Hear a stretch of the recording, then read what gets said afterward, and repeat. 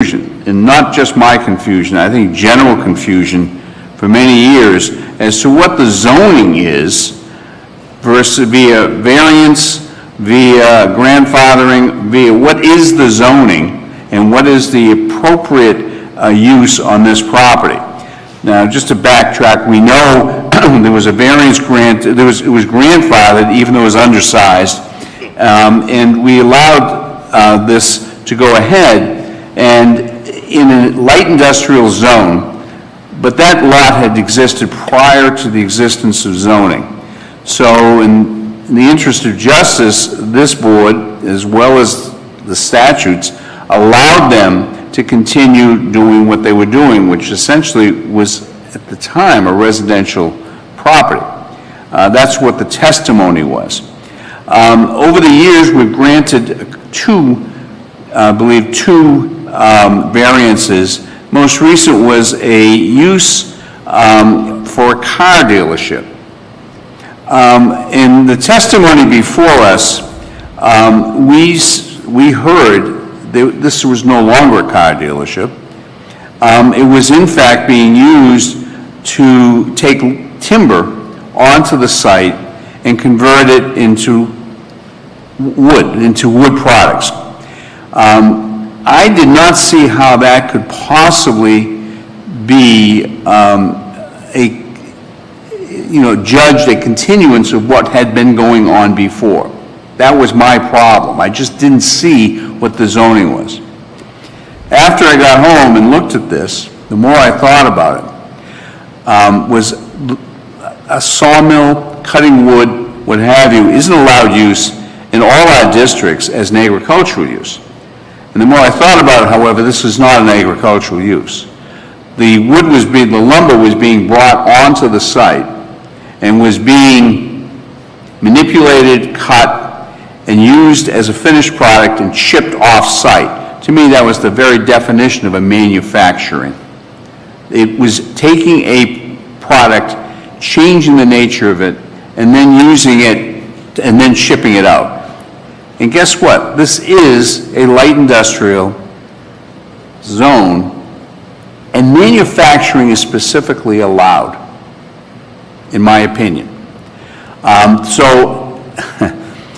Nobody really talked about that at the hearing in my defense, but the more I thought about it, our job is to interpret the zoning. Light manufacturing is is part of this site. I mean, that's what this site is zoned for. Therefore, I felt that is under the planning jurisdiction to take a change in use in a zone, light industrial, residential, whatever. When a change of use happens, the planning board has the right, and in fact the regulation requires them to create a site plan and make a change if the use changes. Therefore, my feeling is that the planning board is allowed and should be allowed to create a site plan. Now, I would urge them, parenthetically, to review this, given if you agree with my reasoning, if we agree on the rehearing, to look at the site plan and see if what they approved was okay. But that's their decision, not ours. So that's the reason why I called this meeting. Now, if you agree with me, or even if you think that it ought to be discussed, maybe you don't agree with me, that's fine. The vote will be taken at the next zoning board meeting as to whether, in fact, we uphold our previous decision or we turn it back to the planning board. That's your decision. What we're voting on tonight is very simple. Do we reconsider? You're not voting on whether I'm right. You're voting on whether we should reconsider or we should stand on what we voted for and said that the planning board's decision should be overridden. I'll allow any of you to chime in. I think we should reconsider that. Now tell me why. This is almost certainly, this whole mess Well, what she's going for is, it's pretty pretty simple. I mean, she went in front of the planning board for just changing the hours of operation to allow log splitting, wood splitting, which to me, I mean, everybody does log splitting, and everybody has wood delivered and stuff like that. Well, let me- Mr. Chair, you know what I mean? I mean, that's, to me, this is just basic common sense. Well, I agree with you, except I want to be clear. I think part of the confusion is there's wood splitting and then there's manufacturing. Wood splitting is a use that's allowed in all our districts as an agricultural use. Lots of people in town have wood splitters, and they do that. But this was an operation. This was a change in nature. They were bringing in logs and transforming it into wood. That's manufacturing, and that's okay on this site. This is a manufacturing zone. You see that, I think that was part of the confusion. I'm not sure it would be, even though it is allowed in all zones agriculturally, but this isn't an agricultural use. And then the next thing I thought, well, wait a minute, what is it? It's a manufacturing use, which is allowed in industrial zone. See, that's what I'm getting at. I think the fundamental mistake we've all made is not addressing what is the zoning permitted, what is the use permitted in this zone, under zoning. I think what they're doing is permitted. I agree. Okay. Yeah, I'm not disputing that it's, well, I wouldn't dispute your rationale. I will play somewhat of a devil's advocate here, though. Go for it. It's likely. We deserve it. If you do decide to rehear, I'm not sure what happened with the Valets case, because that was filed with the Housing Appeals Board, I assume, as well. Was that pulled? Yeah, not that I know of, I'm not sure. Okay. I would But- guess not, probably. You would guess not already? I would. I would guess not, because they would want to wait out the appeal period, I would think. Oh, all right. Because it's likely what's going to happen is they'll come back, that appeal will go forward, and that's going to go towards what discussion we have here will go before the Housing Appeals Board. I'm not sure how they're going to view it. Perhaps in the same light, but perhaps not. So I guess from a devil's advocate perspective, is it better that the planning board review it before the housing board? But Not definitively, but No. I've had discussions with our attorney through Jen, and I've looked at this, and I verified that what was done was normal. Let me just say that. This was normal. At first, I said, what the heck is going on that we have dual appeals? Because the housing board was originally statutorily set up as a legal alternative to taking it to Superior Court. Now, to go to Superior Court, the procedure was they had to wait until we were done. Okay? They had to wait till it was done. The problem is, on the housing board, they only have 30 days to take up the case. So their practice is, it's not necessarily, it's not required, but the practice is to wait till we're done. And then to at least allow the process to continue locally, unless there's an egregious error that they see. And the applicant may well take it back to the housing board and ask them, even though what we're doing here, if we rehear, is quite different. Certainly the applicant, the one that appealed this case, could still go back to the housing board. But this is a normal situation. They wait till we're done, in most cases. But it's not statutory, not like it was back when they appealed to Superior Court. Okay? So in that case,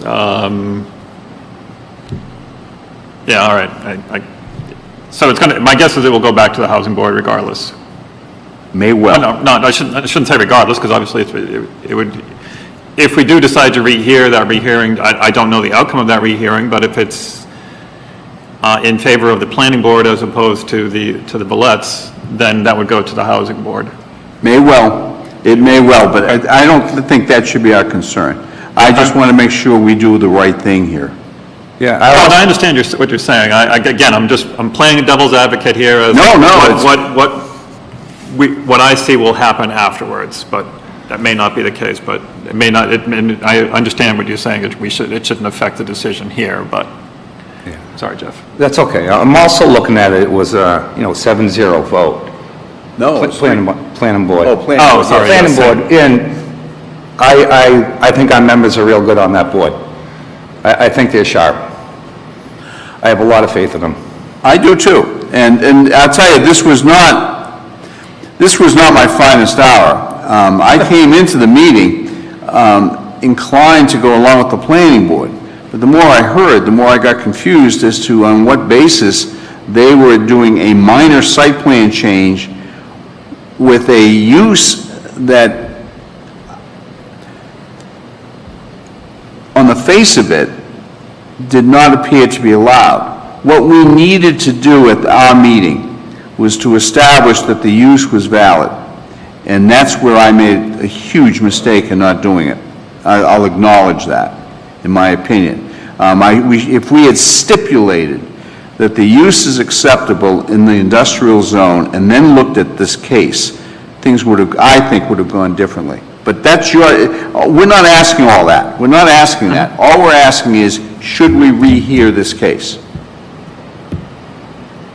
Okay? That's all we're doing tonight. John, want to pipe in? I appreciate what you're saying, and I really grasp the difference in what perhaps I voted on and what my brain told me to vote on.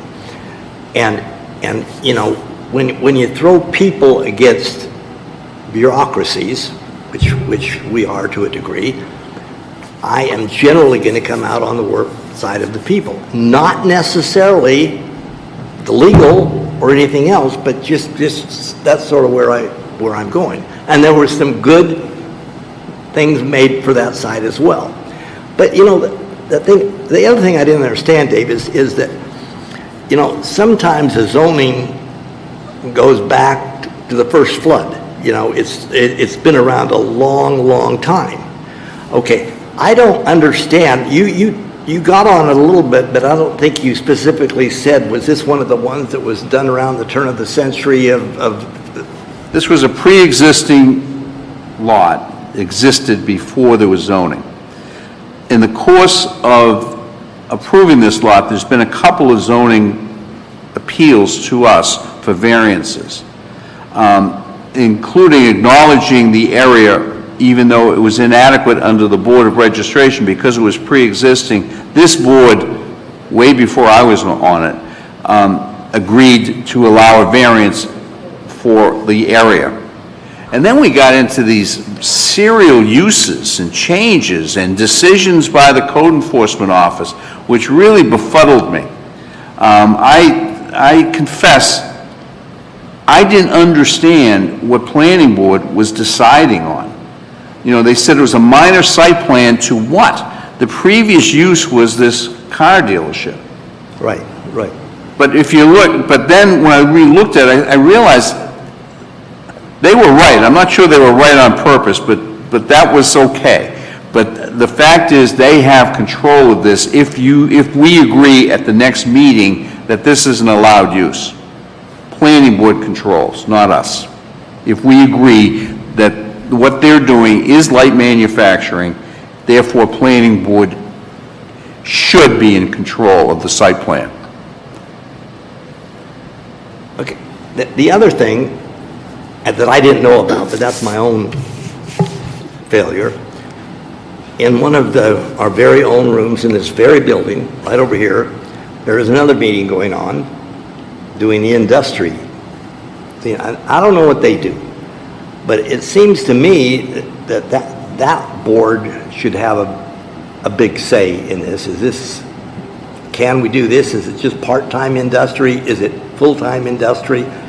The zoning ordinance that we have, okay, and you should have the Article 4, establishment of districts, we have that. Yes. At least at this level, we decide. We interpret the zoning. That's what the statute says. Now, the courts and the Housing Board can certainly overrule us. But the reason this was appealed to us is statutorily, the Zoning Board of Appeals has to interpret what exists as the district. Now, this industrial board, interestingly enough, the rule says that the planning board writes the zoning ordinance. And they may well choose to change that. All we deal with is what we have in front of us. Okay, and we interpret it. So you have a situation, it's equivalent to Congress passes a law, okay, and then somebody says, Congress, you screwed up and you violated this law, and they take it to the court, who interprets the law that the Congress wrote, and they have the right to do that. You follow? We're the court. At this level, we're the court. Can we be overridden? Absolutely. And this may well end up at either the Superior Court or the Housing Court when all's said and done. But I mean, that's my case. I think it should be reheard here. Okay, then if the industry board, who is first? Industrial Board has nothing to do with what we now have as a zoning. Okay, that was my question, okay. Nothing to do. Okay. They may make recommendations, they may do what have you, but this is what we have to deal with. Anything else? I'll allow Jim, and then if you would like to speak, you can, but I think we're all done. If I read this, Dave? Yes. Just for your education, according to this 2007 decision, it says the planning board voted to approve a site plan application from a car dealership to a landscaping business. Right. So it wasn't a car dealership beforehand. Absolutely. Car dealership and landscaping. And what bothered me at the time of our hearing is that neither one of those were in front of us, in all due respect. No, again, I just wanted to, Okay, that was my issue. from what I see here. Then I'm saying, wait a minute, this isn't car dealership, this isn't landscaping, this is light industrial. Okay. Jen? I'm only chiming in about the public participation. I Yes. don't know that we would open it to the public now. You're only this is a public meeting, not a public hearing. All right. Okay, I'm sorry. just be I'm careful about sorry. that. I will allow Jim to speak. He's a standing member of this committee. He's decided on his own to recuse. Okay? That's his decision. He's still a member of the board. If you would like to speak, Jim, you're welcome to.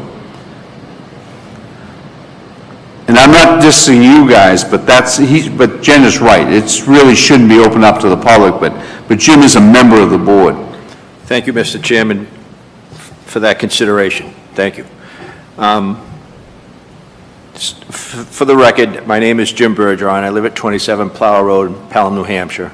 I am a member of the Pelham Planning Board, and I'm also a crossover member to the Pelham Board of Adjustment. When this case came before us, and I'm going to speak for myself, and we're also going to say here and now, it was a unanimous vote, but the Planning Board has had no discussion about this case since our original decision. So we haven't met non-publicly, I couldn't tell you if we did or not, and we haven't met in the public forum. So we haven't discussed this. So I'm speaking to you as an individual Planning Board member, and I would hope that my fellow Planning Board members are proud of what I might have to say. So with that, when this came in, we thought we were looking at something relatively simple. We knew, however, I knew, and I believe the rest of the board members knew, that this lot was non-conforming in its area size. It's not, if it were being created today, it's not big enough to be an industrial lot.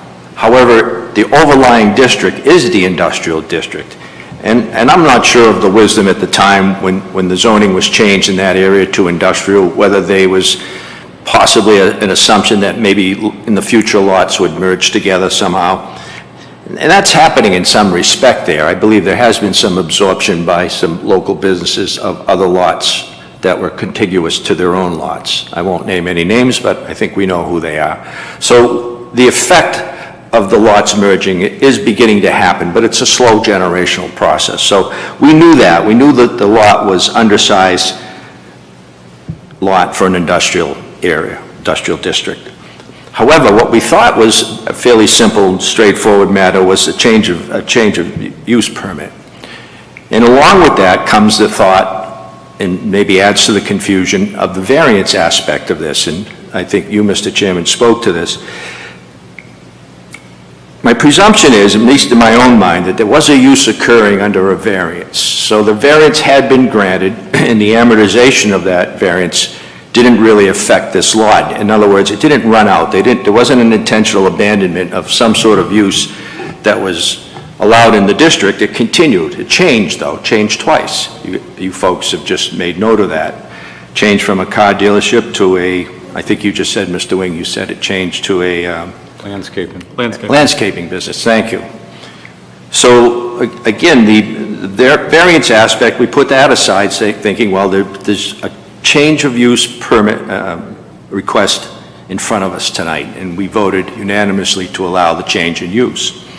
The change of use has, I guess, two sides to it. One is the actual use that was going to be performed, which was wood splitting, and the other was the hours of operation. And I would like to say about the hours of operation that those hours of operation are not more than or beyond that of which the town has set for in our noise ordinance. As a matter of fact, I believe they're short on both sides as far as time-wise goes. So we felt we were within that also. So we acted that way, and we hope that this board would consider our action to be correct, and however you vote tonight, I accept the outcome, but I do walk away here, and would like to say here that I hope that you do reconsider this vote. So thank you very much for the time you gave me, Mr. Chairman, and fellow board members, and it's a tough job, but somebody's got to do it. Thank you, Jim. All right, so we will just go around and take a vote, okay? Vote to rehear.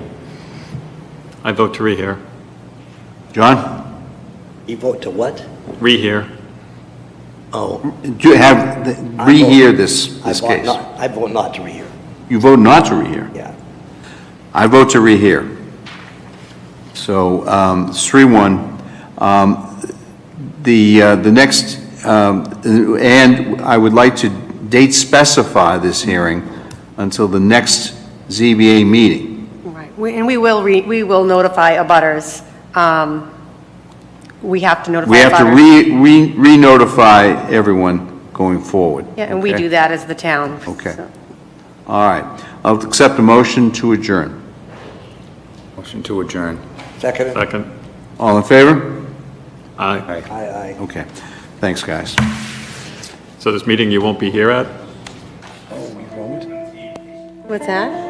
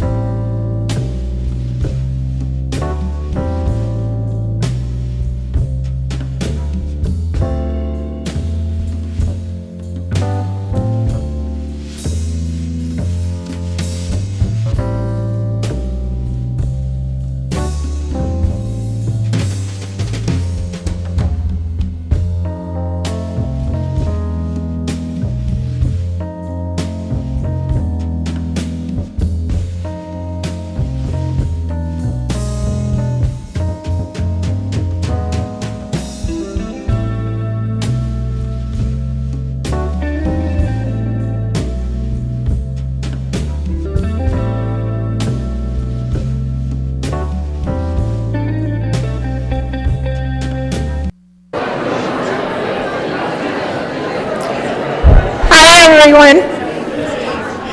We're going to get the ceremony underway.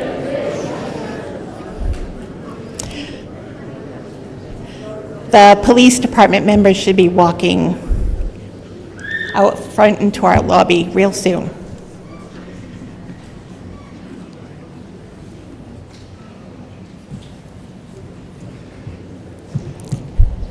I'll introduce myself. I'm Celia Lingley. I'm the office manager, accreditation manager, and the secretary to the chief of police. And I'd like to wait for everybody to come in, and we'll get going in 1 minute.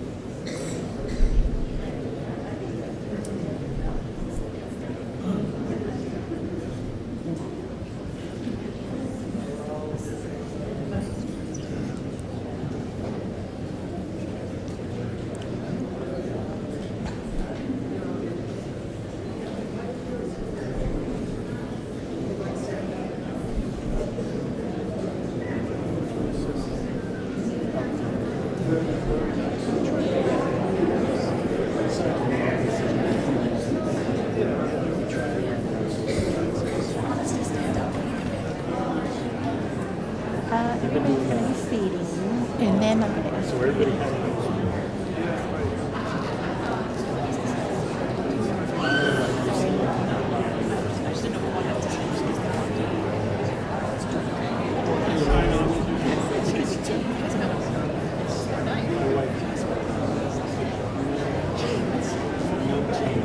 I guess we could.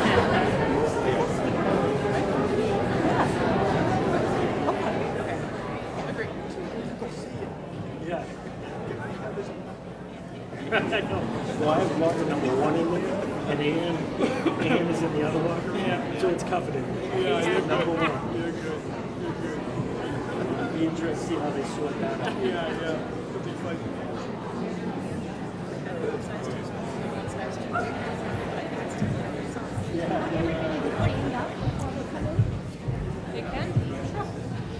Why doesn't everybody stand up?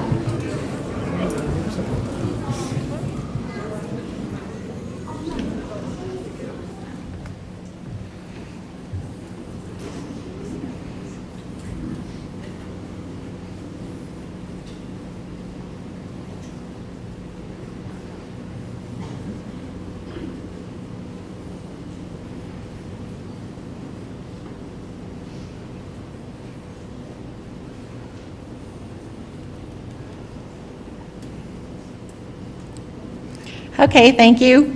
Captain Toome is going to lead us in the Pledge of Allegiance.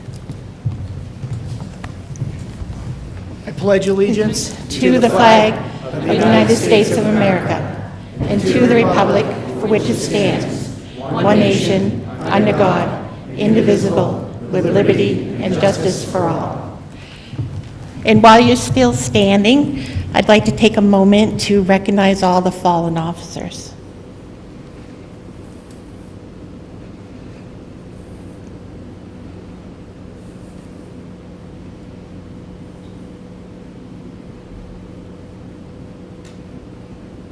Everybody can be seated. Thank you.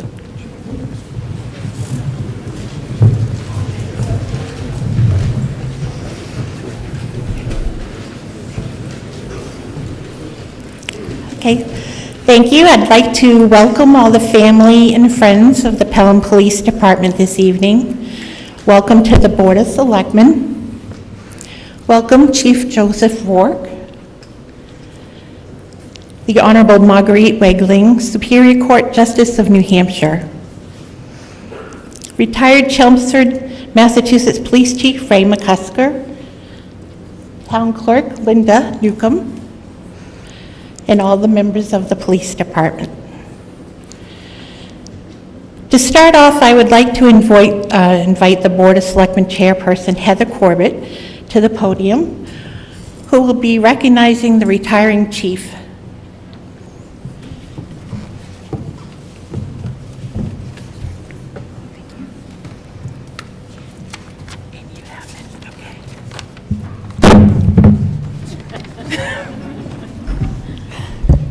I think this might be the first time I've ever had to adjust the microphone up. I'm very excited. Welcome to Town Hall.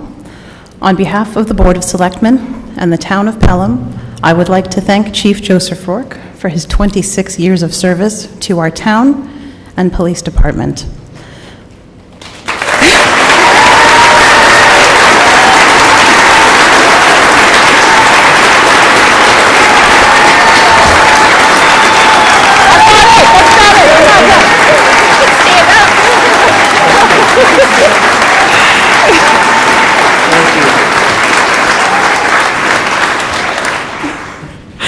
Chief Rourke joined the force on September 1st of 1996, and during the course of his tenure, he rose through the ranks and made a remarkable difference in each division. As a patrolman, he began cases that soon earned him a full-time role in the Criminal Bureau.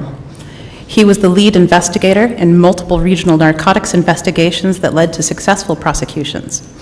His efforts in the department earned him statewide recognition through the New England region of Organized Crime and Drug Enforcement Task Force, in the New Hampshire Police Standards and Training, as well as being the recipient of the J. Edgar Hoover Award. Chief Rourke's commitment to our community has always been exemplary. He was instrumental in the planning and building stages of the Lions Park, as well as in running community events like the bike rodeo and movie nights. He always saw to it that police personnel were present and engaged in all community events and school-related events. Additionally, he volunteered and presided over the Pelham Police Relief Association as he continued to concentrate on developing relationships with the citizens of Pelham. While the building of his principled career and the cementing of his status as a leader in the community is beyond comparison, perhaps Chief Rourke's greatest legacy is the mark he is leaving in the Pelham Police Department. Our department is widely recognized as a leader in modern and efficient policing, and it was recognized as such in 2017 when the department was presented with its prestigious CALEA National Accreditation through the Formal Commission on Accreditation for Law Enforcement Agencies. As chief, he has developed the police department into the well-respected, community-based, professional police department that it is today, and it is my distinct honor to stand here today on behalf of the board and present him with this plaque as a token of our gratitude for his dedication to our town, his commitment to the police department, and for his 26 faithful years of service. Joe, there are no words to sufficiently express our gratitude, but I hope you know that we are all eagerly awaiting your next step on the journey with us here in Pelham. Thank you very much. Thank you very much.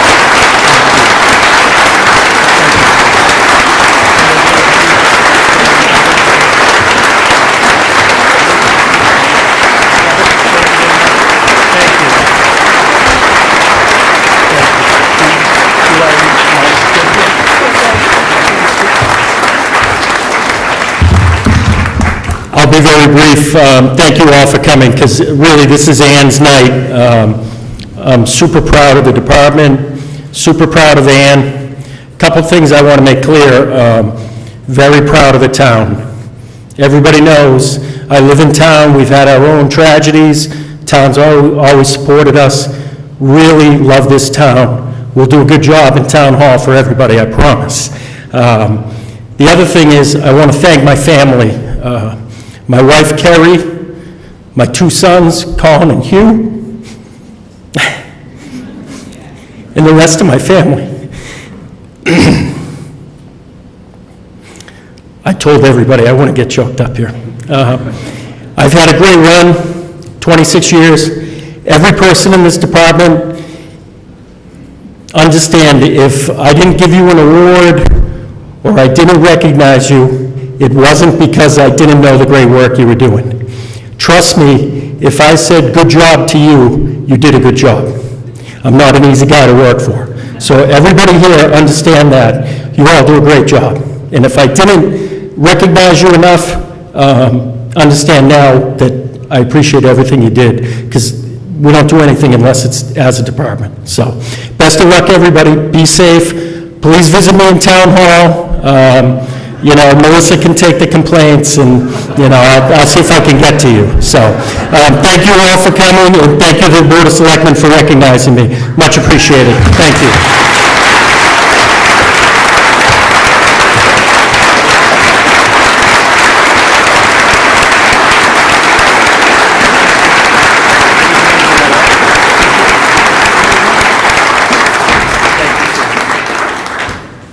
Be seated. I would like to now invite Honorable Marguerite Wegling to the podium, who will now swear in the new Chief of Police, Ann Perriello.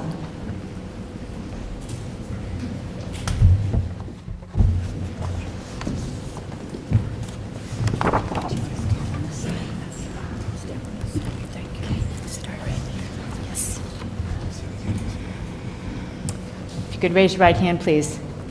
I state your name.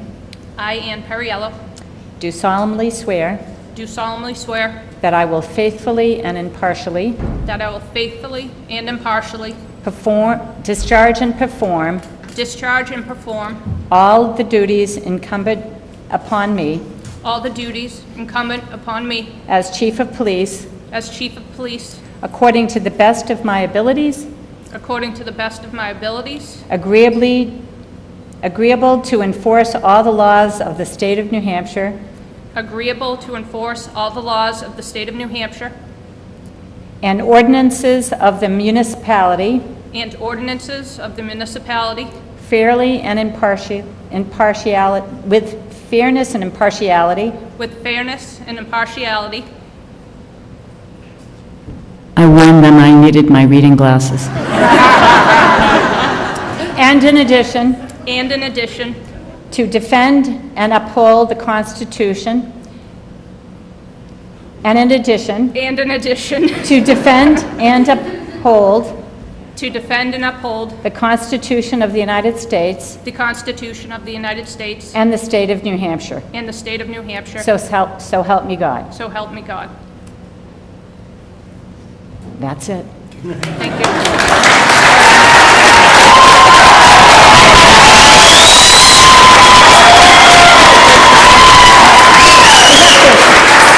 Sign later, okay?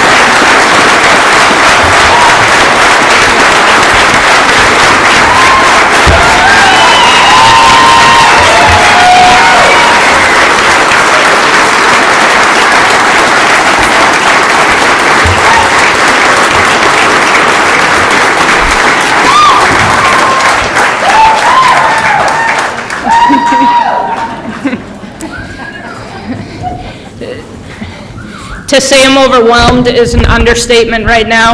I'm going to try and hold it together. You started me, and I do blame it on the chief if I go south a little bit. See if I can get this. I talk loud anyways, and I don't want to scream in your ear here. I want to start off by saying I am very thankful and I'm very honored. Board of Selectmen, you have supported me through this entire process. The last few months have been a lot of different meetings, a lot of conversations, and I'm grateful for the future, and I'm grateful for you giving me this opportunity. Chief Rourke, you've laid down a foundation for us. I only hope to hold everyone to the same standard that you held us on a daily basis, and I hope to enhance the foundation that you've built. My administrative team, Celia, Captain Stephen Toome, and shortly he'll be introduced, Brian Barbado as our new lieutenant. I am grateful for you. The last few weeks specifically have been pretty grueling. We have had to do a lot of things to pull things together and make sure this day is successful for this entire agency and the town, because that's what it's about. I invited the Honorable Marguerite Wegling to swear me in purposely. I worked for her she was the county attorney, and I was on the Southern New Hampshire Computer Task Force in the early 2000s. She was fair to us, she was impartial, she was very professional, she taught us, she mentored us, and to have her swear me in is an honor today. Thank you.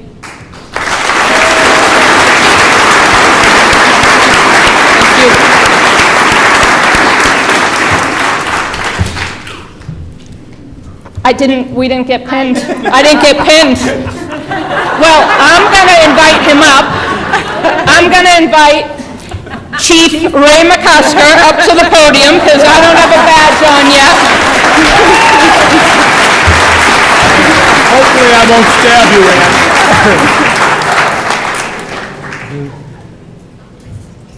How did that happen?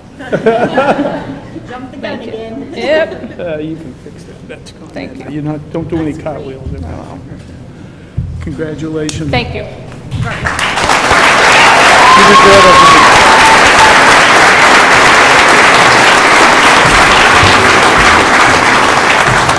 Chief Rourke, we may get to an end result a little differently, but we get there at the same time. So, Chief Ray McCusker was invited here. He's retired Chelmsford, Mass. Police Chief. He is one of my two best friends' fathers, and he has mentored me throughout my entire teenage years into my adulthood, and my dad would be honored that you just pinned me.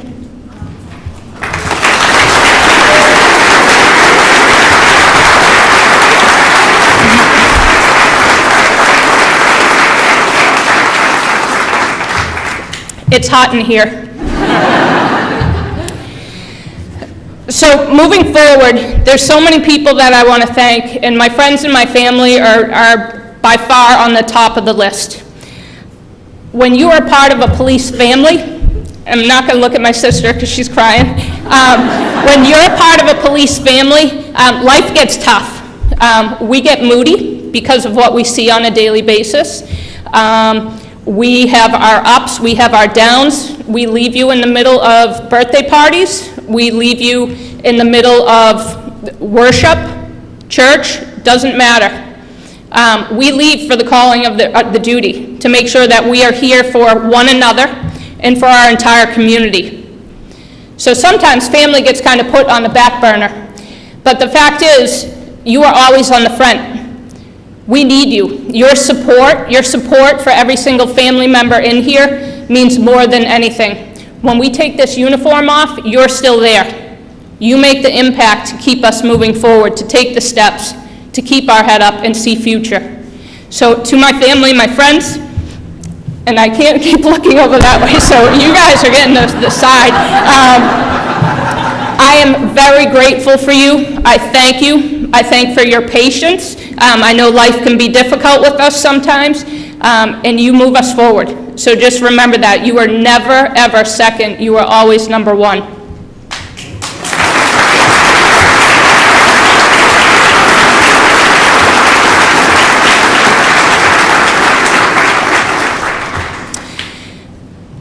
To the young women in this room, specifically to 4 of them, and I'll add a 5th actually, Leah, Shay, my goddaughters May, Tegan, Shannon just joined us the other night. The other day at camp she joined us, so she's part of the package here. I see Violet out there, my cousin's daughter. To my niece Alexa, who couldn't make it tonight, but she has a commitment to a team. And if you ask me anything that's the most important, it's to a team. You can move mountains. You can do whatever you want to do. Only 1/3 of females are judges. Did you know that? 9% of executives in police departments are females.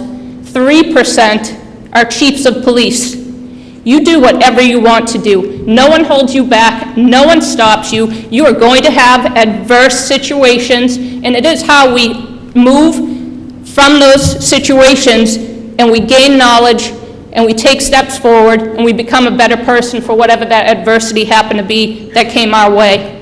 Nothing holds you back.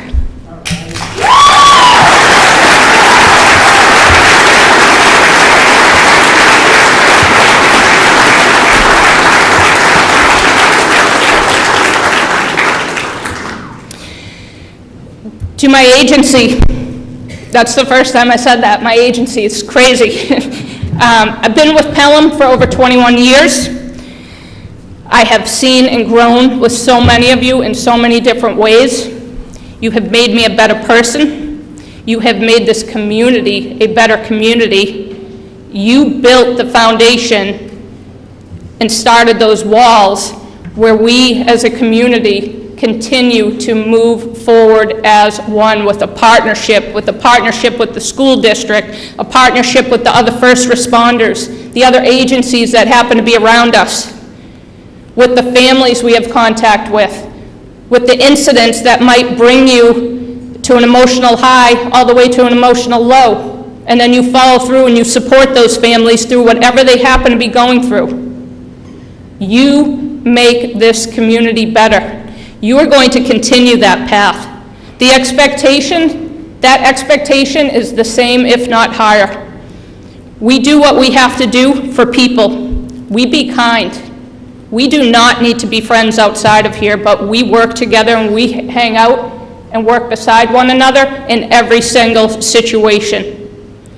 We don't stop moving forward for the sake of public safety, for the sake of community outreach, for the sake of our partnership with all the different stakeholders that exist in this community, whether they're business owners, they are selectmen, they are the school district, and the people that are inside there. You set the pace every single day. One bad moment can change the direction and how people view us at any point. We're going to have bad days. You're having a bad day, step up and take someone aside and say, hey, have a conversation before they go on a call. Or, hey, if you need anything, I am here. Teamwork is never going to stop. It is going to be the premise as long as I'm here. We work together, we move forward together, we be kind to one another, but we be kind to everyone that you come across. Whether you're answering the phone, you're talking to someone at the window, you're responding to their call, they had someone pass away, and you are their support system. You are held to that standard every day, to be a good person, to be a good professional. Your family expects that from you, and we would want nothing less. I am excited for what the future is going to bring. We're going to continue with a guardian mindset, not a warrior mindset. That means we remain approachable. That means that authoritarian look is out the door. We continue to be approachable. We be accountable to ourselves. Because remember, you're accountable to yourselves, that means you're being accountable to your family. And we are your family away from the blood. We are here for you.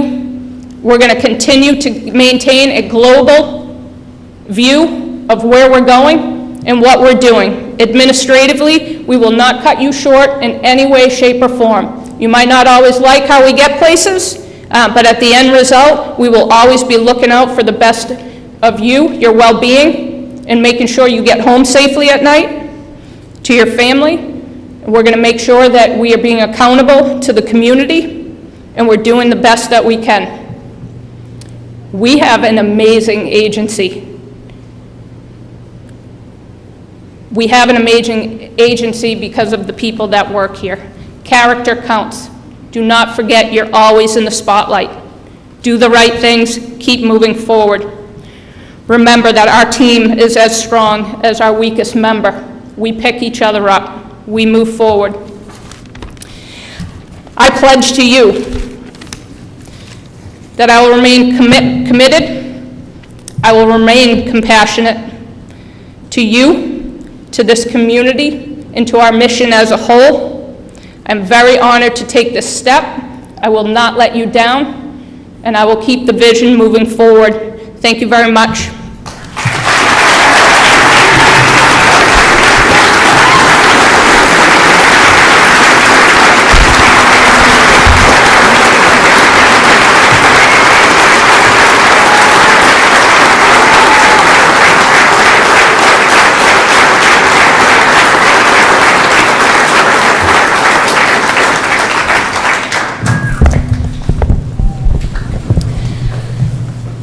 We are going to move on and swear a new lieutenant in and swear a brand new officer onto our police force.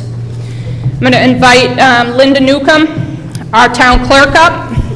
And I would also like to bring up Brian Barbado and his family to the stage, please.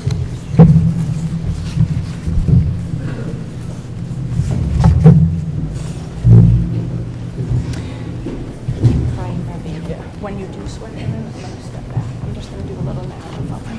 Okay.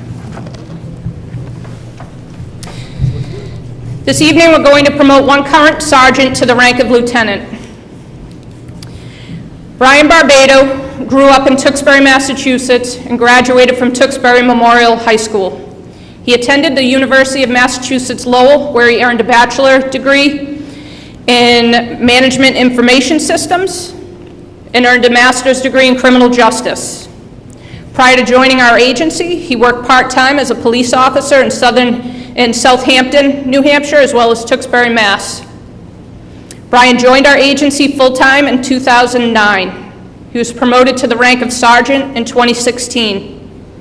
Throughout his entire tenure at our agency, he has been instrumental in assisting with accreditation, social media relations and outreach, community partnership, policy review, and revamping our field training program.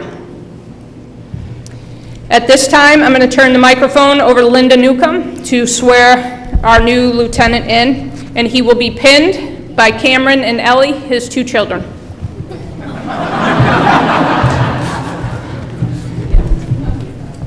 Raise your right hand. Do you, Brian Barbado, do solemnly swear that you will faithfully and impartially discharge and perform all the duties incumbent on you as a police lieutenant according to the best of your abilities, agreeably to enforce all the laws of the state of New Hampshire and ordinance of the municipality fairly and impartially, and in addition, to defend and uphold the Constitution of the United States and the state of New Hampshire, so help you God? I do. Congratulations. Thank you.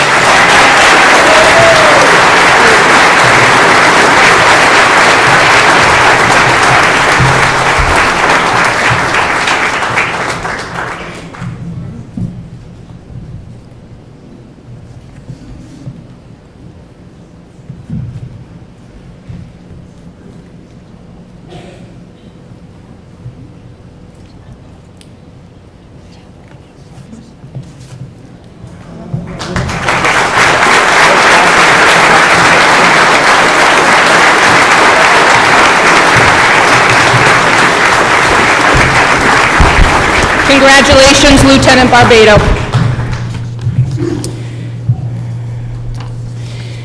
That, I would like to now invite Taylor McCarthy. He is our newest officer that we are swearing in, as well as his mother, Sharon McCarthy. Are you in the crowd? If you could come right up with us, please.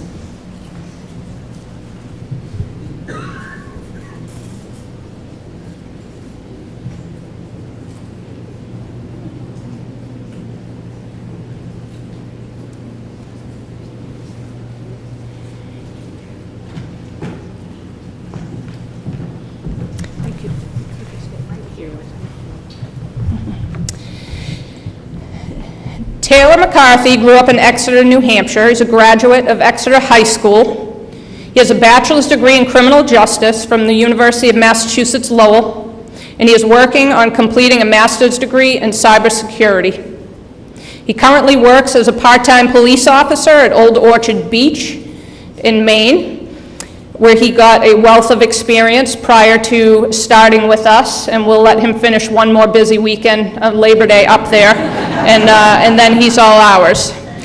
Today he's joined by Sharon McCarthy, his mother, who is going to pin his badge, and I'm going to invite Linda Newcomb to read and swear him in with the oath of office. Raise your right hand. Do you, Taylor McCarthy, do solemnly swear that you will faithfully and impartially discharge and perform all the duties incumbent on you as a police officer according to the best of your abilities, agreeable to enforce all the laws of the state of New Hampshire and ordinances of the municipality fairly and impartially, and in addition, to defend and uphold the Constitution of the United States and the state of New Hampshire, so help you God. I do. Congratulations.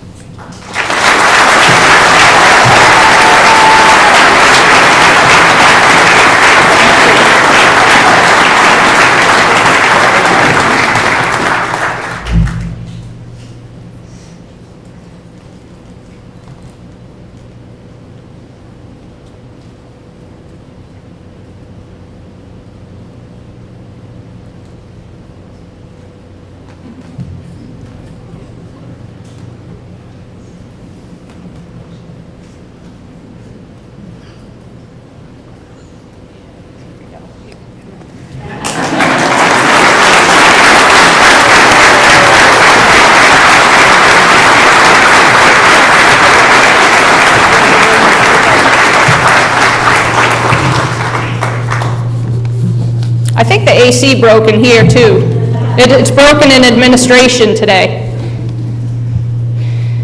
It's either that or I'm having a hot flash, and I shouldn't be yet, so I'm too young for that.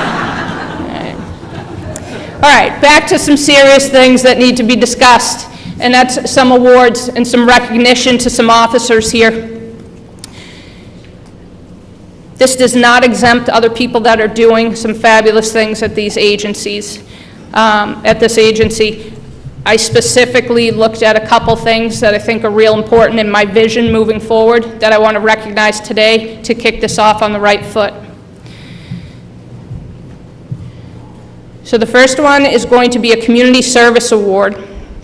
It is given to an employee or employees who further the mission of the Pelham Police Department by safeguarding the community and encouraging a working relationship through outreach, education, and partnership. This evening, I am honored and proud to invite both Sergeant Matthew Keenleside and Corporal Brian Kelly to the stage to receive a Pelham Police Community Service Award.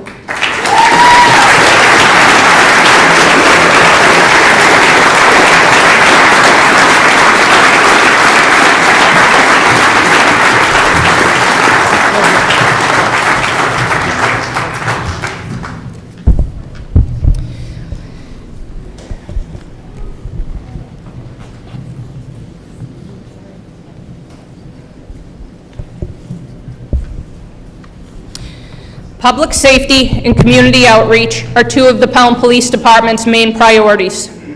Knowing the importance of our agency's commitment to the community of Pelham, Sergeant Matthew Keenleside and Corporal Brian Kelly have taken it upon themselves over the past few years to continuously offer and hold classes on citizens' response to active shooter events. These classes are held annually for the Pelham School District and its students.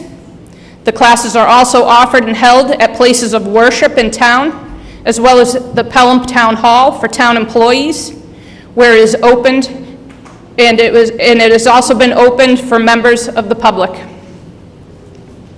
Over the past few years, Sergeant Keenleside and Corporal Kelly have held over 16 classes, which instilled a sense of safety and awareness to over 1,000 active participants. By holding regular classes, Sergeant Keenleside and Corporal Kelly have furthered the mission of this agency and continued to educate our community and the citizens we serve. Through the actions and commitment of these officers, our agency has assured that the community is aware and prepared in the event of an active shooter incident. Today, August 31st, 2022, I commend these officers' actions and commitment to the citizens they deeply care for and safeguard. They have furthered our partnership with the school district and key stakeholders in this community. It is with great privilege that I award Sergeant Matthew Keenleside and Corporal Brian Kelly with the Pelham Police Department Community Service Award.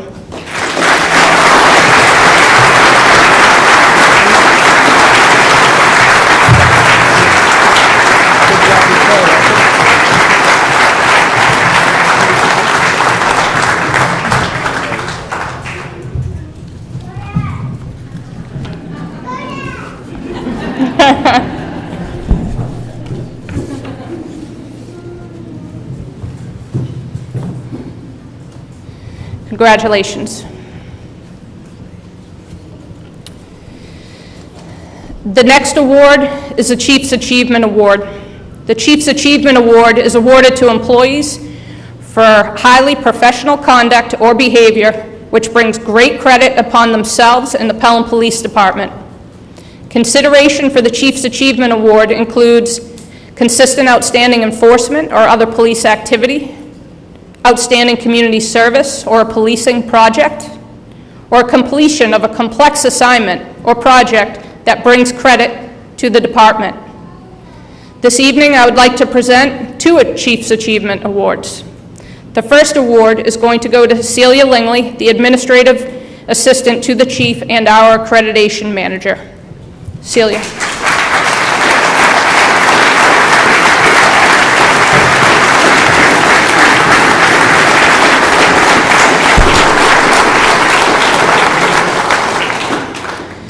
CALEA accreditation requires an agency to develop a comprehensive, well-thought-out, uniform set of written directives. This is one of the most successful methods of reaching administrative and operational goals, while also providing direction for our personnel. Celia Lingley, the Administrative Assistant to the Chief of Police, is also the full-time accreditation manager for the Pelham Police Department. The role of accreditation manager is dynamic, and maintaining compliance through the Commission of Law Enforcement Agencies is a difficult task. This project takes place daily, and as standards change, Celia continues to oversee policy development and implementation of all mandated standards. This includes making sure our personnel are modeling the best practices while remaining professional as they enforce the laws and ordinances that also guide them. Our agency earned the status of national accreditation through CALEA in 2017. This systematic process opened up the ability to have an outside entity review our policies and observe our policing model. It also requires yearly audits of our agency's internal performance. By demonstrating compliance, we are proving that we are one of the best agencies in the state of New Hampshire and follow a national model of best practices. In 2021, Celia was instrumental in the successful completion of our first reaccreditation process with CALEA. This process remains demanding for the accreditation manager and every employee. Celia assures our continued success. Maintaining the status of national accreditation through CALEA will remain a top priority, and we are grateful for your continued efforts in bringing this distinguished credit to our department. It is with great honor that I present Celia Lingley with the Chief's Achievement Award for the continued completion of this complex assignment.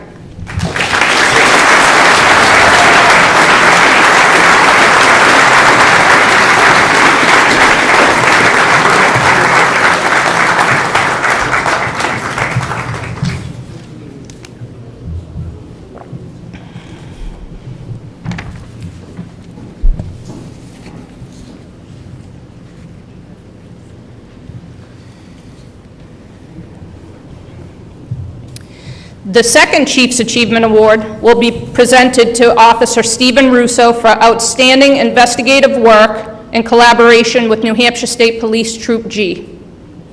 I'm going to ask that Officer Stephen Russo join us on the stage.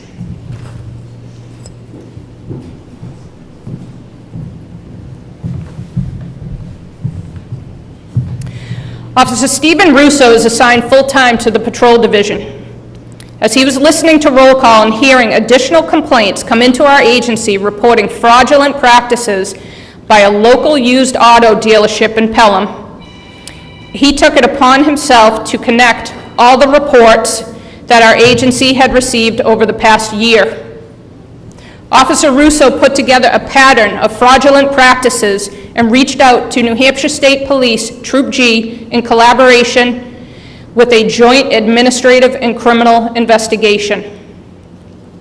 New Hampshire State Police investigator worked with Officer Russo to complete and execute a search warrant at a local business on May 3rd of 2022. The investigators from State Police said that they had never had a local agency put together a solid case dealing with title fraud and odometer tampering in a way that Officer Russo had. As a result of Officer Russo's investigative work, the local business and its owners are facing over 40 criminal charges of title fraud and odometer tampering and approximately 100 business and administrative violations. The thorough connection and pattern that he provided with proof has allowed New Hampshire State Police Troop G to work with the Department of Motor Vehicles to suspend the business practices indefinitely. It is with great honor that I present Officer Stephen Russo with the Chief's Achievement Award for this complex investigation into fraudulent practices, as well as the collaboration that brought great credit to our agency when working with New Hampshire State Police. Stephen Russo.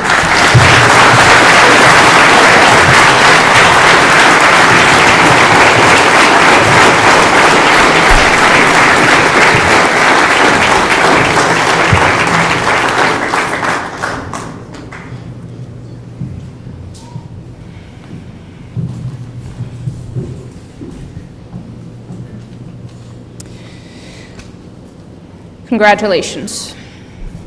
A Life-Saving Award. The Life-Saving Award is awarded to officers or civilian employees who have saved or attempted to save the life of another. Today I would like to recognize Corporal David DeRoche, if he could join us on the stage.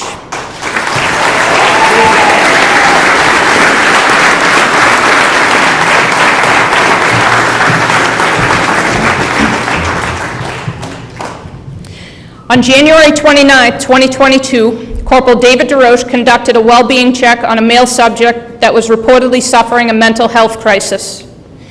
When officers checked for the male at his residence, they located a residence open and blood drops in the doorway and found that the male had left on foot wearing a t-shirt and pants, according to his neighbors.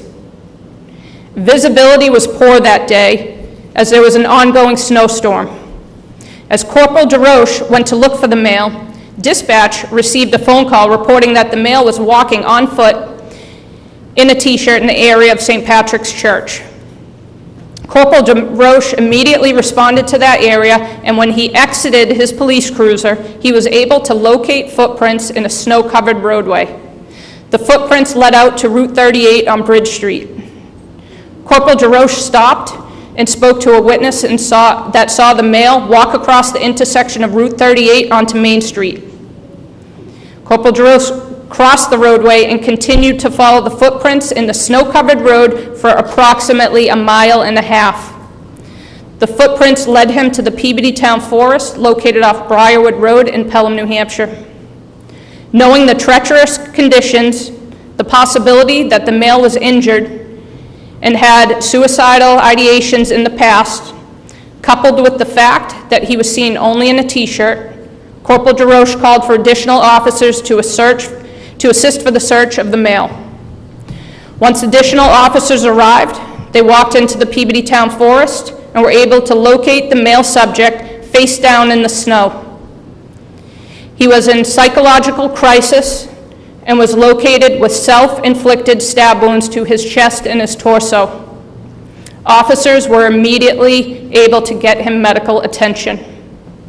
Due to Corporal DeRoche's recognition of the severity of the received report and his ability to follow the footprints patiently and intently on the snow-covered roadway for over a mile and a half, it is without reservation that Corporal David DeRoche saved the life of that male subject.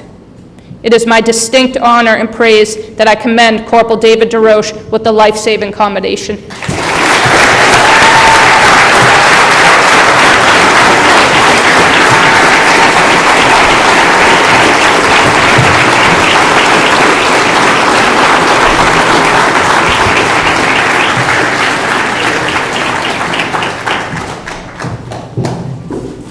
Well done. Before I move on to the last two recognition awards, I just want to mention, so I was supposed to be sworn in on September 1st, and there's a family in town that own a company called Thistle Communications. They are involved with the Patriots organization, and they came to us as we were preparing for September 1st for swearing in, and said we would like to recognize hometown heroes at the Patriots Foundation Gala on September 1st in the evening. when we were going to do the swearing in. So I approached Chief Rourke and I said, is it okay if we do the swearing in either the day before or the day after? And he agreed to do it this evening. In talking to the Thistle family, this event at the Patriots Foundation Gala is a big deal. I asked, we were going to get 4 awards out, and since all of this has transpired, there were 2 more incidents that had to be recognized and should be recognized this evening. So I had chosen 2 people, and I requested that 2 people go without a date instead of 1 person with a date. And they said, actually, we have 4 seats at the table, so we will allow 2 of your officers to go and get recognized on the Teletron in Foxborough Stadium tomorrow night. So we have, yes, a big deal, real big deal.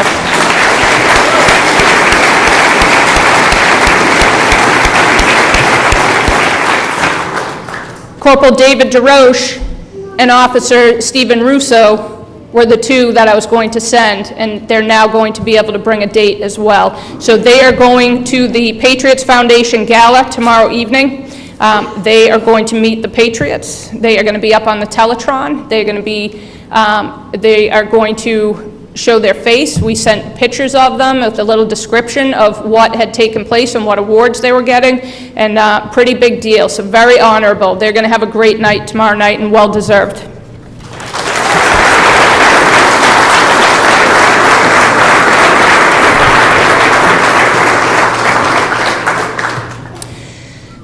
Two more recognitions. Life-Saving Award. I would like to bring Officer Michael Symes up to the stage.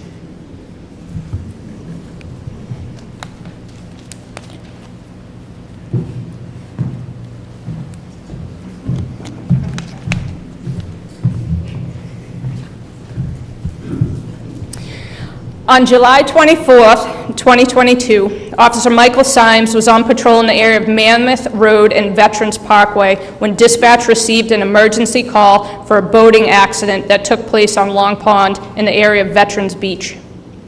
Officer Symes was able to quickly respond to the beach and provide medical aid to the people involved in the crash.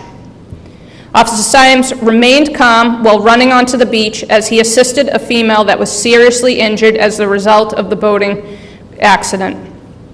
The female was in and out of consciousness.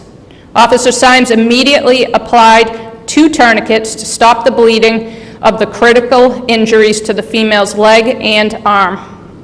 Officer Symes was professional and remained calm and vigilant to the needs of all patients. He also, at the same time, was able to provide dispatch with critical and updated information on the extent of the injuries for the responding emergency, fire, and ambulance personnel. Officer Symes continued to talk to the victim and assure her that she was doing well and help was on the way. At one point, Officer Symes saw one of the tourniquets was not staying tight enough to stop the bleeding on her leg, so he physically held the tourniquet tightly until emergency responders arrived on scene. Due to the severity of the injuries and the attention that the female patient needed physically and emotionally, Officer Symes remained with the patient, traveling in the ambulance with the ambulance personnel while speaking with the accident victim in order to calm her down while holding the tourniquet the entire time so the emergency personnel could tend to her many injuries. It is without reservation that Officer Michael Symes saved the life of the woman by applying 2 tourniquets and assuring they remained in the proper place until the ambulance could arrive at the hospital. It is with distinct honor that I award Officer Symes with this life-saving award for his quick and thorough response while exercising complete compassion for the victim and the victims.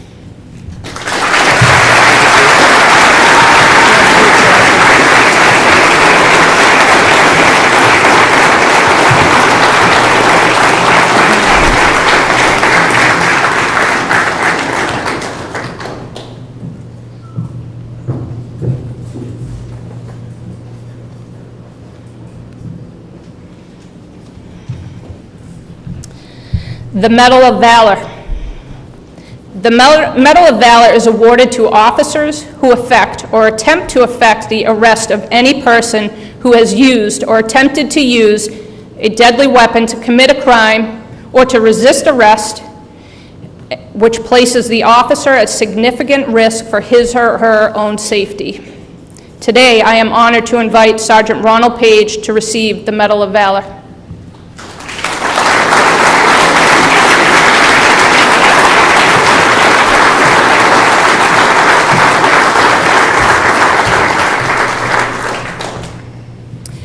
On August 1st, 2022, at approximately 2:35 a.m., dispatch put a bolo out for a Massachusetts registered vehicle that was involved in an armed robbery in Hampstead, New Hampshire. The information provided was that a firearm was used in the commission of that crime. Sergeant Page was assigned to patrol as the sergeant in charge of the midnight shift that early morning. Shortly after the bolo was disseminated, Sergeant Page was scanning the surrounding agencies' radio frequencies when he heard the Salem Police Department radio that they had located the vehicle and a short pursuit had taken place. The information Sergeant Page had at the time was that this had now turned into an armed hostage situation, and the Salem, New Hampshire Police Department had requested the assistance of the Southern New Hampshire Regional Operations Unit. As one of the team leaders of the Southern New Hampshire Regional Operations Unit, Sergeant Page quickly transitioned his role as a road sergeant to a full tactical response as a SWAT officer. He responded to the armed hostage situation at a residence in Hampstead, New Hampshire, right over the Salem, New Hampshire line. He was the first team member on scene. The scene was dynamic, and Sergeant Page quickly engaged an armed male subject holding what may have been a firearm up to the head of the hostage. It was dark out, there were a lot of officers from multiple agencies, and there were civilians that were being moved to safety. Sergeant Page, although prepared and ready to act as needed, could not assure that this was in fact a gun the male was holding up to the female.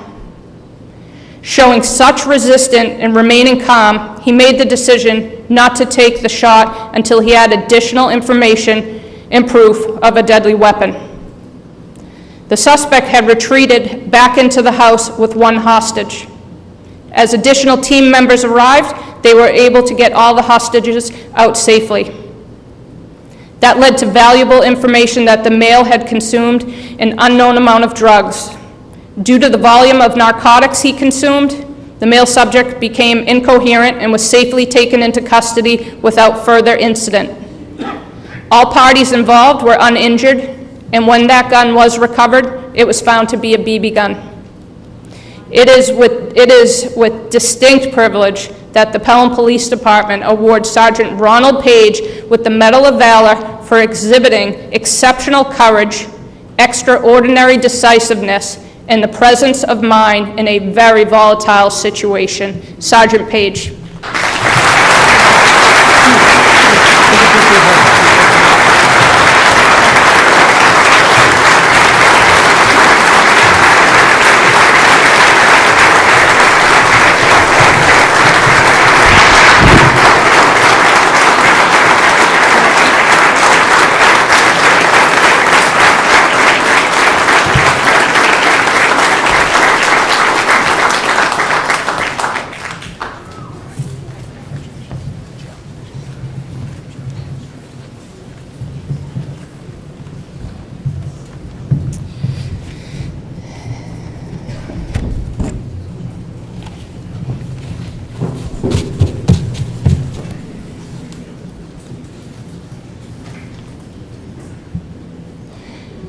Congratulations to all award winners and to our entire department. We're moving forward. We're going to take some great steps. I'm very proud. I'm going to turn the mic over to Celia for the conclusion of the ceremony.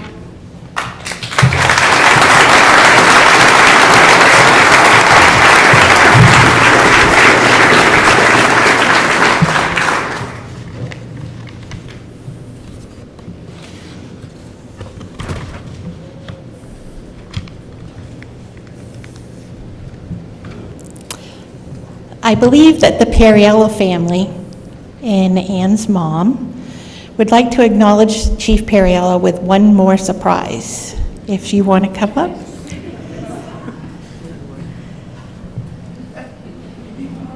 What is that?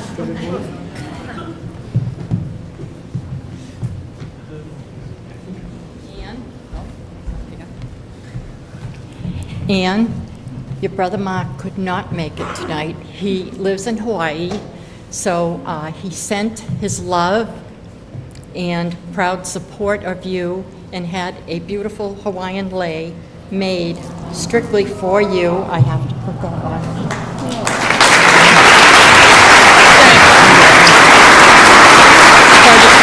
It is, can we take it back?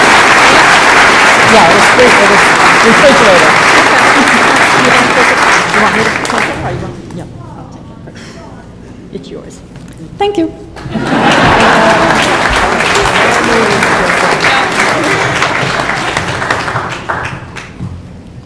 And there should be one more visitor. Oh. Hi, lady. No way.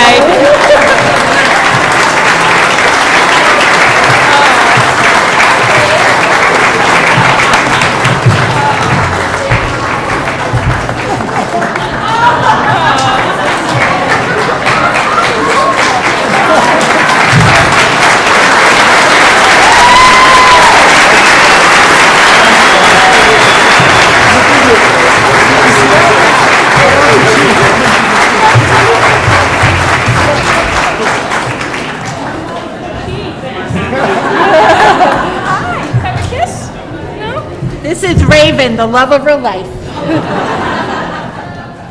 Thank you. Yay.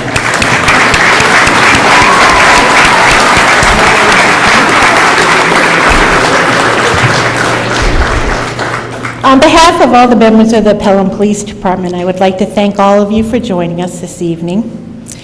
We are remembering the past and looking forward to a great future.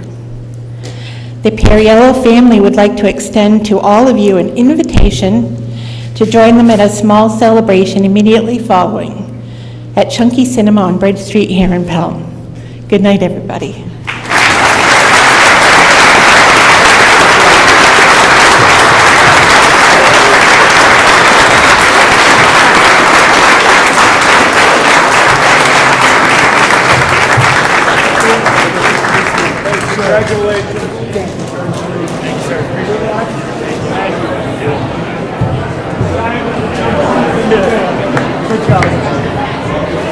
We're going to reenact it.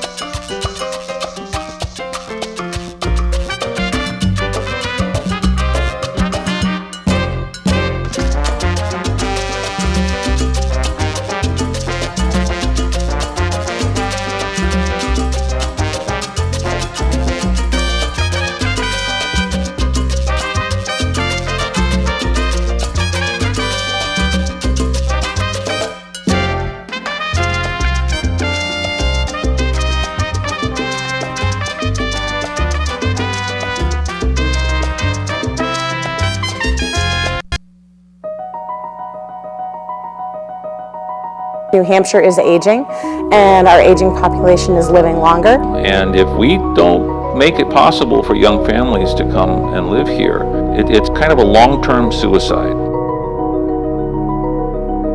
We need to be able to attract and retain young people to work here. We need more long-term rentals, and we need more single-family homes that our working families can afford. The lack of economic opportunity we saw as a challenge and almost a solution to build our own economic opportunity. They're not trying to create a problem, they're trying to solve a problem. You want to be a relevant community, you need to be active, aggressive, and energetic. Know that you're needed and that your voice is important. But we've been talking about this now for 10 years. I mean, it's time.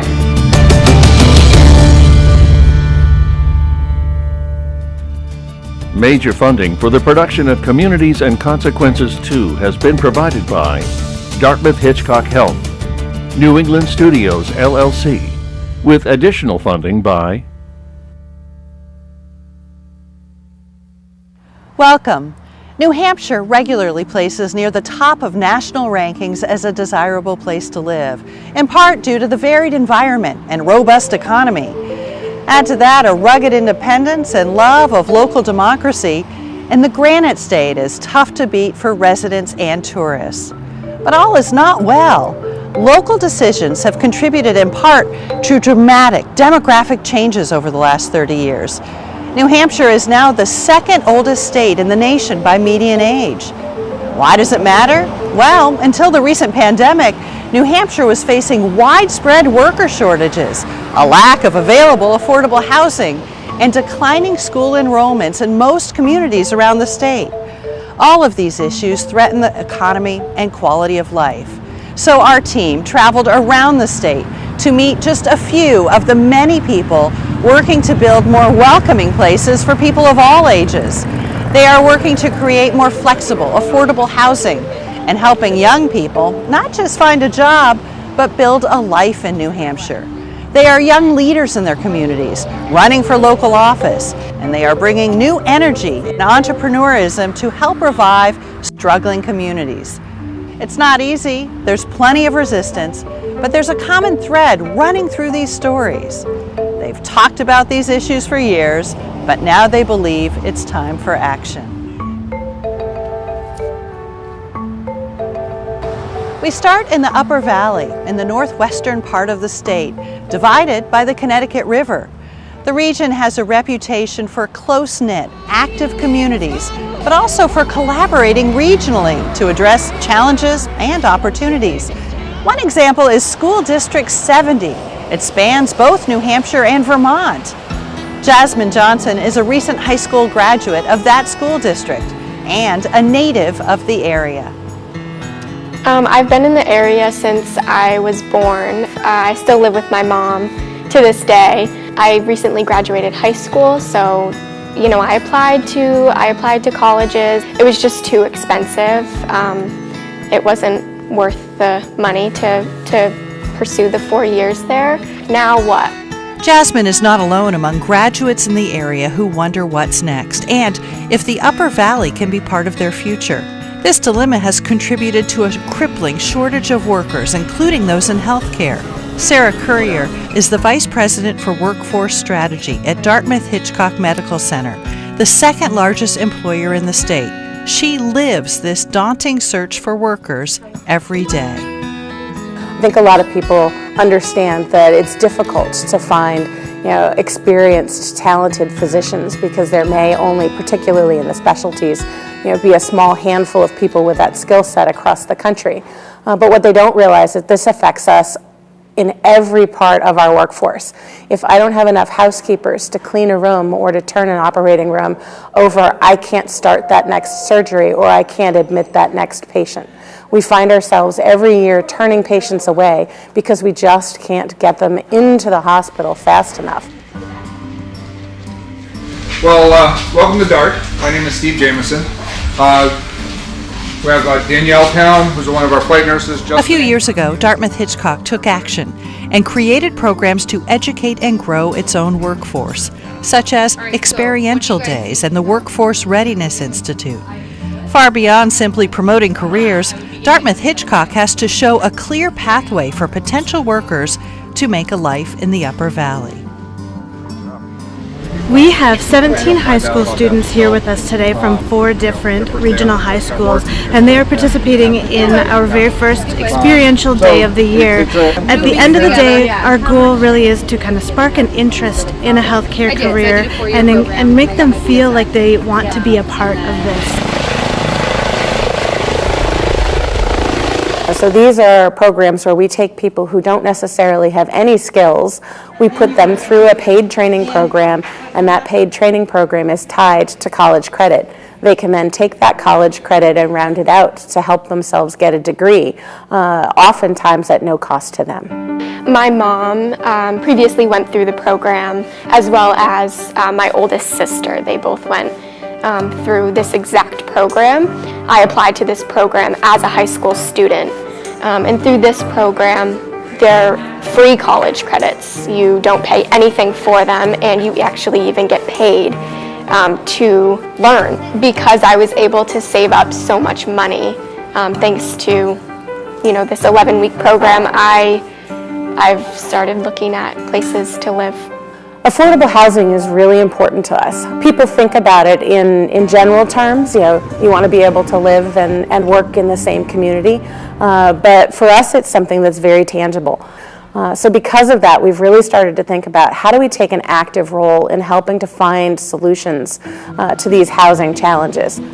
Dartmouth Hitchcock, as a member of the Vital Communities Corporate Council, partners with Twin Pines Housing, the largest developer of affordable housing in the Upper Valley. This workforce housing project on Tracy Street in Lebanon is an example of a true collaboration to get shovels in the ground and some housing built. Twin Pines Housing Director Andrew Winter explains. So here's a great example of a role that employers can play. I'm standing on the parking lot of Mascoma Bank. This parking lot didn't see a lot of activity on a regular basis. So I actually approached Mascoma Bank and said, let's do a project together. This is a great location for affordable housing. It's on a busy commercial, in a busy commercial area, but it's also right across from public transportation. From here, you can hop on a bus and get to any of the major employers in the region.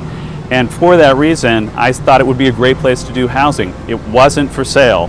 And I was able to convince Mascoma, and they worked with us. They're providing construction financing, permanent financing, as well as investing in the project behind me in a way that allowed us to do it. We help them work through some of the different funding sources. Creating the capital stack for a project like that takes a lot of creativity, tapping into a lot of different state and federal resources. We use the term affordable housing, workforce housing.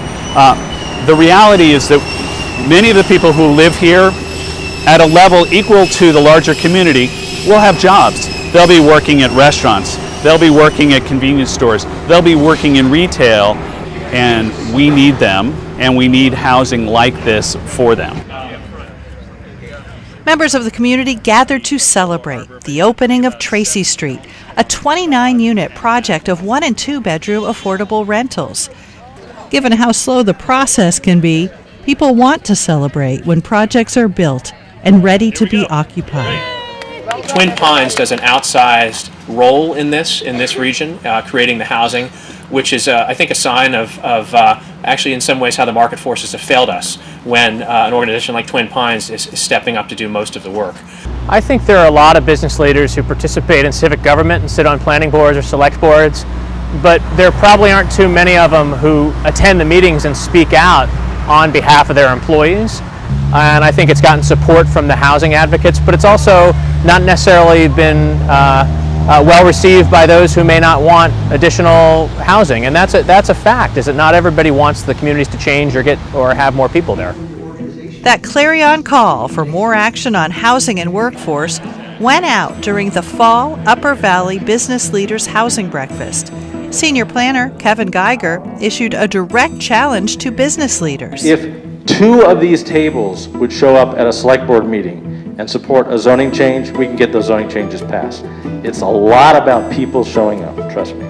I can talk as a planner and say, businesses over here are having problems, but it's much, much more powerful for a business to actually stand up and say, I have a problem, and to hear it directly from you? We're fortunate that we're a very large employer. For a smaller employer, one of the things I would say is find somebody who does something very similar to what you do, who would be willing to partner. If you need 5 and they need 5, all of a sudden you've got 10. And if you have mutual interests, we have found with some of our partners that even when we go into a recruitment together, we don't necessarily value the same people the same way. Months after we first spoke with Jasmine, we returned to Dartmouth Hitchcock to catch up with her after she and her boyfriend took a big step. I work at Dartmouth Hitchcock as a medical assistant, and I just finished my apprenticeship in early July. My boyfriend and I recently just bought a house. We bought in West Lebanon. I live next to an old retired couple, and we get along fabulously. It's a diverse community with a lot of different ages. Right now people aren't having a lot of kids, and they wish that people of younger, generations would come to New Hampshire and hang out because they like having us here just as much as we like having them here. So Jasmine represents one win for the Upper Valley, helping to create a pathway for her and her boyfriend to put down roots in New Hampshire. The Upper Valley simply needs thousands more Jasmines to choose the region as well. Next, we travel to the city of Keene in southwest New Hampshire. No matter where you live in the state, Keene is a drive. Here, a group of young leaders are looking to inject new energy into city government. One of them, George Hansel, grew up in New Hampshire and works in the family business in Keene. He moved away for college and then returned and has an idea why Keene is such a tight-knit community. It's tucked away over here, but I don't think people realize just how much we have going on here. People live, work, and recreate here. So they're all tremendously invested in the community. We're not a bedroom community for somewhere else. There isn't a major attraction really for a 50-mile radius around Keene. So this is it. We have to make it great. Kate Bosley and her husband, Craig Henderson, are both originally from Keene and talk about it a bit like a hidden gem. So I feel that we have a very strong community. I think we have a caring community. I like the fact that we're relatively safe here. And I think as young people, when we were deciding, we had this opportunity to choose between the Seacoast and Keene. And we decided to look to Keene to start our lives and our family because the opportunities for us to have our own business here, I think that anyone that you ask will tell you that Keene is just an amazing place to raise a family. Like many couples these days, Kate and Greg have a full plate. I definitely believe that if you want something done, you give it to a busy person. We both like to be busy. We thrive in that environment. I am a business owner. My family owns an in-home care agency that I'm the managing director of. We have 2 children, 8 and 10. We also have a real estate investment company that we've started together and have grown over the last 15 years. When an at-large appointment opened up on the city council to finish out a term, Kate decided to run for it and won. A few months later, George Hansel, who was the youngest council member by 20 years when he began serving 4 years ago, decided to run for mayor of Keene. About a month before the election, we attended a Policy and Pints event in Keene, hosted by Stay, Work, Play, a New Hampshire nonprofit organization tasked with helping to attract and retain young people for New Hampshire. Executive Director Will Stewart asked the gathered group what they love about New Hampshire, but also what needs to be done to keep them here. We noticed some of the candidates running for city office had come to listen and learn. Starting this year, we started getting involved in advocacy at the state level. But our board of directors recognized that if we really want to move the needle on attracting and retaining young people here, that we need to get involved in policy. We actually have several young professionals here tonight that are running for local government. So I applaud you all. So thank you for giving up your time. The term that I use is that it's a small enough area that you can make a difference. It's a big enough area that it matters. I came here to spend a week here. I've been here about 7 years, so I didn't leave. Is the passionate people who are willing to say yes to getting things done and the entrepreneurial spirit. I wish this happened all the time, because I would love to be involved with that. There's a lot of people here tonight. It's more faces than I'll probably see all next month. The conversation and craft beer continued long into the evening. Later, we spoke with George, Kate, and 2 more candidates about why they are running and the need for young people to step up and serve. One of the reasons that I thought that it was really important for me to get involved was, I was sitting with a group of friends around my kitchen island, and everyone had different gripes, and no one was really showing up to meetings and adding a voice that was from my demographic. You need an economic engine, and we're working age. We're the ones that working on the businesses that are bringing the money into this region. And with that, we're able to support we're able to support senior centers. We're able to support programs that can help all ages. So it's less that we want to replace, it's that we want to be involved in the process. A lot of us are involved in, nonprofit boards. There are a lot of nonprofits in Keene doing a lot of good work. It's a great way to get involved and affect the community, even if you don't want to be involved in the government side of it. It's a good business proposition to have your employees invested in the community.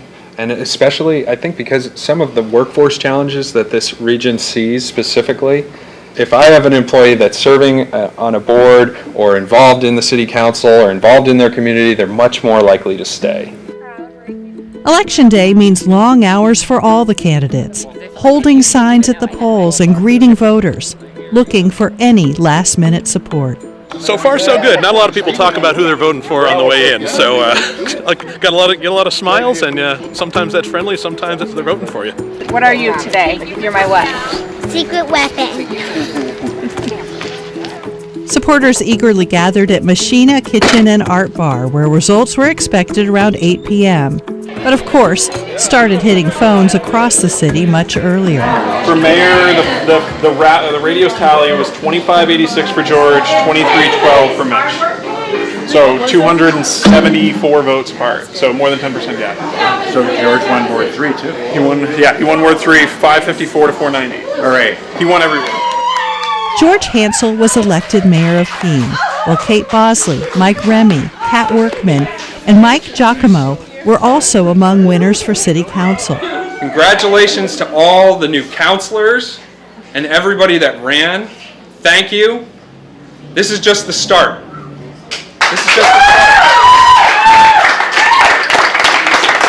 So we have lots of women that won tonight, which is so exciting. I think that in my short experience, this is the most women that I've seen that are going to be serving on council, which is very exciting. I think Keene's ready for some change, younger voters, younger candidates, younger city councilors, and want to see that momentum continue forward.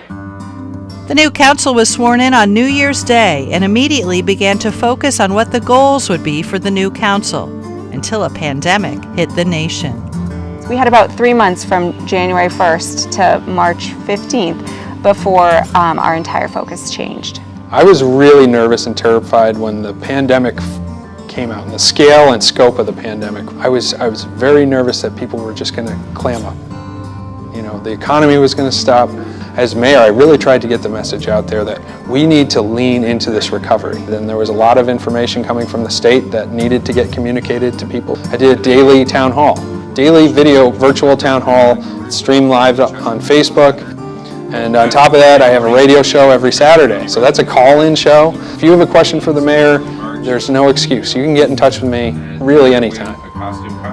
I think that there could be a lot of people wanting to find communities like ours that are maybe a little bit more isolated and not thriving metropolitan cities, but are still cities, still have access to higher education and a thriving community, but create a little bit of a safety zone for them, and they can still do their work here remotely. But we have to have infrastructure for that. So Keene needs its own stimulus plan, and it really involves 3 major projects. One is the business hub with Keene State College, which involves investment from companies, linking up companies and manufacturers with the college and developing a workforce there and creating a hub for that interaction. The second one is an arts and culture corridor, which is a $30 million project right in the heart of downtown Keene. We have a ton of artists in the area, great storied history there. This will give it a home. The third is our downtown revitalization project. It served us very well, but it's time to give a little facelift and refresher to downtown. And in order to attract people, you need 1, jobs for them to be in, and 2, houses for them to live in. And so what we're working on right now is a housing revitalization project that will just take a block by block, fix up some of this older housing stock we have in Keene. That the houses have great bones, but they haven't been reinvested in as they should be. And they need to be fixed up to modern standards so that people really want to live there. And that's going to be a key component to getting the young workforce that we need to move here and stay here. Beyond enacting policies to attract and retain young workers, Keene and other communities will also need to reach out to more diverse constituencies as well. We have a growing population of people of color in the community, and it's growing all the time. We have to embrace that, and we have to bring people in the community who represent those different constituency groups, give them ownership of the city, which they deserve. They have every right to it. And it starts with the mayor reaching out and making sure that it's not just him and his friends on every board and commission. If you want to attract attention and you want to attract new residents, new companies, you want to be a relevant community, you need to be active, aggressive, and energetic. And it's not even about age, it's just about drive to get something done. And we have people that are stepping up to really lead and get it done.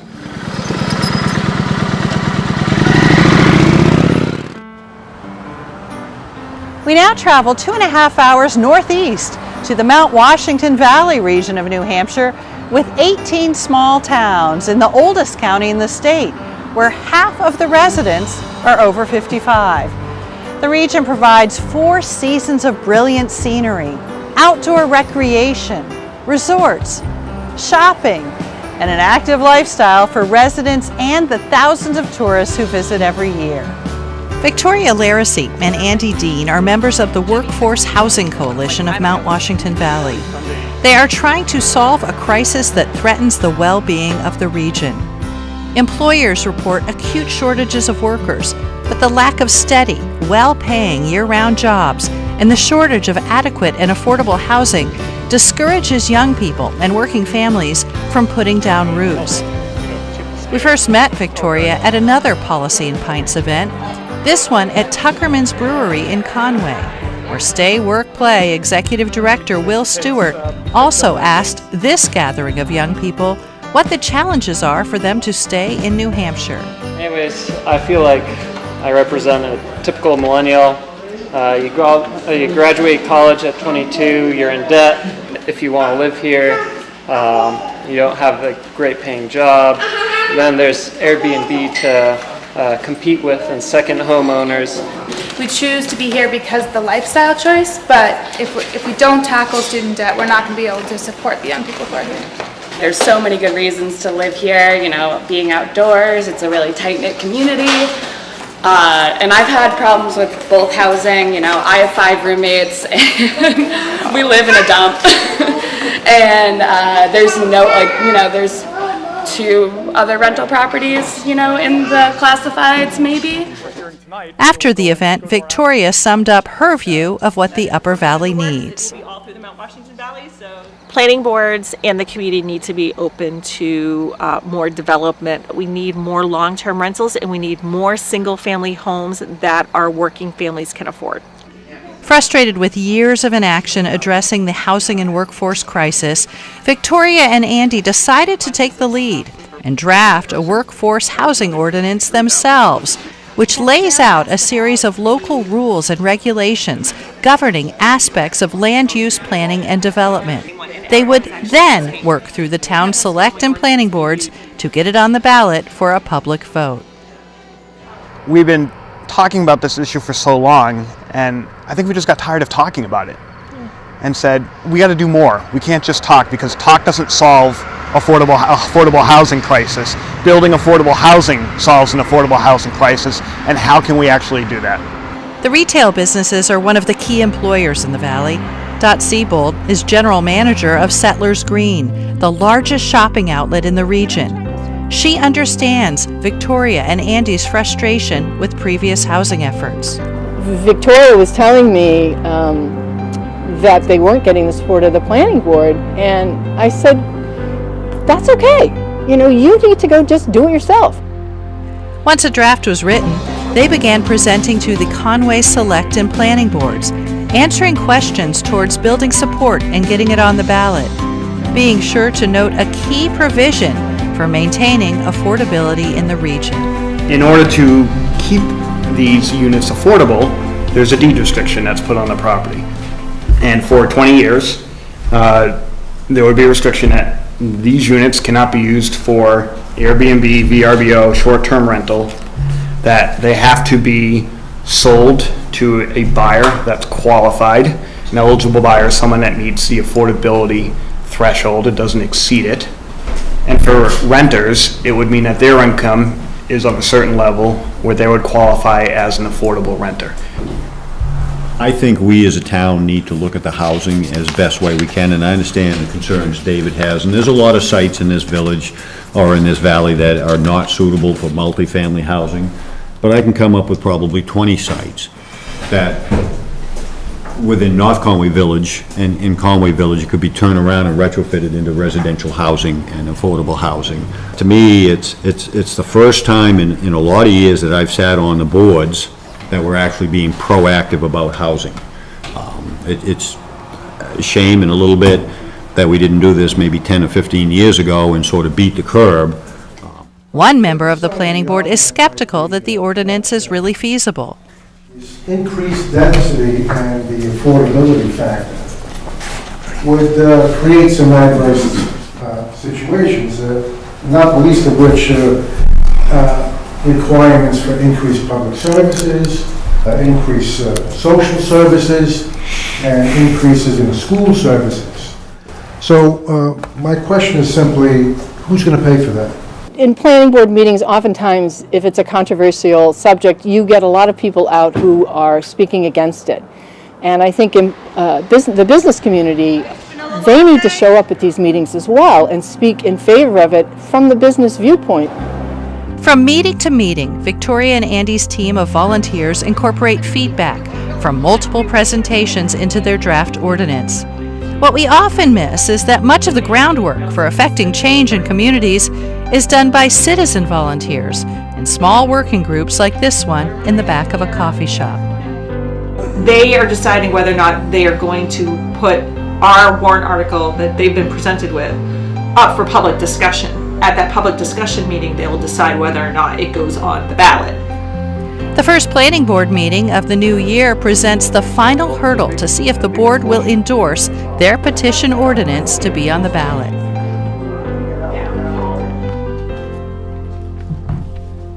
How many of those units can you now put on that piece of property? Or is that not restricted at all? In other words, can I build 100 houses on that? No, and that's the thing. It's essentially, if you could build one unit, you could probably now build two, but you need to have an affordable Or you unit. could build 10. You can't. No, you cannot. Okay, so there's a restriction on the amount. Yes. Correct. This is a chance for us to adjust the zoning ordinance to allow for more housing stock.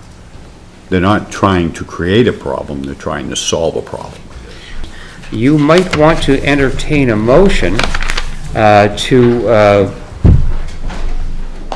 recommend the petitioned article on the town warrant. So moved. Second. All those in favor? It's unanimous. Now would you like to explain? We got full planning board support. We were very surprised. We felt like we were going to get a majority support, and in the end, even the one that spoke out publicly back in September came around and decided to support it. So this is a huge boost to our warrant article. Yeah.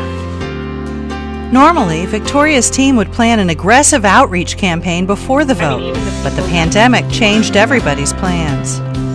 We really had to change the way that we are going to educate our community about the ordinance. We're going to do a Young Professionals Roundtable to educate them on the ordinance. We are going to talk with the Kiwanis group and the Rotary group. Unfortunately, when the stay-at-home order came into effect, a lot of those events, actually all of those events, had to be canceled. Working to pass this ordinance and getting more homes built for working families is a moral cause for both of them. I see housing sort of as like a basic right. And the fact that we have people in our community that work full-time and can't afford housing is absolutely unconscionable to me. Turnout was a concern on Election Day given the pandemic, but Conway developed a creative plan to keep voters and poll workers safe. Drive-through voting. Door with your last initial. Good, how are you? Good. Can you state your name? After the tally, the housing ordinance passed by a wide margin, an historic first for Conway. But it was also clear there was so much more to do. It's sort of like now that you've done the work, you sort of have to market the work that you did, right? And that's really the big thing. So to go out there and now tell people, hey, this happened, like we got this done. So you can publish it to builders and put it in trade journals and say, hey, maybe come back and take another look at Conway because this is what we've done now. You can also, I think it sort of encourages other communities to say, hey, if they were able to do it, why can't we do that here? Because they've done something that's going to attract more development and more people to stay in their community. And we want to be competitive with them.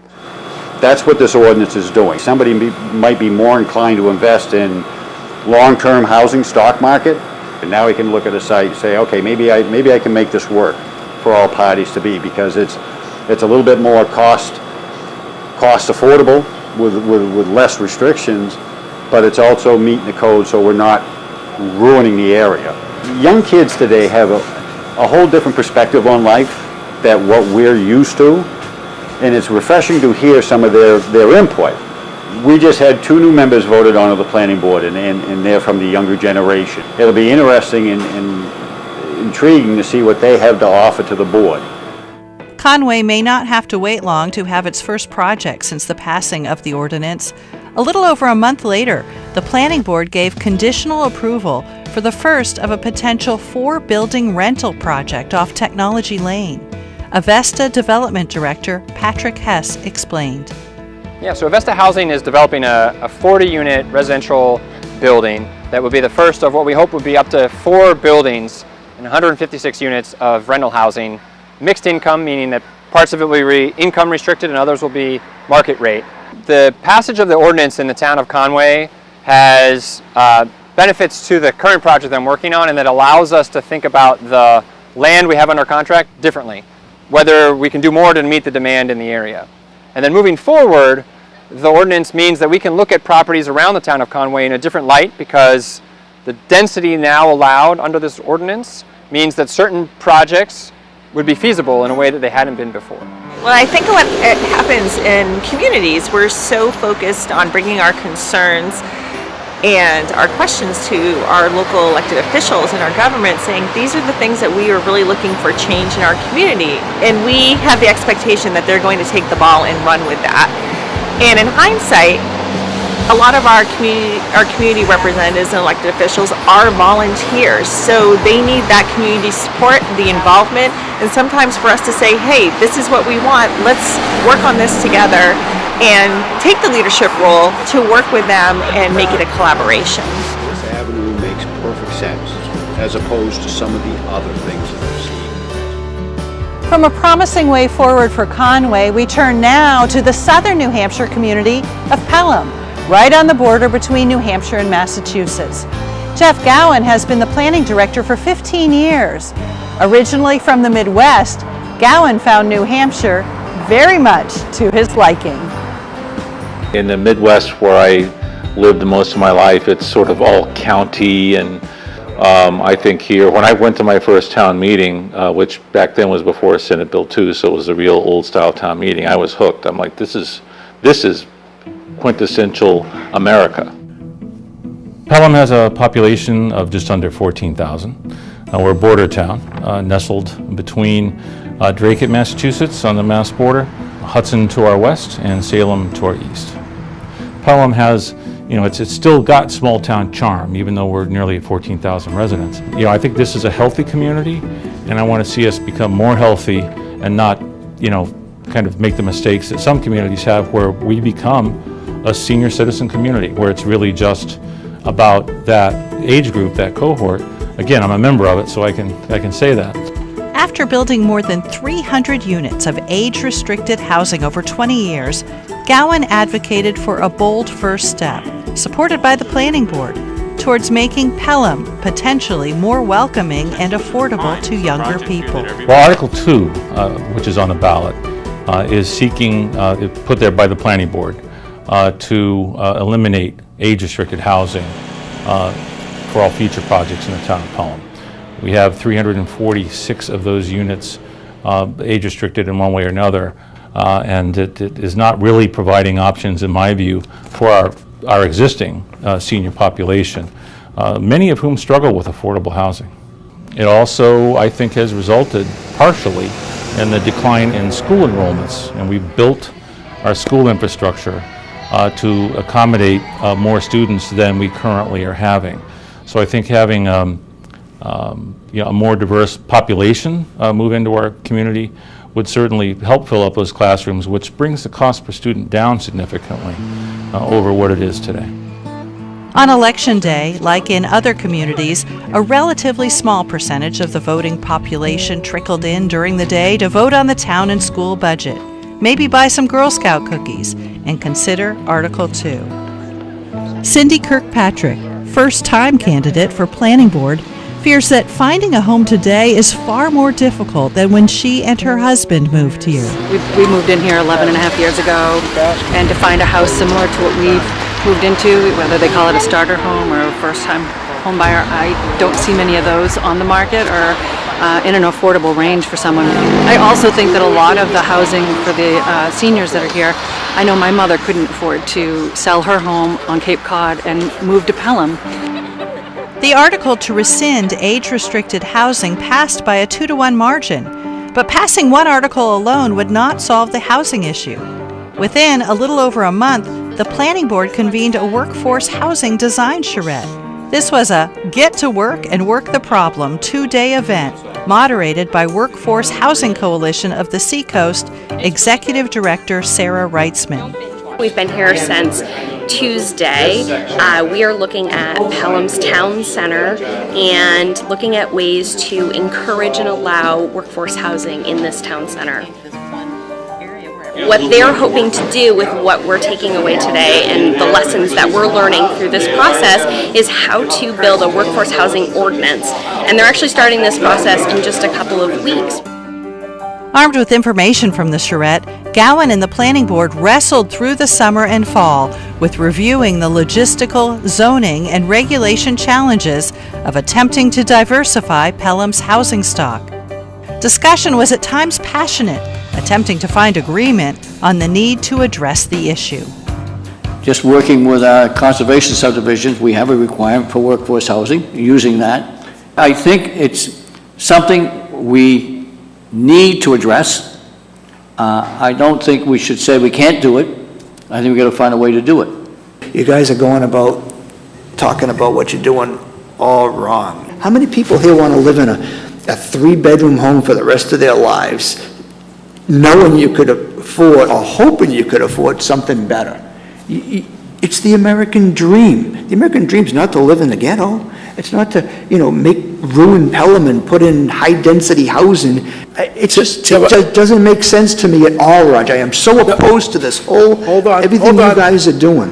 What we're creating right now on the national housing scene, we're creating dinosaurs. The next generation does not want 6,000 square feet in an elevator. They want to live in pocket neighborhoods. They want to raise their family and community.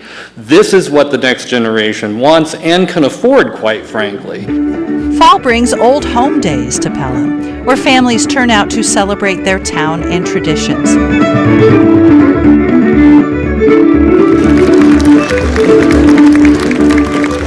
The Planning Board held a work session to try drafting a workforce housing ordinance for the coming year's ballot. Despite some early momentum, more vocal resistance to change emerged, while guest speakers tried to explain the possibilities. The town has to drive the bus as far as affordable housing specifically. A developer is not going to come into town and say, oh, I want to do affordable housing. You might get one or two that might do that. And it takes a special breed and it takes a special company or individual, and there's some out there, a lot out there, and I'm working with a lot of them, that specifically have figured out the formula in order to do that.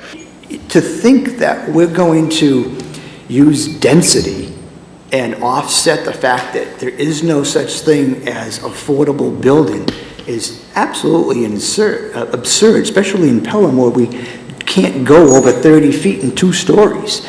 You know, it's not going to happen in this particular town. Maybe in a city. Well, I hate to burst your bubble, but I'm doing it right now. I'm doing a project in Hampton Falls. It's an affordable project. It's a tax credit project.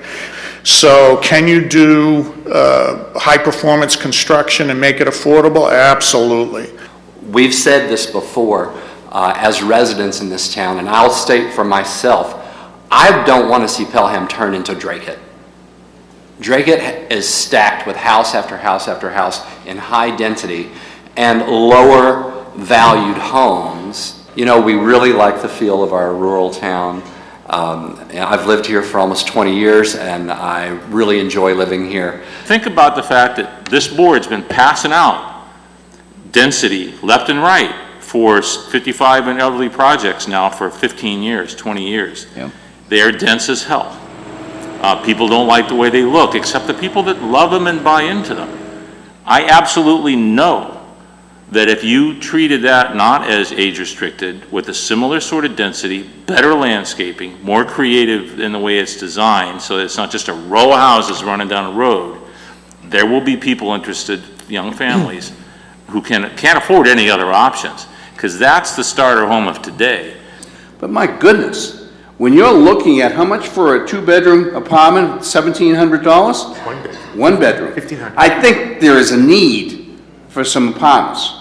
And it doesn't have to be block after block, and it doesn't mean we're going to turn it into Revere or Lynn, where I'm from, or even Dracut. But we certainly ought to be providing more housing for those in our community or people we want in our community to live. And I think that's where we need to go. But we've been talking about this now for 10 years. I mean, it's time to make some adjustments and realize we've basically redrawn the demographic map of Pelham over the last 8 years into a graying population by encouraging senior and elderly housing. It's time now for us to put our thumb on the scale and say we need to encourage younger people to come into town. Realizing that a new workforce housing ordinance might have to wait another year, Gowan, along with Planning Board Chair Roger Mountblue and developer Mike Castagna, drove to Hampton Falls to look at Castagna's affordable housing project that, with modifications, could potentially work in Pelham. Yeah, we're at the Meadows in Hampton Falls.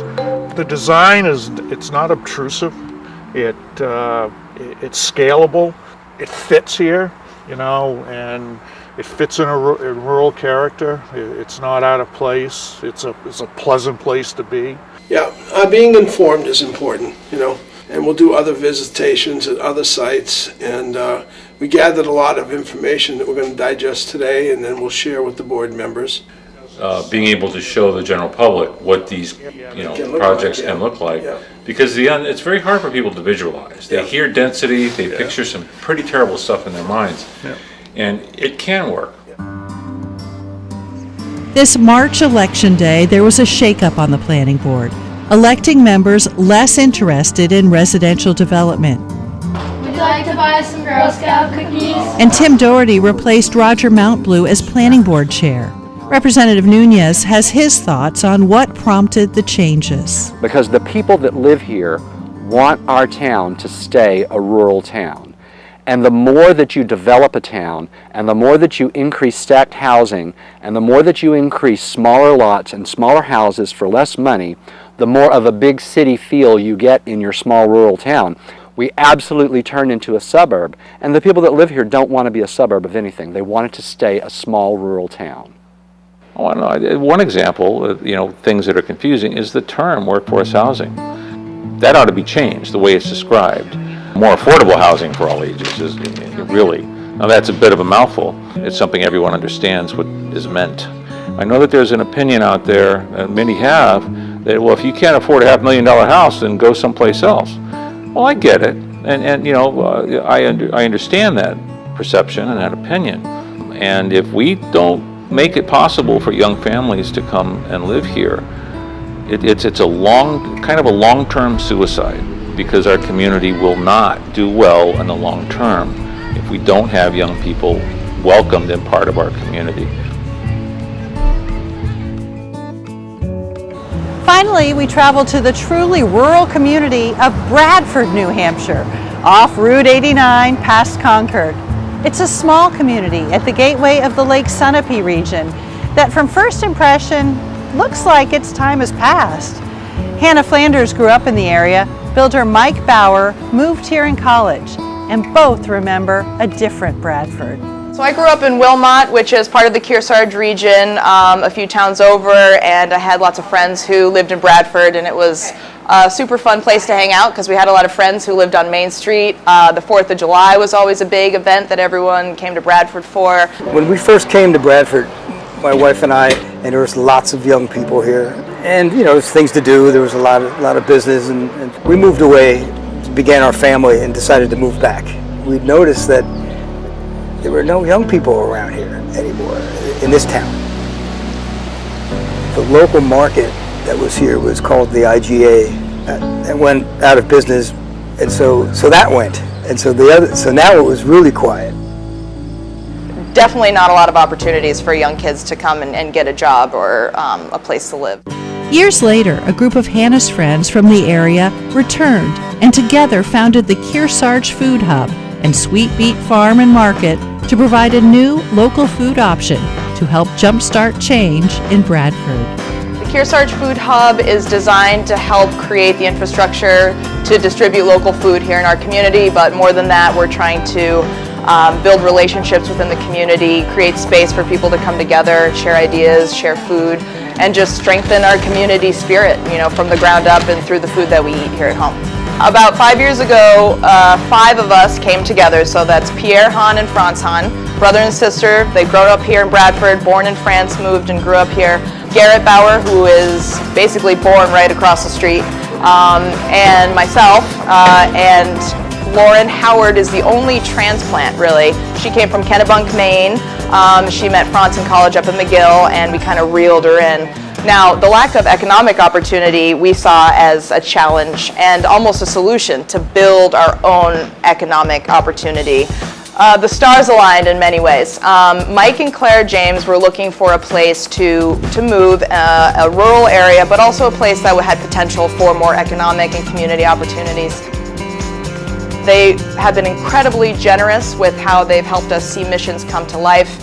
And it just so happened that Mike James partnered with Mike Bauer, who is Garrett Bauer's dad, one of our co-founders, and they bought this old building here in town, this 10,000 square foot old inn. It had been abandoned for 10, 15 years. And really with a community vision, they bought this inn. It's been completely empty and gutted, hardly any walls or anything when they bought it. And knowing our mission and our interest in year-round local food, they invited us to move our old seasonal farm stand operation into this old building as a year-round market. You really have to have a mindset of like a longer-term vision of something good happening for the community, and that you have to be willing to sacrifice short-term gains. But if you're just looking to create a commercial real estate space, rent the going rate, I would hazard to guess that almost everybody in here, high level of difficulty succeeding if that had been the case. And right from the get-go, I mean, the enthusiasm that we received and felt throughout the community was so palpable. Encouraging. I mean, I don't think we would be here right now without all those people being like, this is great, this is so awesome. I'm not sure what you guys are doing, but I like it. And I think that was very encouraging. It was, in a way, kind of a magical combination of these young people that came with this enthusiasm and this plan and this idea, and they were met with people that said, okay, let's let this happen, and let's help it happen. I think it was this intergenerational connection that we have. I mean, from the minute we started, Kathleen, who's been like our hub mother, she's been she was working on trying to get a co-op here 30 plus years ago. She kind of came in and helped us formulate ideas and tactics to kind of move forward. The word I think about when I think about what's happening here is insourcing. One job at a time, they're looking at what the community needs, and they're finding somebody to develop those skills to meet the needs. And so now we've insourced the job here in Bradford of a baker, and we've insourced the job of a store owner, and we've insourced the job of farming, and we've insourced the job of helping the community serve itself. It allows young people to become producers of goods without having to wait for maybe somebody's going to walk by and buy this product. We've already talked to the community already needs this product, and we're now just fulfilling that. In addition to the market, the old Bradford Inn houses a cafe, yoga studio, and healthcare recycling business co-owned by Hannah's husband, John. Bradford is beginning to tackle the housing challenge as part of the 2020 master plan to maintain momentum. There is a big need and opportunity for housing to keep up with all the people that want to move to town. There's a lot of energy going on here, and a lot of people are like, yeah, I want to move to Bradford, but the housing is definitely one of the main lacking points there. Hannah knows they need to be part of finding these solutions.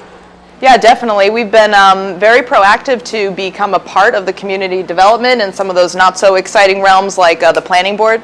On the planning board, they were talking about the master plan that happens every 5 years or so, and just having ourselves as part of that conversation means not only are we interested in the outcome, but we're creating the outcome. Part of what I'm interested in doing is making this small community be able to support itself with its own market and its own businesses, and provide and get some jobs for younger people here, you know. I mean, I'm hoping that we can and we will be offering real tangible jobs in the near future through our organization. I also hope that we can serve as an example of what people can do in a rural area. I think there are so many good reasons to leave New Hampshire and go explore other areas depending on what you want to do, but I hope that that's a choice and that it doesn't come down to a need, and that if people do want to stay and be part of this community or any rural community, that there are ways to make it work and to make a sustainable, viable lifestyle.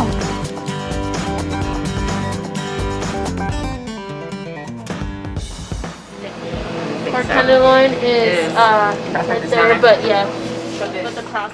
We returned to Bradford as Hannah and the Kearsarge Food Hub were responding to the changing needs of their community in the face of the pandemic. We just decided to pivot entirely, and our quaint little local market became an online shopping experience, which was a completely redesigned function. We didn't have any online shopping before this, you know, providing a way for people to access food in this very uncertain time just became the utmost priority. Everything else that we were working on just kind of fell away, and we hyper-focused on, well, how do we keep buying from our local farmers? How do we make that food accessible to our customers? And additionally, how do we make that food accessible to people who might not be able to shop? And just as we were hearing about, you know, unemployment numbers skyrocketing, it's like, well, how are those people going to access the foods that they need? We've refocused our efforts on food security and our food access partners. Being nimble and adapting quickly to community needs, Hannah also has an eye for expanding and creating future opportunity for Bradford. I think it's about not only expanding, but looking to what we already have. You know, there's some empty buildings, some prime real estates around, and we're all wondering, well, what's going to happen with that spot and that spot? Still totally unsure, but how can we make the best use of the infrastructure that's already all around? There's a lot of potential there. Seeing that potential is just the beginning for these intergenerational partnerships. Across New Hampshire, there are many more similar stories and similar people who work every day to improve communities. They need help. They need other residents to volunteer or simply show up to meetings and vote in local elections. It will take all of them doing a small part to build thriving communities and begin to nudge the Granite State's demography back into balance.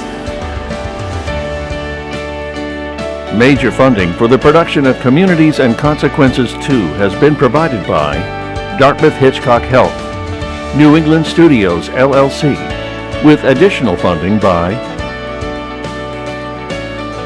and the following. I think to be a vibrant place to live, you really want a dynamic, multi-generational community. There's so many different opportunities available, and they're certainly all looking for younger, fresh blood to carry on the mission. Change is hard for people, and not everyone wants to see it happen all at once, but if you're open to just working together and taking those steps you'll have the end result somewhere down the line. We're here, we're doing this, and we're reliable, and you can trust the issues we're bringing to the table are important, and you can trust that we're going to help solve them. You talked earlier about, do I feel threatened, by this up and coming wonderful generation? It gets me up in the morning. It makes me want to think about how I can help. Future looks like staying here in New Hampshire. We plan on staying here for years and years to come.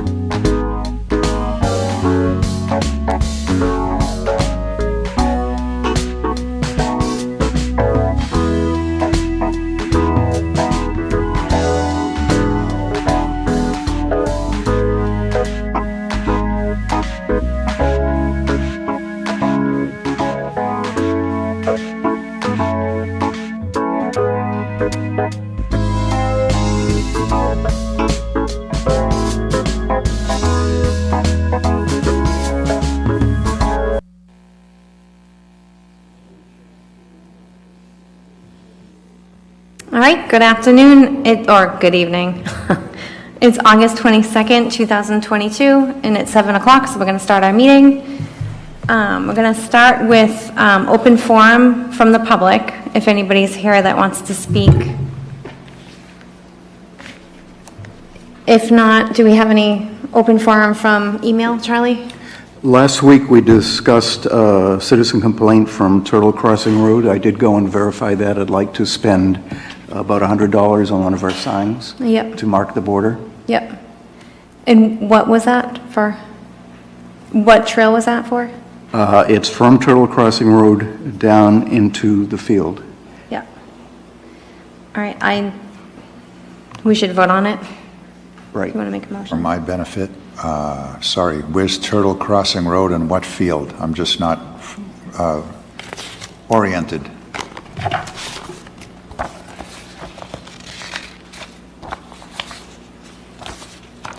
So this is in Merriam. Okay. It's the east end. Okay. I think that's one of the fields that you're going to mow. Oh, that field, okay. So I've got Merriam Farm South, North, and West. Where, Merriam Farm or Merriam? This would be Merriam Conservation Area. So off Sherburne Road? Yes. Okay. And the field there, I am familiar with that one. Right. So if you go north from the field, it's a picnic area. If you go north from the field, you hit a dead end, Turtle Crossing Road. Oh. Coming in from the end of that through the field. Okay. So we've marked our borders with signs previously to just alert people, you know, that they're going into conservation area. So we could use a sign there. Okay, I know where it is now. Thank you.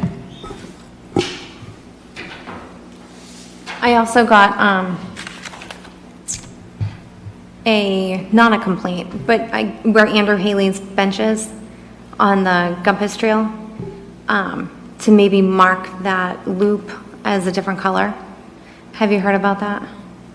People have been getting confused by that because it's not on the map. The blue was only temporary because we wanted to blaze the trail before we had time for a meeting. Okay. So I discussed this with Deb tonight. She has chosen green for that trail. I'll replace the blazes, and when I upload the GPX file to NRPC, I'll tell them it's a green trail. Okay.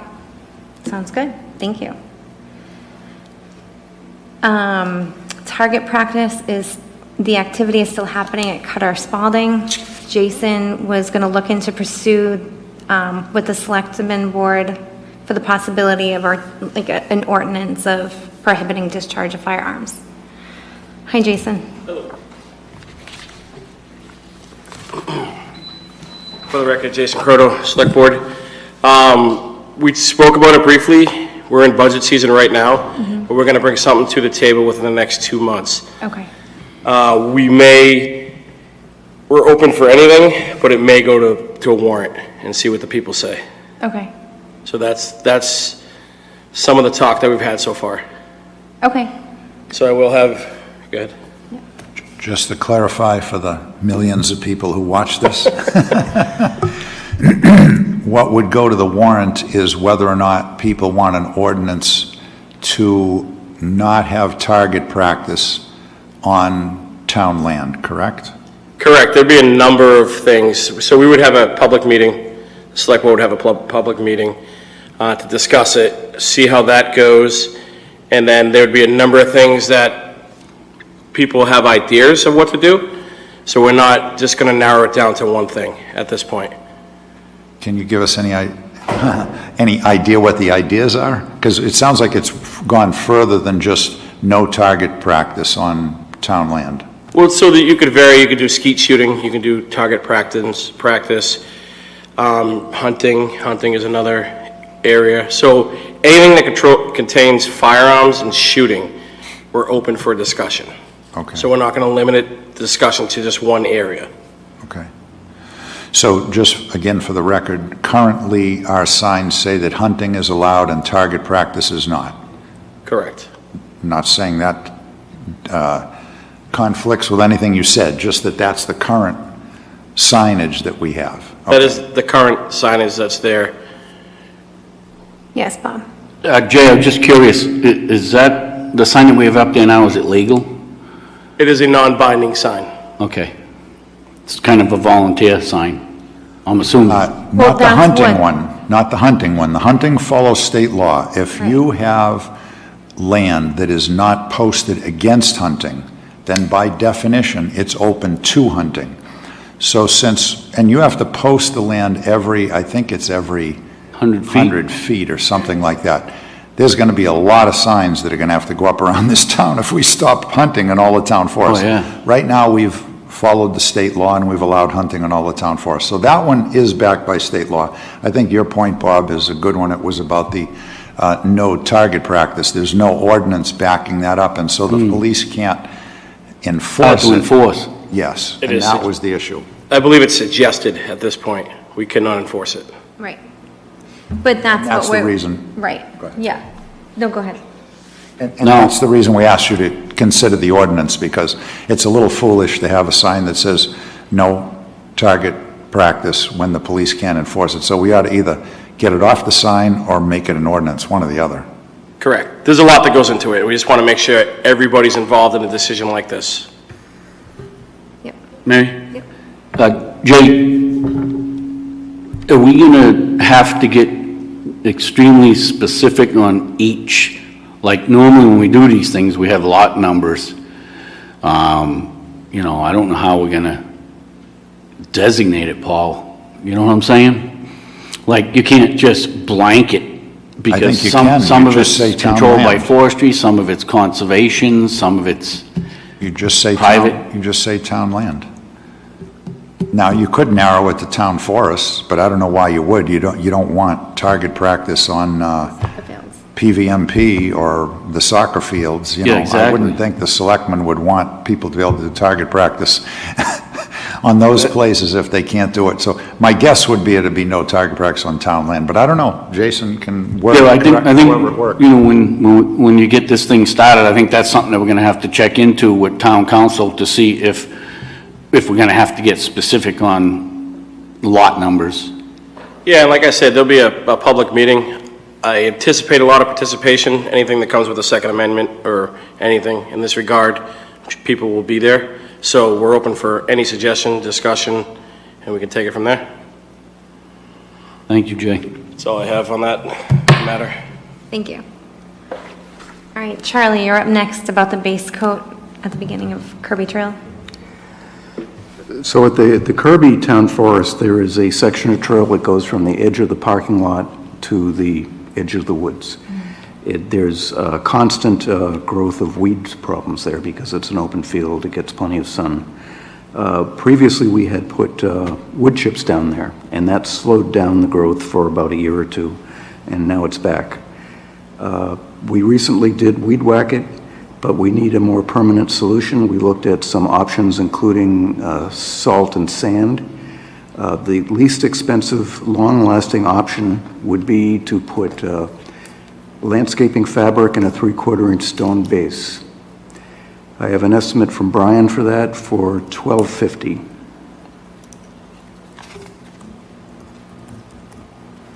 And when does Brian think he can get started on that? About a week, once we okay it. Okay. All right, so do we need to take a vote on that? So, Mary? Yep. I'm just curious, what is it that you guys are planning on putting down? It's an industrial landscaping fabric. Oh, so you're putting that down below the material? Below the gravel. Yeah. So the fabric will prevent the weeds from growing up. Yeah. And the gravel will give you a solid base. Okay, that's why it's the money that it is. It's more, you know, that material's not cheap. So, but the big thing is the material normally works. So you're not gonna, because if he's just throwing gravel down, then we might as well take the money and just toss it on the ground because it's just gonna grow back in again. So at least with that material in there, that should prevent the growth, and you need the gravel to hold it down basically and keep out of it, so, okay. We recognize Tim. oh, yes, Tim, come on up.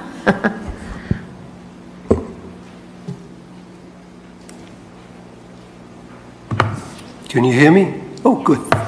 If I remember correctly, over at the entrance to Costa is a giant roll of leftover material. Yes. Yes, it's not nearly long enough for Kirby. So you wouldn't be able to cut that into strips enough to cover, you're only talking, what, 60 feet? It's 110 feet. Okay. We want to go 6 feet wide. The roll at Kirby, the roll at Costa is 12 feet wide. So if we cut it in half, we still wouldn't get the 110 feet out of it. I took a look at it the other day. Okay, so you've checked it. Yep. Okay. Thanks, Tim. Not big enough. Okay, so I'll make a motion that we approve the expense of $1,250 to lay down fabric and spread gravel over it at Kirby. And again, for those listening, this section is in an open field near a blackberry patch, and so it tends to grow in very quickly. As soon as you get past this 100 feet or so, you're into the woods, and then the trails don't need this kind of application because the sun doesn't hit the forest floor, and so stuff doesn't grow. But for this first area, there's poison ivy and blackberries, and so it prohibits the use. So I'll go back to what I said. I'll make a motion that we spend $1,250 to improve the first 110 feet of the trail at Kirby Ivers. I second. Okay. All opposed? I mean, all agree. All opposed. Does everybody Aye. say aye? Aye. Aye. All opposed, say nay. Who are we missing? Oh, Gail. Yes, she is. All right, Bob, you're next. The work on the old Class 6 roads, did you get a hold of, Yeah, what I did was I ended up, oh, Jay's not here. I think it was like a week or two after that, I had showed Paul, I sent a text message out to Jay, and I was taking some time off to do the job, and then I think Jay ended up on vacation. Somehow or another, it did not come together.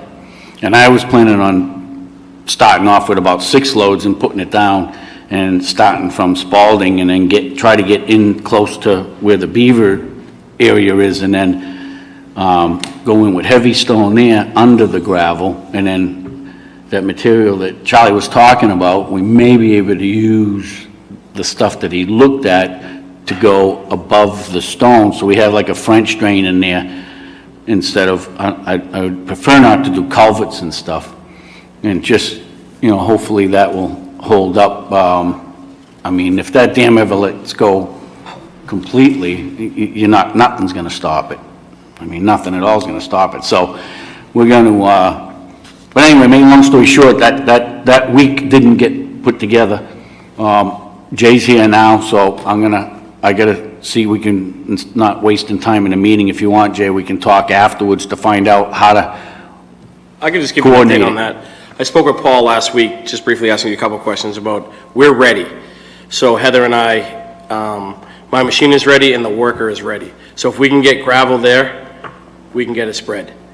Okay. Did you find a place to get the gravel? Yeah, just a matter of a phone call, so I'm not Okay. too worried about getting it over there. I'm more worried about having nothing there to spread it with. Okay. Because once the trucks start rolling in, you want to knock them down. I don't want to have to go and stockpile and then shuttle. That's too much time for him. If we can get Phil as soon as Wednesday, we can have a laborer there and a machine there Wednesday. So we can start this week. Bad week for me. I got a lot of stuff going on this week. If you can handle it, be my guest. Then the week after that, I'll probably have some time. All right, we'll talk and see what we can do. We will get it done. Our word said we'll get it done. We will get it done. Just coordinating all the parties seems to be. Yeah. Yeah, exactly. That's pretty much, and besides that, it's been so damn hot out there. I really don't like to go working in, the hot weather like that too, so. All right, so the weather's looking good now, it's looking better. Everything's still pretty dry. I mean, we're getting this beautiful rain that we need. I mean, this we need bad. So if you guys are ready for Wednesday, I can get Bob's contact and I can call your contact and get everything ready for Wednesday. I can set that up. Sound good? If Okay. somebody's gonna be there to. Yep. We'll be good for Wednesday. Awesome. Will Thank you, Jason. Okay. All right, next on the list is Chris and Max about the Merriam Farm posts.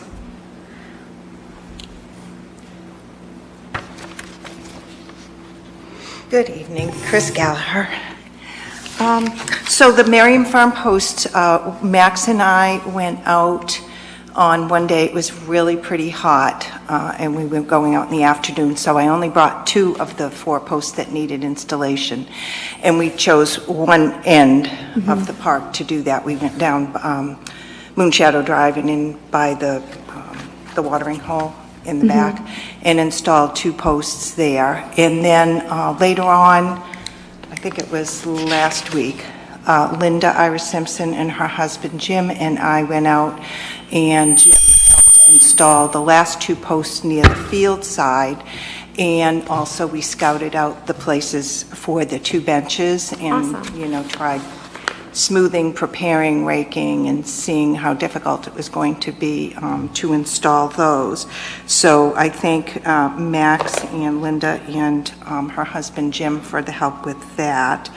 I have since gone back and installed the markers on the posts, because when you install the posts, you can't really have the markers on them because it'll damage them when you pound them in. So that has been taken care of. And to go on to the next item, the benches, Jim, Linda's husband Jim, was kind enough to volunteer his time to purchase the materials, which came in at a whopping $100 for 2 benches. So that was a really good deal. Thank you, Jim. He used the instructions I sent for the Aldo Leopold. They're made just with 2x10s. They're very sturdy. They do have a back, very stable, also very heavy. One of them, they were kind enough to bring out and place by the field. Dale and I plan to go in and install an additional post on the bottom to kind of plant it in the ground just so it's secure in that location, and also to pick up the other bench and bring it down and get it installed by the brook. Okay. So that's still in process. They are relatively comfortable for when, I wouldn't want to sit on them for hours at a time, but they're pretty good, and they do have a back, so you can at least, sit back and take a break that way. Excellent. So if you don't, I'll just continue on with my whole Merriam Farm. So at the open house that's going to be held on October 16th, invitation for that will be sent to a few recipients, as well as advertised perhaps on Facebook and maybe in our Pelham Evergreen newspaper. That's going to be October 16th on a Sunday from 1 to, let's say, 3:30 p.m. And there will be some refreshments served. I did want to ask you about the Boy Scouts. We had spoken about the Boy Scouts being willing to act as crossing guards if people were to park at PVMP and then come across the road. So we got Boy Scouts to help out. I called the police station, and they said that they would have to go through a 4-hour training, but they have to be 18. So they're going to supply, the police officers are going to supply a free detail. So the Boy Scouts or the Scouts will be able to direct traffic. They'll be at your disposal. You can have them clean up. You can have them hand out flyers. You can have them help elderly. You can have them do, work the table of goodies, whatever you need for them. Yeah, I think mostly it will, just be for the crossing, just for the safety. I don't know. If we do, Deb and I are going to, work on the refreshment part of it and so forth. I don't have any flyers or any other material to distribute. We do have some people that will be speaking from the Conservation Commission, Forestry, Selectmen, and Mr. Merriam himself will be available. They'll go around with grabbers and just collect trash or help out. Hopefully. Thank you. That would be great. So that they won't need to go through the 4-hour training because because they have to be like a certain age, and by then they're already aged out. But they'll at least be able to. They'll be able to participate. I think it's a great idea of getting like the young kids involved and seeing the area. And so the detail's free, so we don't have to pay the police department. Nope. That's a good deal. Thank you, ma'am. I appreciate that. Well, thank you, police department. Yes, very much so. The only other outstanding loose end on this is that we hope to, after the speakers are done and so forth, we wanted a few volunteers from the Forestry Committee that might be willing to take people that are interested on a walk through the park, you know, maybe all the trails or maybe just some of the trails. So I believe Deb said she would be willing to help. I can certainly do that. Is there anyone else on the committee? Charlie? Okay, I don't know how many groups we'll need. I think that may be enough. I don't know how many people are going to show up, but this way, maybe at different times, you know, if people are interested in coming to this, of course, they want to see what we've got out there. Oh, absolutely. Yeah. So I did. I'm happy to do that too. I'm happy to do that too, Chris, if you need somebody. I was going to say, I'd be happy to take people for a walk, but I might get lost. You have your scouts too. You have your scouts to pay attention to. Speaking of that, I did. Ryan Friedman from NRPC had, after he came out and GPS the trails, he did send me just a preliminary map. I mean, it's just the outline of the park with the two trail lines, no colors, no detail or anything. And I noticed when I'm out there, people are using it all the time. The trails are actually starting to look worn a little, not worn, but you know, like they are definitely getting foot traffic. And so I decided that it would be very helpful, at least in the interim, if I put some sort of a map up there so people would, I mean, even Stephanie was out there and not sure, okay, there's this orange trail, where does it go? Am I going to be going 2 miles? You know, I just want to give people an idea. So when it stops raining, I'm going to go down there and put this preliminary map, and I put right on it, it's a preliminary trail map, just so people can look at the kiosk and have an idea that there's a yellow trail and there's an orange trail, and this is how they will connect. And you know, you are here kind of thing. Just until we get the whole map. I did email Ryan to see if he had any estimate on when the map would be ready, and I did not get a response. He could be on vacation or something, I don't know. But I will try to get that. So that's all I have for an update. Thank you so much. That was a lot. Good job. Volunteering your scouts and getting a police detail for free. That's great news. Thanks. Thank you. I'll just add to that we installed the sign for Merriam Farm out on Mammoth Road.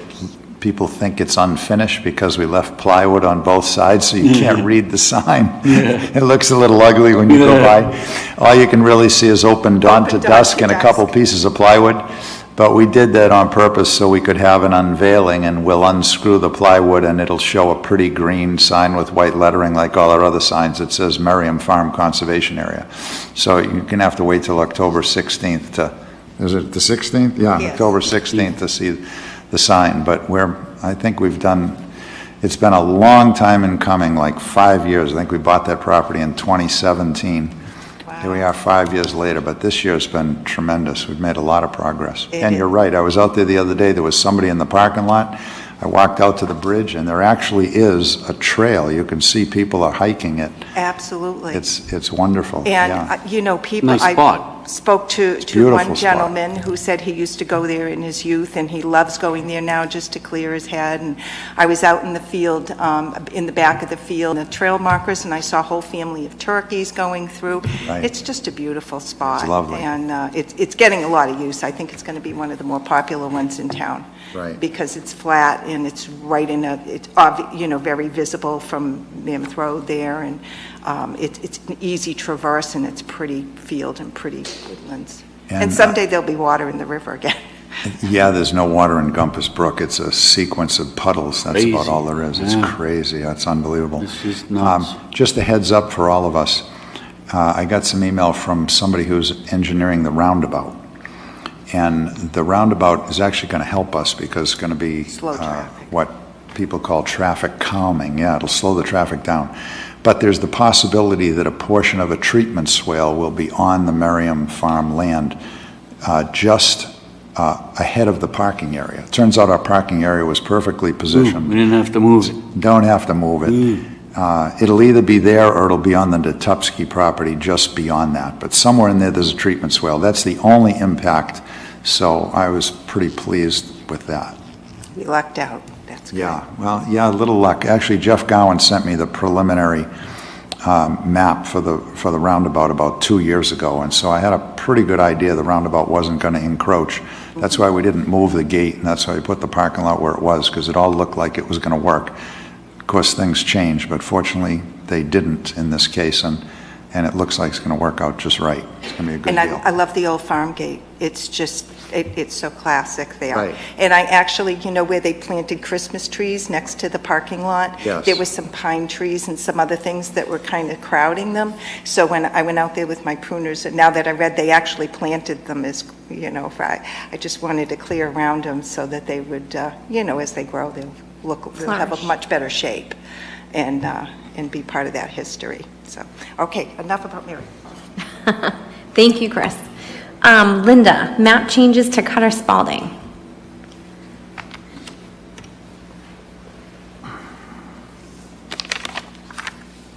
Hello there. Hello. I don't know how this works. Is this on? Oh, Cole, is the overhead on? There it goes. Okay, He'll get it. thank you. I'll get it? I guess. Okay. Since the voters voted to reclassify the two roads that were Class 6 roads, Spalding Hill Road and Tower Hill Road, to Class A trail, I had Ryan in our PC make the changes to, you can't read it, what it says is Class A trail instead of Spalding Hill Road, and over here as well, Class A trail. He also thought it would be clearer if we put a dotted line as the trail indicator, so it doesn't look like it's a road and nobody's confused that, motorized vehicles would be allowed on it. This is a preliminary, any changes you want to make, if you want to put Spalding Hill back in or Tower Hill back in, we could do that or whatever. Yep. First of all, thank you. I hadn't thought of that. That's a great idea to update the map. I would put the two gates in. Ryan shows gates, I believe. He shows stone walls, he shows gates on, I think if you look over where Gowing is, the map actually shows a gate. But the gate, I don't think the gate would show on Spalding Hill because they could put a gate in there, but I don't think that's the actual place where it is. In other words, your trail map doesn't go to where the gate is? I don't think so. Oh, okay, sorry. Well, okay, scratch And that idea. we could Same on put Tower one Hill, in right? and just pretend it's in the right place. No, I don't. I think we probably should put it where it really is, and if it's not on the map, then forget it. But if it happens to be on the map, Put them in there, yeah. I would put it I in. agree But with that. I would only put it where it actually is. If the map doesn't go as far as the gate, then forget the idea. I could check it out. I'm pretty sure the Tower Hill one is not on this map. I suspect you're right. It's because it's off. That was going to be my next question. So when you start going down Yeah. the hill, this map ends before the gate. Yeah, I think it does. So then you don't need to Yeah, bother. and the It's same not thing on with- there.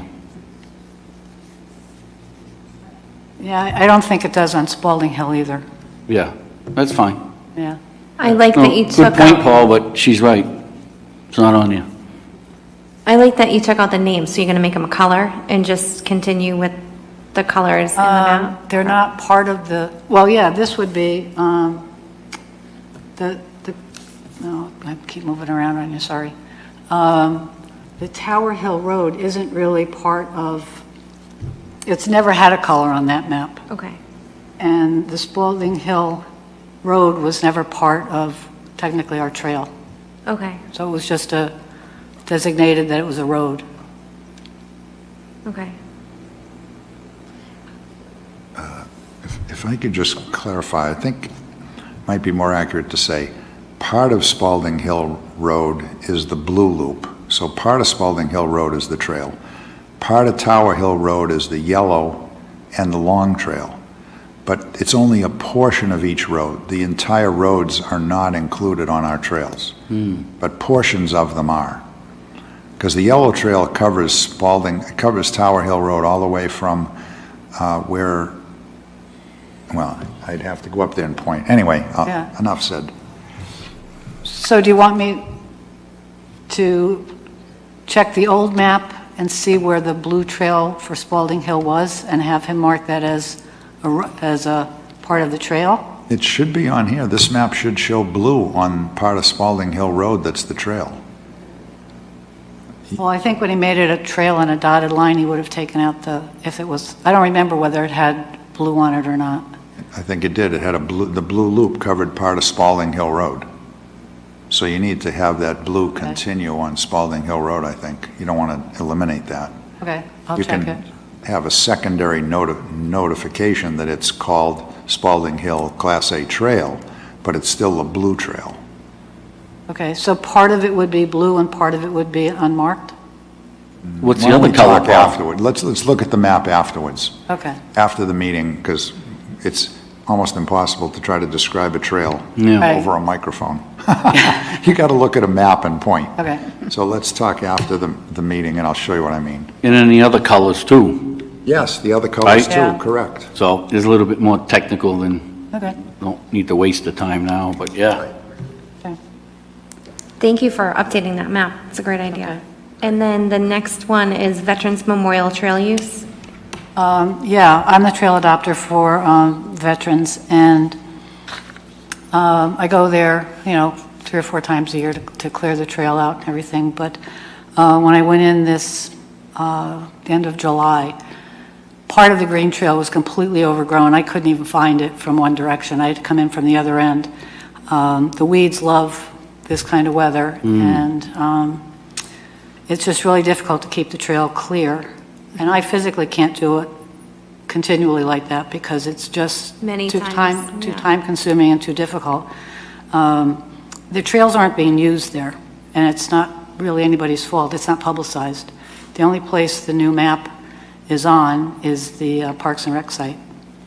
There's no kiosk and there's no posting of it anywhere. So the campers aren't using it. The red trail over by, when it goes behind the new development and near the pond, there's maybe 50 feet of tall grass and weeds that probably was 3 feet tall, and you couldn't even see the trail there either.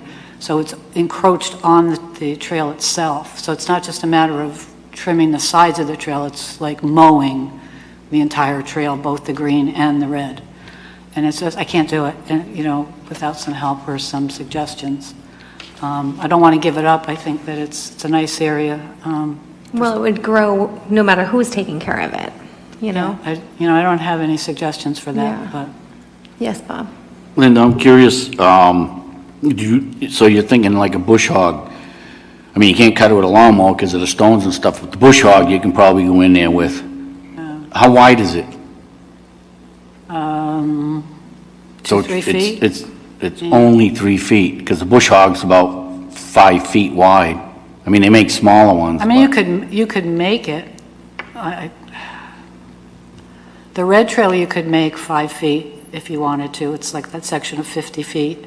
Mm-hmm. And the green trail, which runs behind the tennis courts and basketball courts at the park, I guess you could expand that too. I mean, there's a section from the courts, and then there's a weedy area and a bushy area, and then there's the trail, and then there's more weeds and bushes. So I guess you could make it 5 feet if you had something, but I can't go in there and do it. It's. All right, what I'm thinking is,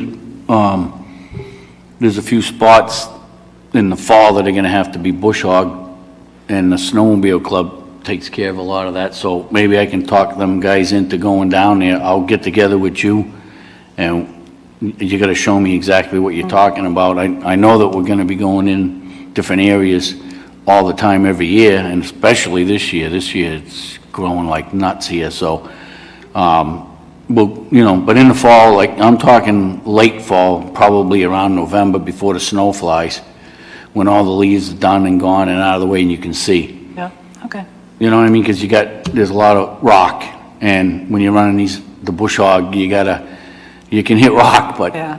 I think the I green think the trail. problem is more like during the summer and the spring and fall season, right? Yeah, if nobody's using You're looking it, for. by the time I clear it out in the springtime, Yeah. and then get this warm weather and no rain, and the weeds are just, having a field day.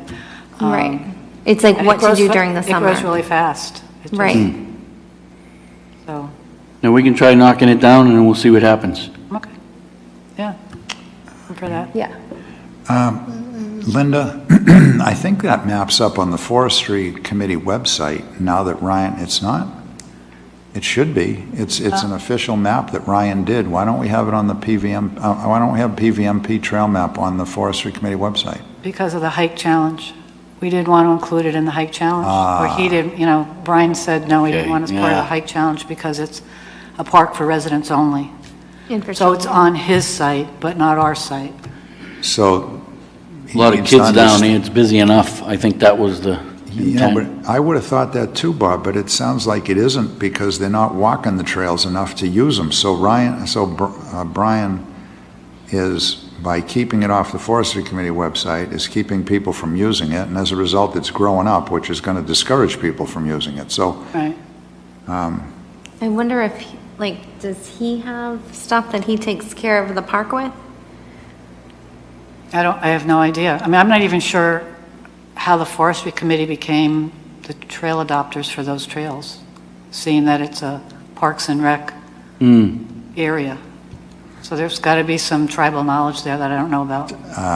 Well, we did build some in there, that's why. The Red Trail is on land that wasn't part of PVMP. And then we just decided, I think you were helping with the decision, you and I and Charlie, I think, walked it with Ryan, didn't we? Yes. And got a GPS, because you were saying, gee, we got this red trail and the markers for PVMP are all screwed up and they're directing people onto private property because that development went in. Right. So I think we just kind of took it upon ourselves to update the map and help Brian out. Yeah. I know initially he had mentioned that he wanted to build a kiosk or two, but it would be helpful even if they posted it at the bathhouse or whatever up there so that people know. And I did assume you have 100 kids camping there or at camp there for 6 weeks, that I kind of thought that they'd be using at least the green trail, which runs right behind where they all get picked up and. I'd suggest we take advantage of Bob's offer, because why would you say no to somebody who's willing to help us out and do it? I'm in favor of it. Yeah, right. But would you talk with Brian and present this to him? It's like, Brian, you've got the map only on your website. Nobody's using the trails. They're getting overgrown. So why can't we make it part of the hike challenge and put it up on the Forestry Committee website?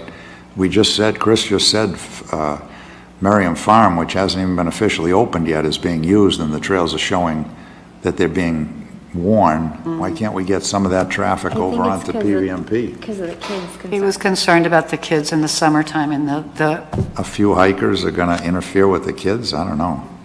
I think he was erring on the side of caution. Okay. That's all, yeah. Well, I maybe remember have that. another conversation. If he still feels that way, we do it that way, and Yeah, I it could just talk won't to get him. used, but maybe he'll change his mind when he sees how little use there's been. Yeah. Yeah, I mean, unless we publicize it, it's nobody's fault that they're not used. Right. Linda, you said green trail, is there any other colors? There's a blue trail that goes. So you're looking at green and you're looking at blue, any other colors? Red. Red? Any other colors? That's it. It's enough. I think you know the red one, Bob. It comes across Sherburne Road. Yep. You're showing me now. familiar with that one. Okay. It starts in the lower parking lot down by the gate. Yep. If you want to continue on to the hike challenge update. Hike challenge, there was no activity during the summer, which I can't say I blame people, it's too hot. But, so we've had a total of 17 people in a year and 1 dog. Nice. The Cub Scouts put it up on their challenge board. So maybe you're going to be getting a bunch of Cub Scouts and their families. Good. So that's good. I do have one more thing if I can. Yes. I guess everybody knows that I'll put this, am I better at it this way? Can he see it? Oh, here we go. There's a new newspaper in town, the Pelham Evergreen. Yeah. It comes out monthly. And one of the trail adopters, Lorraine Langdon, and I decided that we would try to put in some information in monthly or semi-monthly or whatever regarding the trails. This was in the last edition, just kind of giving information, a couple of pictures about the 20 miles of trails that are in town. We're thinking that maybe during the course of the year, we'll do it, not every month, but every other month, highlighting a particular park or like the opening of Merriam Farm or the age-friendly trails or whatever. If you think there's a topic that should be covered, they're more than willing to include anything that we want to put in. So it's another way of getting some advertising for our trails. Free PR? Free PR theoretically, because that's normally you're paying for ads in there. Right, yeah. So, and she's looking for people to put ads in there for everybody at home that's listening. Are you suggesting, Linda, that you would draft articles and send them Yes. to her? I'm sorry, yes. Yeah, Lorraine and I would be happy to do that. The next one that's coming out I don't know if it's in August or early September, would be about the Hike Challenge. And there's a couple of pictures with the boot and whatever. So yeah, if you have an idea, otherwise we'll just run with whatever we want to put in. I could imagine you doing one a month for a different park. Here's Kirby Ivers. Here's the trail map. Here's Right. 2 pictures of Kirby Ivers. The parking lot is off 111A. The trails are X miles long. Yeah. It's this kind of terrain, Right. And maybe they're only 5 paragraphs and a picture of the map, but if every month you had an article of a different hike, it's probably 10 months. That's a good idea. Right? It's Yeah, probably would be in if there it can for be 10 months. continuous so that, Right. because there's always stuff in there that you want to look at that's there, like, okay, who's running for Yeah. this, who's doing this, who's doing that. And seasonally too, like, this is, Gumpus in the winter or fall or whatever. And you could have, back to what Jason and we were talking about, you could have one that says, hey, it's hunting season, so all our trails are open to hunters, you should wear orange, and maybe a few dates. Deer season is from here to here, turkey season's this. I don't know, I'm just, Yeah, no, that's a good idea. train of consciousness. Yeah. But yeah, rather than one article that says, oh, here's all our town forests, and you can go to the website, you get the maps, and stretch it out. We'll stretch it out, right. Get in people's face more often, Yeah. because that solves the problem you were talking about. If people start hiking our trails, then they don't need to be cleaned. Yeah. Cleared, I should say. Cleared. They need to stay clean, Paul. Yes, they do. They do, you're Tim. right. Those articles should also show some pictures or at least wordage of successful work projects that we've completed to improve the trails.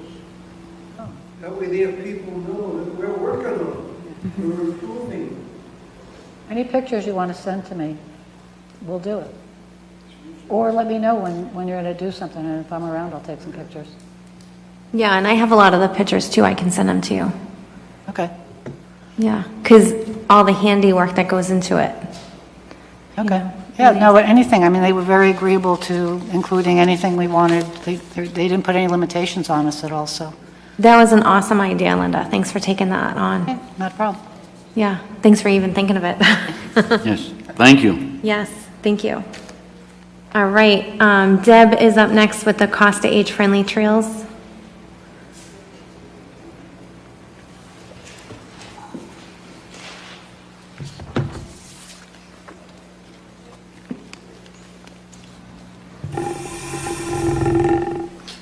I'm going to try to get my computer going for some pictures, but continuing on the quest to have 5 locations for age-friendly trails, Sarah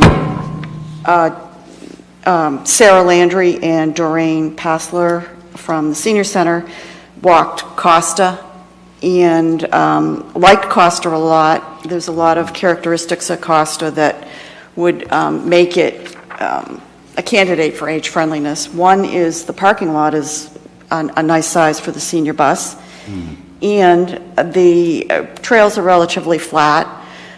They like the white trail a lot. That's quite nice going through the woods and is relatively flat, but does need a lot of TLC for their purposes. So I put together a list of some of the work projects that need to be done, with a little bit of a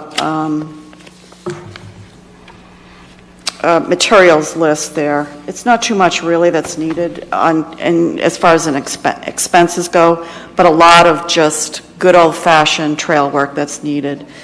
So I could go down the list if you want, but I sent that out to everybody. I don't know if you want to go through all that or not. But again, it's little tweaks here and there. The goal is no confusion, no tripping, no slipping, and just generally good maintenance on a trail.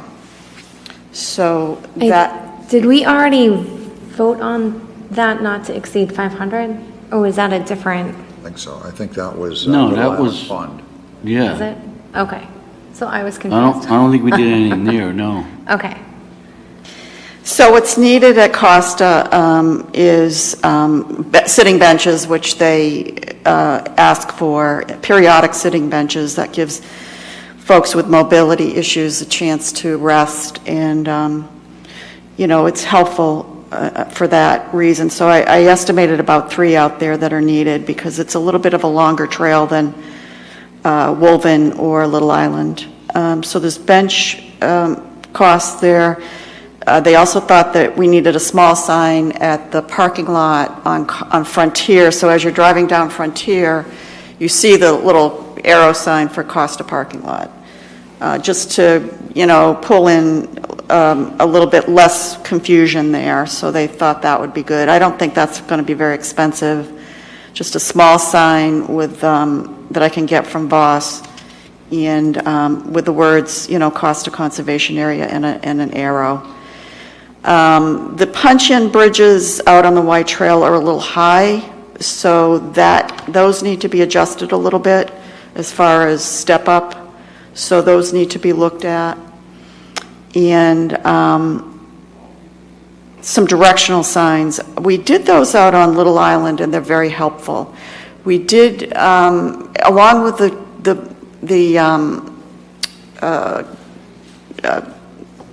normal colored signs on the trail, we did several signs that said parking lot this way, so that if they're out there on the loop and they come to a junction, they know how to get back to the parking lot.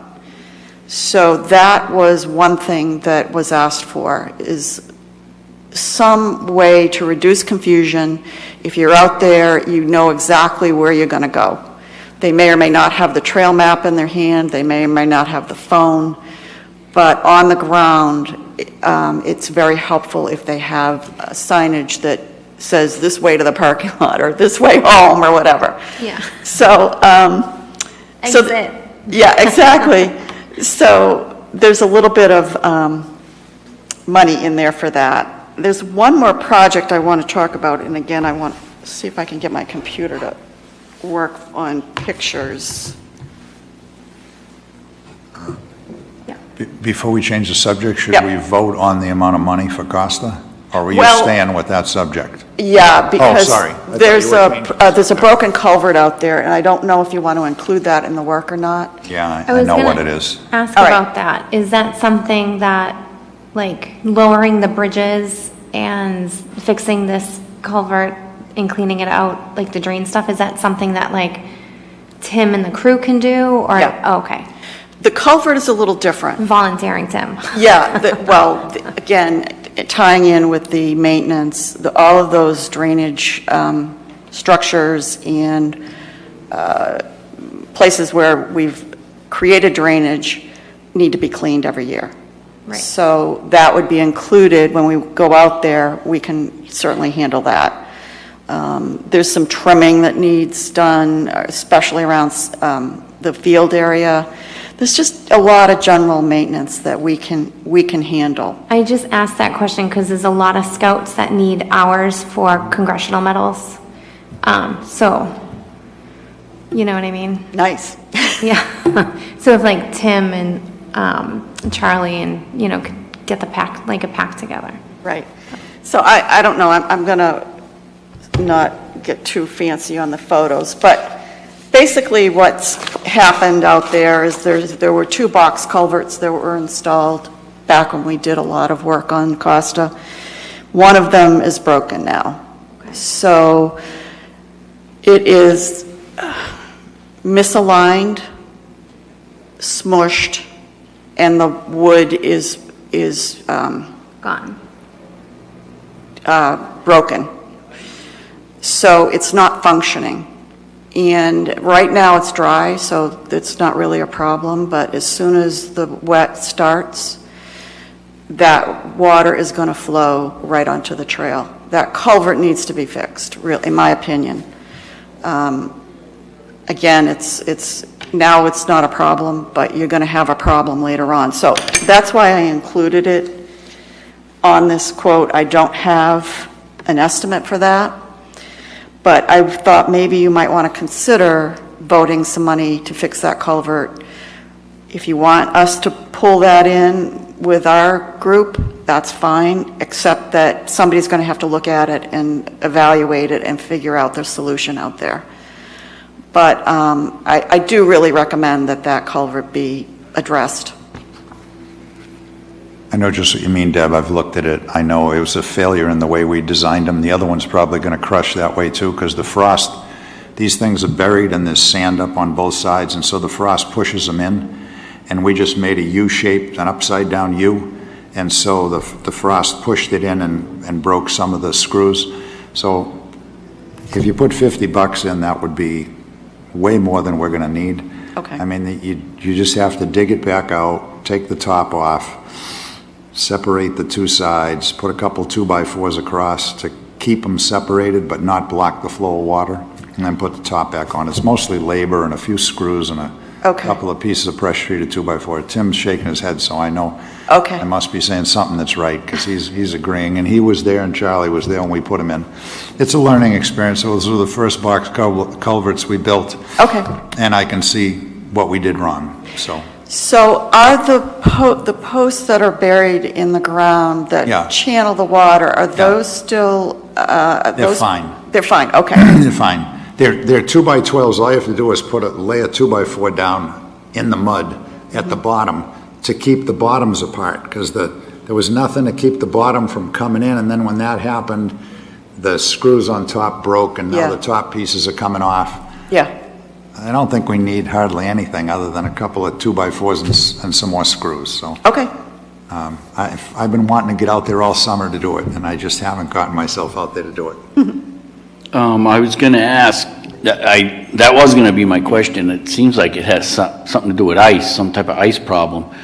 Now, if you do that, Paul, is it going to happen every year, every time that freezes back up again? You're going to have to keep fixing them? I don't think so. I think this is not just rebuilding them the way they were. This is improving the way they're designed so that they'll hold up better. Will this hold up forever? I don't know. We'll find out, Bob. We're learning as we go here. Yeah. Okay. All right. So if you want to do $50 for the box culvert, that brings it to $425. I think Ray wants to add something. You can come up. Yeah. Right. You got to get up to the microphone. Jimmy's going to yell at you.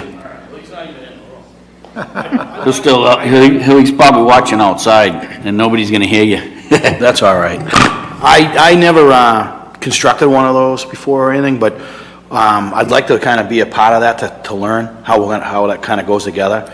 So, I don't mind being some of the muscle behind that with like Tim or anybody wants, when these as it cools down and fall starts to happen, and we're working in the woods a little more. I'd like to be a part of that, Tim, to help out that with those box culverts in that area would be good.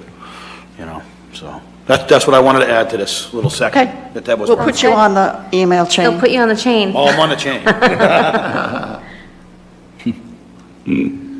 Okay, so I'll make a motion that we approve $500. I'm not going to go to $425. I'll approve a maximum of $500 for the work at cost to make it the trails more age-friendly. I second. All in favor, say aye. Aye. Aye. Aye. Aye. All opposed? All right, so that motion passed, Deb. You're Okay, good. Thank you so much. We'll start in the fall, I think, Okay, excellent. when it's cooler. Yeah. Well, don't go anywhere, because you have the management plans for Woven and Merriam Farm. Yeah, so following on in the discussion we had last time about the statute, the statute that governs the Forestry Committee, I thought about our management plans and how they need to reflect kind of all of the elements of what you folks are involved in. So I thought about the Wolven plan, and Eric did a nice job of describing in the introduction Diane's wishes for the property, and mentions the deed that she had drafted, and that was what was, she handed it over to the town with these restrictions. So he mentions even the book and page where it's recorded. Deeds are all public records, so this is where her deed to the town is recorded, but there's no copy. And since the Wolven deed is quite specific, lengthy, and has a lot of information in it that I think would be useful in caring for her property, that I think a copy of the deed would be helpful to be included in Eric's write-up.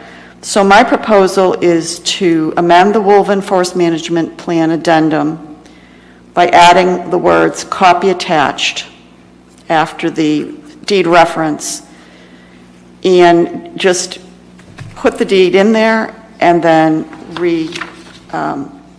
post it to the town website.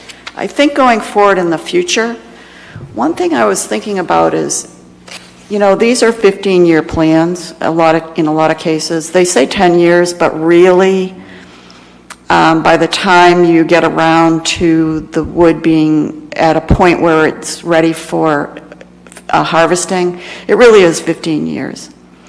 So you're passing off, this committee is passing off to the future all the information that you've gathered, all of the history of the property, what you've done, your management, and all of that information to the next group of people. 15 years from now, I don't know if any of us will be sitting here. So I think for the usefulness of the plan, it would be helpful to have a copy of that deed. As I said, it's quite lengthy, it's got a lot of restrictions, and considering you have to, by statute, consider those restrictions when you do your management of her property, that a copy should be in there. So that's number one. Number two, the problem I see with the Merriam Farm management plan is this is one of the best plans, in my view, the most complete, most comprehensive plans that has ever been drafted.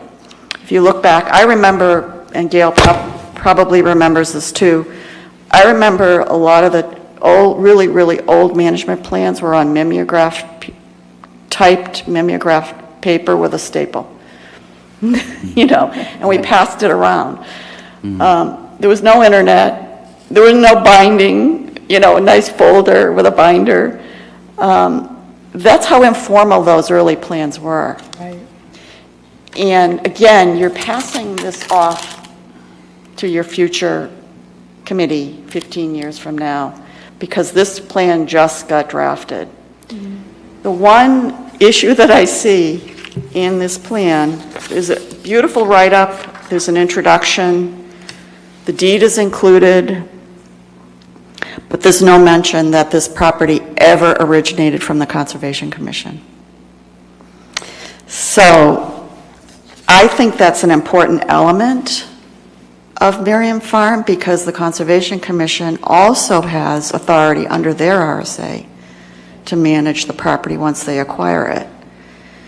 So if you have no information that this property originated with conservation, you're cutting out a whole body, a whole group of people by state law that is also charged with the duty of managing that property. And I think you would want to include conservation in the whole concept of the management of that.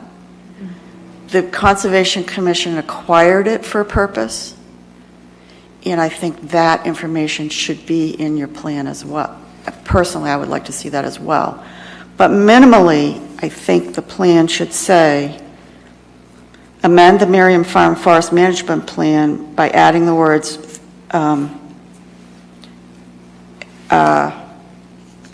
through an acquisition by the Conservation Commission pursuant to RSA 36A. That's after Eric says the town acquired the property in 2017. So, again, I think it needs to be noted in the management plan that Conservation acquired the property under RSA 36A, and that is a huge element to your stewardship. So those are my two proposals. I think that's a great idea, and we'd obviously need your help if you'd be willing to. Yes, Bob. Deb, that one, have we, do we vote that into forestry as town forest? Yes. So that is? Yep. So the management is under town forest? It is, but under RSA 36A, Conservation, once they acquire the property, also has the statutory obligation to manage the property as well. It doesn't mean forestry stamps out conservation. It just means there are two boards, because of the statutes and the way they're written, have management authority. And you're talking just on this piece of property? Because it was acquired by the Conservation Commission, yes. But most of them were, almost all of them were. Some of them were, some of them were not. Yeah. But where they were acquired by Conservation, I think your management plan should be clear that it originated from Conservation. So think about 15 years from now. How are you going to tell? Where are you going to find the information that this was acquired by the Conservation Commission? I don't know where, unless you were smart enough to go to the minutes of the meeting 15 years ago. Because there's nothing, it's not in the deed, it's not in the plan. So I don't know where you get that, 15 years from now, how the people know that it was acquired by Conservation. Now, if you're going to amend that plan, can we put another amendment in there that basically somehow or another so that the town could use the fields for growing? You know, the cornfields are they're just a mess now. And is there any way, see, because what I remember and what I recall, and I don't know if everybody else in the room recalls this, but there was nothing in the plan that allowed anybody from town to be able to use the property for agricultural type stuff. And, you know, I had talked to Paul and said, I seem to think that some of this land we're kind of wasting by not putting it into agricultural. I think that's a debate that needs to be considered. If you're making the proposal that some of it should be agricultural, then that's a debate that should be talked about. It's being talked about quite a bit on the master plan committee. But that's where it's coming from, because the master plan committee we had an extensive talk about that, and there was a lot of people on that committee that are sitting there saying, well, I'm a taxpayer, and how come we can't use the land to grow anything, and how come this, how come that? And I said, well, I guess you're going to have to talk to forestry. Well, forestry and conservation. Whatever. Yeah. If I could chime in. So it's on the radar. Hold that for a second, because I think, like Deb said, that deserves a little discussion. Do we have to make a motion so that you can go ahead and modify the management plans? I think you want to agree that they need to be, that you want to amend them. Well, why don't we make I'll make a motion that we amend the management plans as you proposed. Okay. I second. All in agreement, say aye. Hold on. Oh. I do have a question. So the amendment that you're proposing is... She's proposing two things. I was going to say... You're going to take the woven management Yeah, the first plan one is to put the deed on there. Yeah, where it refers to I think we book ought to and keep them page. separate. I don't think we ought to put them together. I think we ought to keep them separate as far as motion goes. Just, because the okay. deed is, you know what I'm saying, Paul? We can make two motions. I'll make a motion that we modify the Woven management plan such that it has the deed attached. Let me make that as It's one clearer. motion. Okay. I second. Do I have a second? I all agree? Say aye. Aye. Aye.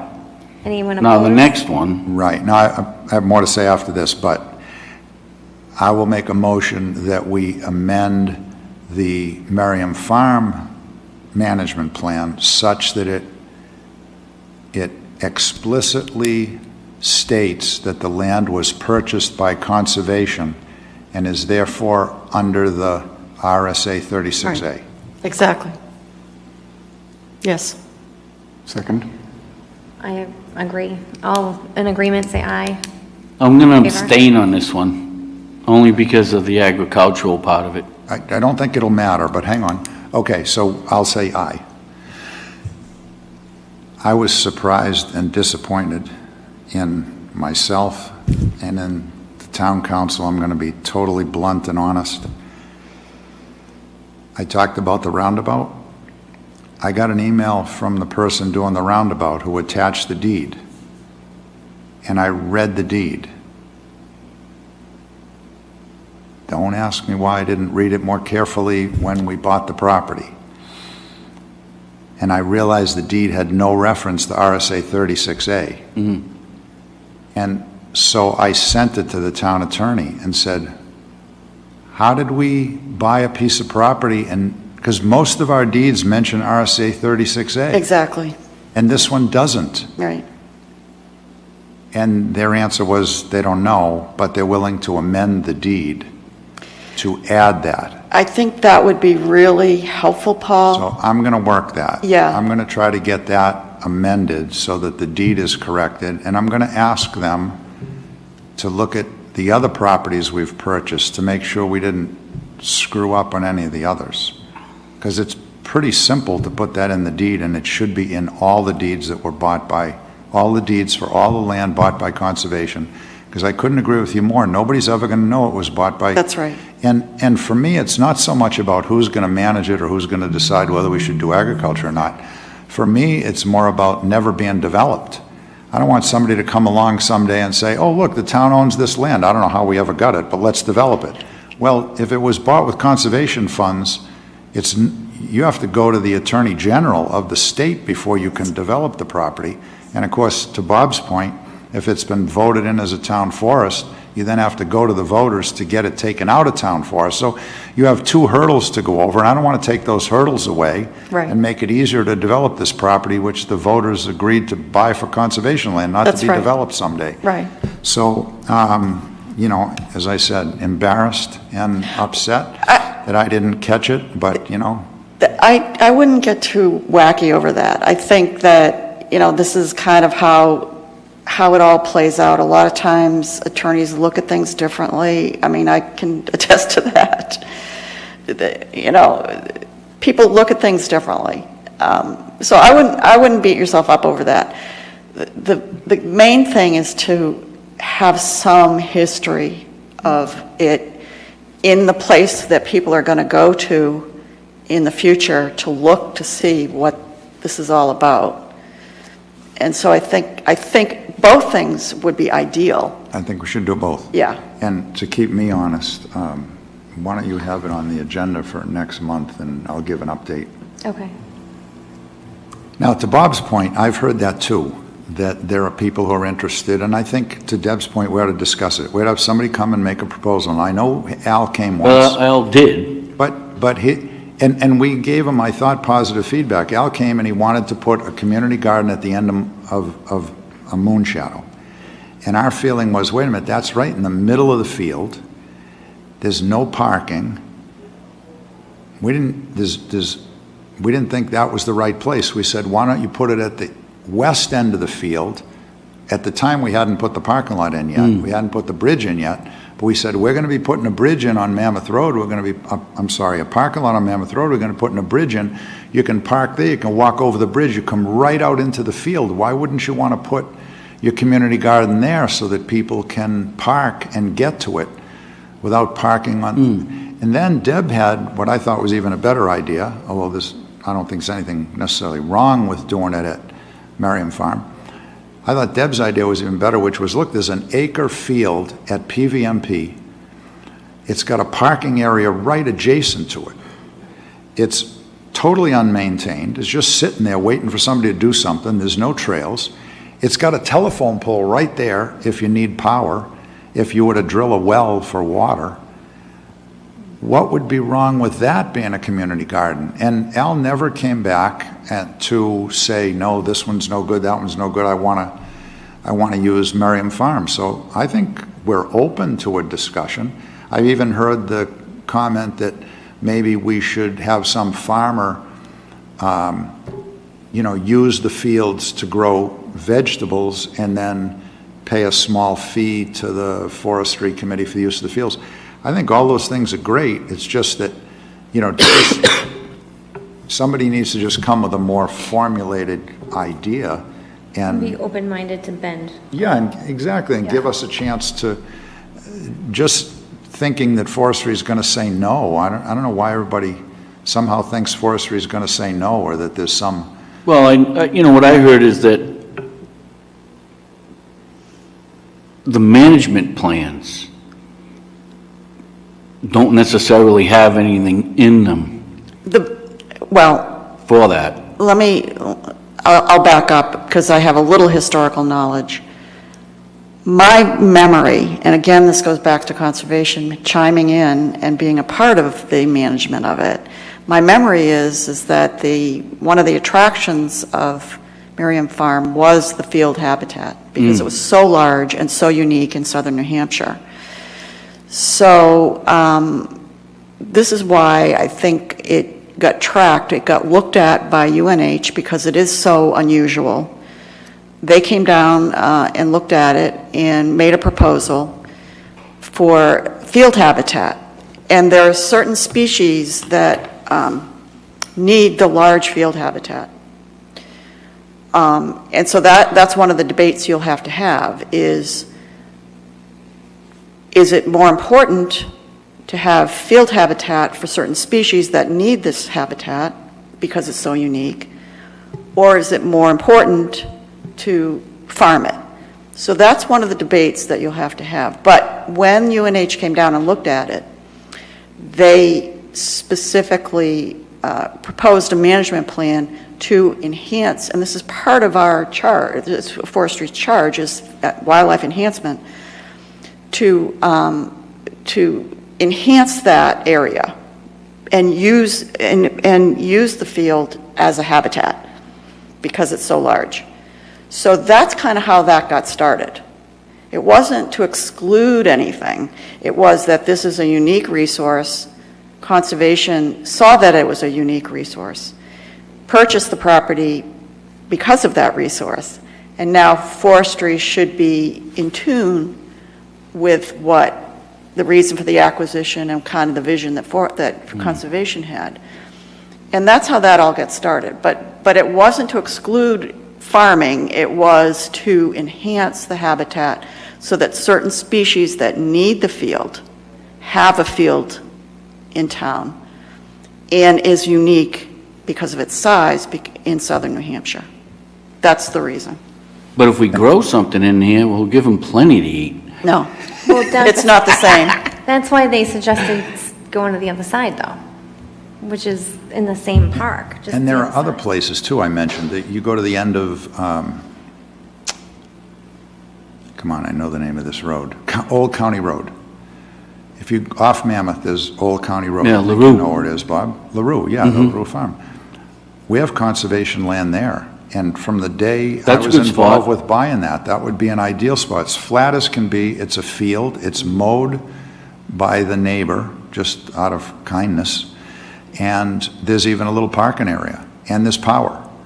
So, yeah, maybe you have to drill a well so you could have water. I don't know how these community gardens work, I'm just not familiar with it. Yeah, me either. But I don't think that because Eric didn't state in the management plan that we ought to consider a community garden or we ought to consider renting it out to a farmer, or we ought to consider putting solar panels in it. The objective of the management plan wasn't to be exclude. Yeah, it wasn't necessarily to exclude things. He was just recommending how the forest could be managed and how the edge, the edge. I mean, that's what he edges could does. be managed in the That's how field. he makes a living, so he And put down what needs to be recommended it done. be used for wildlife, because to Deb's point, our mission is wood, wildlife, water, and recreation. And so I don't think it's something we would necessarily be opposed to. I think we would make recommendations that there are other places that are more appropriate, though, because to Deb's point, 15 acres, a 15-acre field, there's only one in this whole town, and that's it. So if you're going to put a community garden somewhere and you have 1-acre fields here and there, why wouldn't you put the community gardens in the 1-acre fields? Why do you disturb the only big field we have? So I'd have to get over that hurdle. But I'm not opposed to having a discussion, anyway, without belaboring it. No, I just figured I'd bring it up coming from, those meetings, things that I get out of it. It's good point. So. All set? All set, thank you, Deb. All right, Tim has some updates, bridge updates and trail work updates.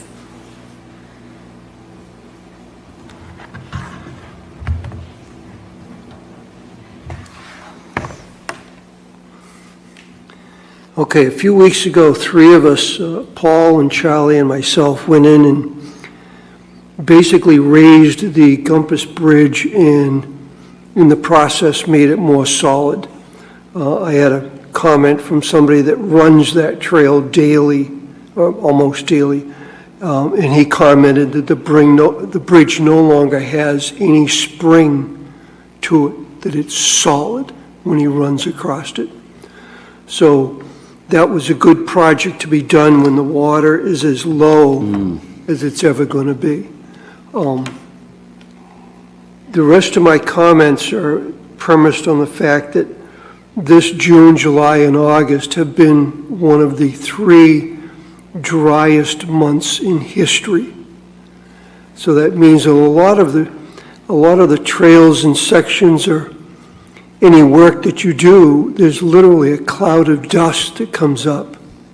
So it makes it a little bit more difficult to do meaningful work. But to bring you up to date on Wolfen, is all of the age-friendly work has been done. We went in and dug the holes for the bench the other day, and all we need to do is have one more work day to install the bench itself. So that project is pretty well all set. The entrance to Wolfen has been reinforced, let's put it that way. I like the bigger stones. A lot of big stuff has been rolled into place. Whoever is breaking it apart, they've got more work to do now. Okay, so hopefully that will stay in place.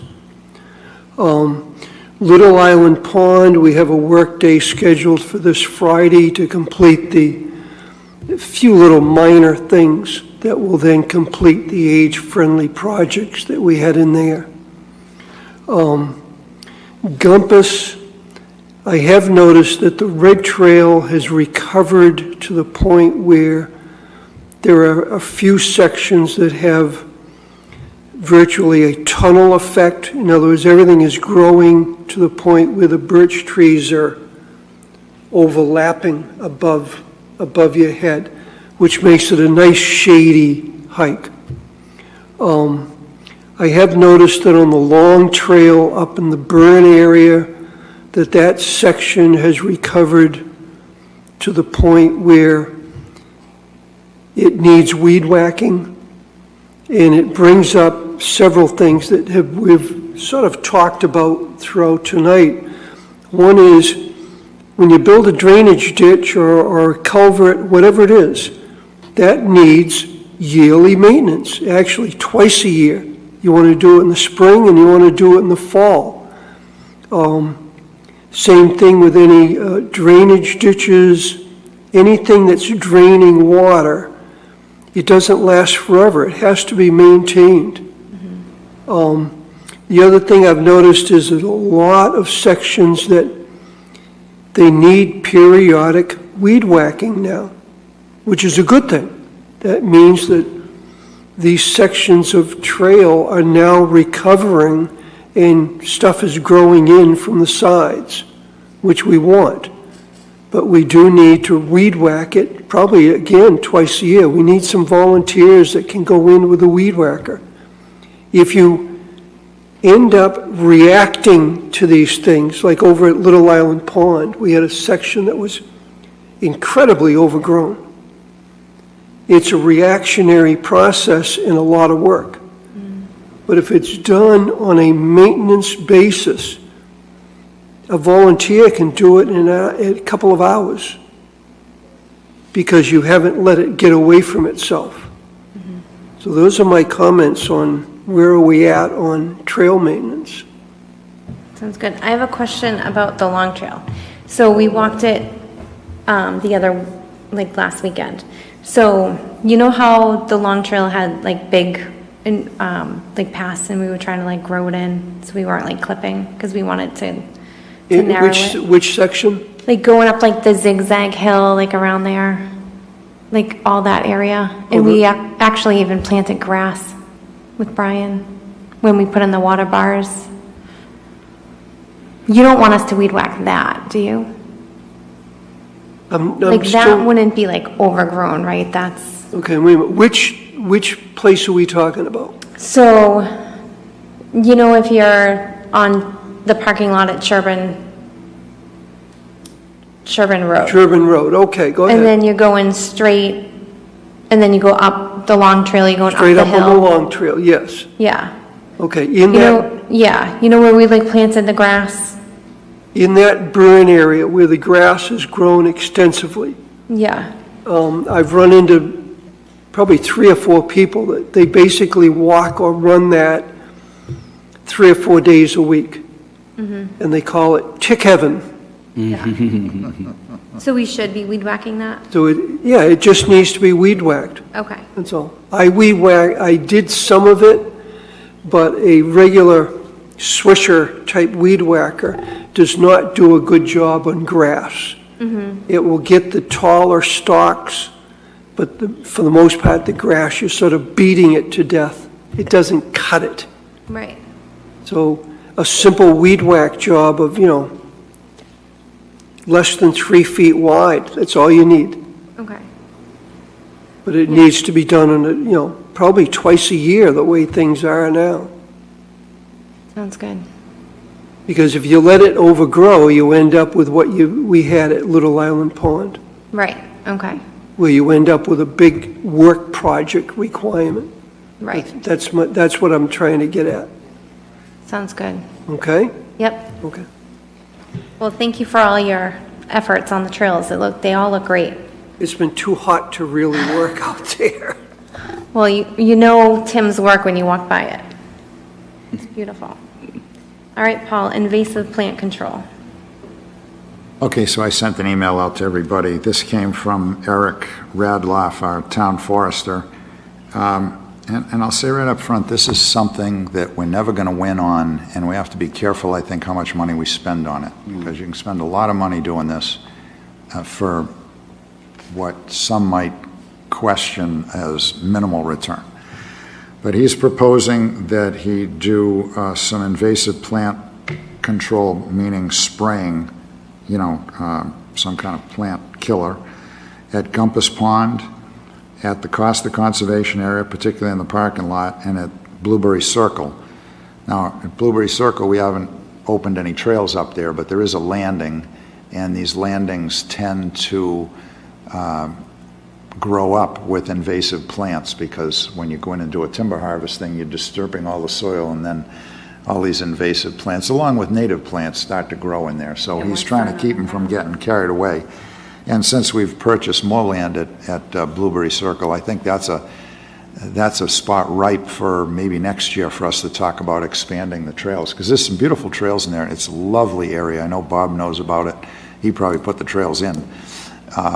There's some lovely trails out there. It's very remote. There's some nice wetlands. It goes out to if you go out in the winter, you go out to that cedar swamp in Massachusetts, the big white cedar swamp. Anyway, I'm getting off the subject.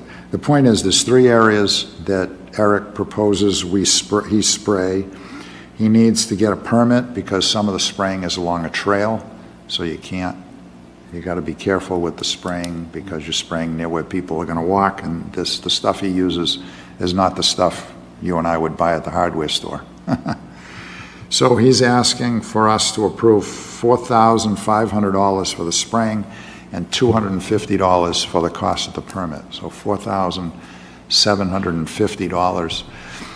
I'd look to Chris to see, first of all, how's our, I know we proposed something like $50,000 we would spend this year, $52,000. Do we have enough headroom in that, Chris, to spend $4,750? Okay.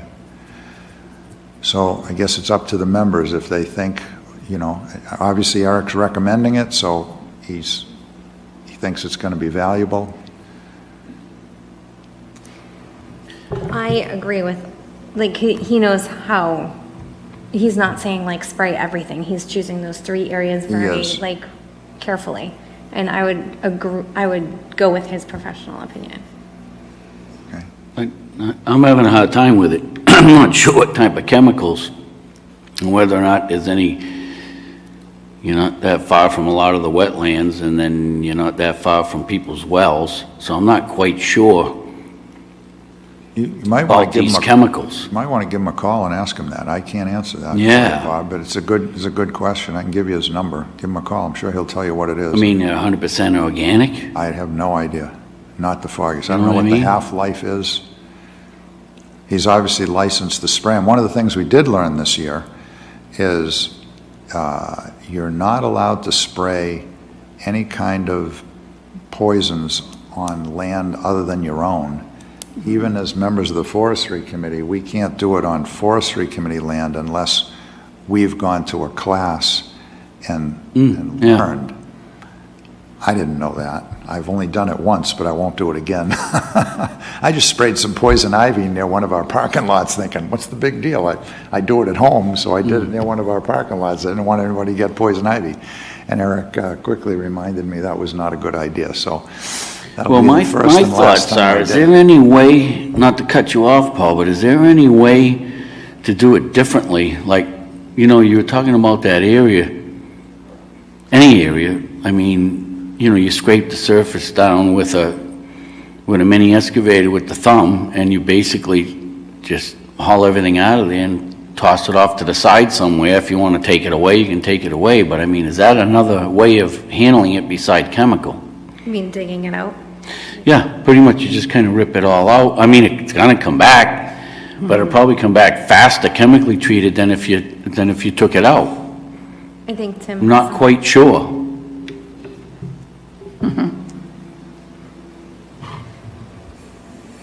Since Gumpus is one of the areas that I'm at a lot, the invasive plants, there's no way you're going to pull them all out. It just won't work. It's a constant battle with me, just keeping the trails open in certain places because that stuff grows unbelievably. And it tangles itself. What is it, bittersweet? Yes, bittersweet. It's the bittersweet that is just horrible. That trying to pull it all up is just not going to work.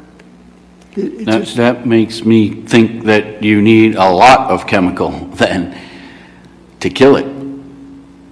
That I don't know. That's And like you question said, for the it guy keeps that- coming yeah. back. Yeah.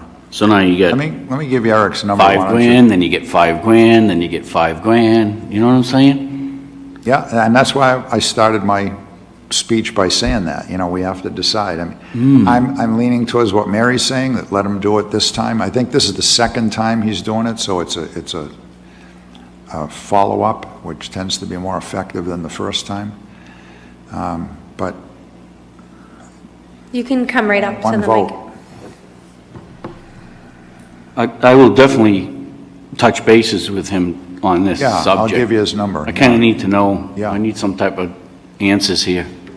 I'd like to touch base on that a little bit because, we're almost ready to kind of like, the committee vote on that.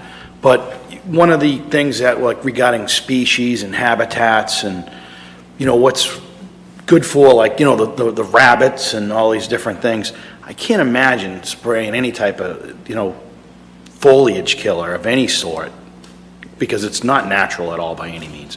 They're not doing it in the White Mountain National Forest for walking trails. So, I mean, as for chiming in on this, I think that is a dangerous path to go by.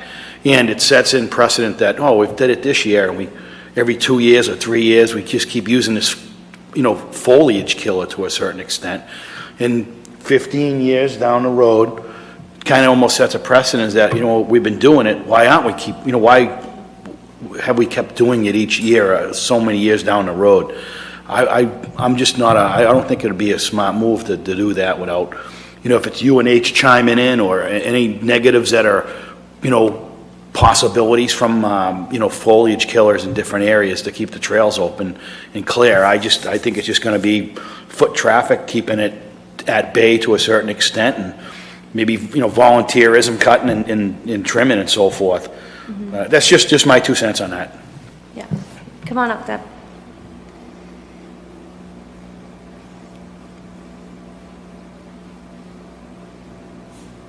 Yeah, so UNH is a really good resource if you want to study up on it.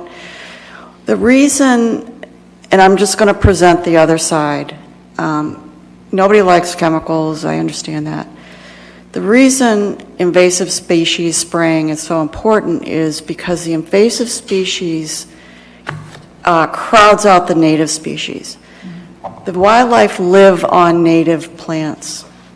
They grew up that way. They're evolved that way. That's why, that's the reason for spraying the invasives, is because they are crowding out the native species and therefore eliminating what the wildlife normally eats or what is normally in a wetland. So that's the reason for it. It's a tough issue. I totally agree with that.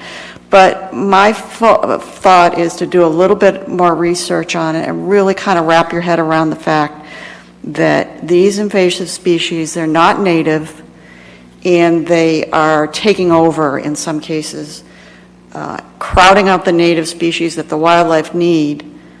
And unfortunately, it's one of those things that are going to be needed to gain control. That's just my 2 cents on that. So do you think we should take the month for everybody to think about it and to read up on it? Yeah, I think that's a good Yeah, idea. we got to table it. Yeah. I was going to suggest that we definitely table it because after this thing gets viewed, you are probably going to get some phone calls and some emails. And then you may get more opinions, which is kind of what I'd like to see. I'd like to see more opinions. All right, so we push it off till next month? Yep, I'll add it to the agenda. I've got another item while I've got the floor that's not on the agenda, but I think I sent this to everybody, and we've had this discussion before. It goes back to the fields. After the UNH people came down that Deb talked about, we had a very, I'll say poorly conceived, I guess it's my night to be honest and feel guilty, a poorly conceived process of mowing, which was mow every field every year. That was that simple. There was no studying or genius in it. And when you think about it, all that happens when you mow a field every year is you encourage the growth of grass and the growth of nothing else, because you don't allow any of the native flowers to seed and plant and, reseed every year. You're just mowing them. So the UNH people said, no, you really ought to be mowing every third year. That way you keep it from becoming early succession, but you allow, you mow 1 year, but then you have 2 full years where the native plants can seed themselves. And so, things like goldenrod and Queen Anne's lace and all the wildflowers that we have that are native grow. You have habitat for ground nesting birds and rabbits and all that stuff, but it doesn't become early succession. So you never lose the field, but you don't only grow hay. So we asked Eric to come up with a mowing schedule, which he has, and he's divided everything into a 3-year plan. So Merriam Farm, our favorite subject tonight, with 15 acres, the idea there is we'll mow 1/3 each year. So 2/3 of the field will be left alone, 1/3 will get mowed. Then the next year, another third will get mowed, and the third year, a third will get mowed, and then you start over. So he's put together a plan, which I believe I emailed to everyone. This year, the proposal would be to mow 1/3 of the Merriam Farm, mow the field at Cutter, which is the one off off Sherburne Road. That field has been let go and is actually starting to become early succession. That's going to be challenging to mow that. And then to mow the one at PVMP, which Linda pointed out to me a few weeks ago, that is becoming early succession. So those would be the three for this year. Next year, he'd do another third of Merriam Farm, and he'd do Woven. The year after that, he'd do the balance of Merriam Farm and Gumpus. This year, since we're talking about mowing Cutter, which is in pretty bad shape, and PVMP, which are in pretty bad shape, he's asking for $2,000 to do the mowing. I'm not saying it's going to be $2,000 every year, but he's saying to do what he wants to do this year, it would be $2,000. Now, unlike the $47.50 for spraying, I think $2,000 is a pretty good deal to get that much field mowed, and I think it's critical to the point Deb made, and that we all know there's just not enough field around. We need to keep the fields open, so there. And it's better than chemicals. Yes, sir. It's better than chemicals, you bet. So there, I would like us to consider authorizing Eric to spend $2,000 to mow 1/3 of Merriam, the 1 acre at PVMP, and the Cutter Woods field, which I'm going to say is, Deb will correct me if I'm wrong, but 3, 4, 5 acres maybe, something like that. It's probably at least 3 acres. It's pretty good size. It's a pretty good size field. But then he doesn't have to mow those for another 2 years. And then he wouldn't mow those for 2 more years. Yeah. It also includes mowing the areas between Sherburne Road and, the original entrance to Merriam? There's a sign, there's an area there that's all grass, then there's a sign that says Merriam, just says Frederick Merriam Conservation Area.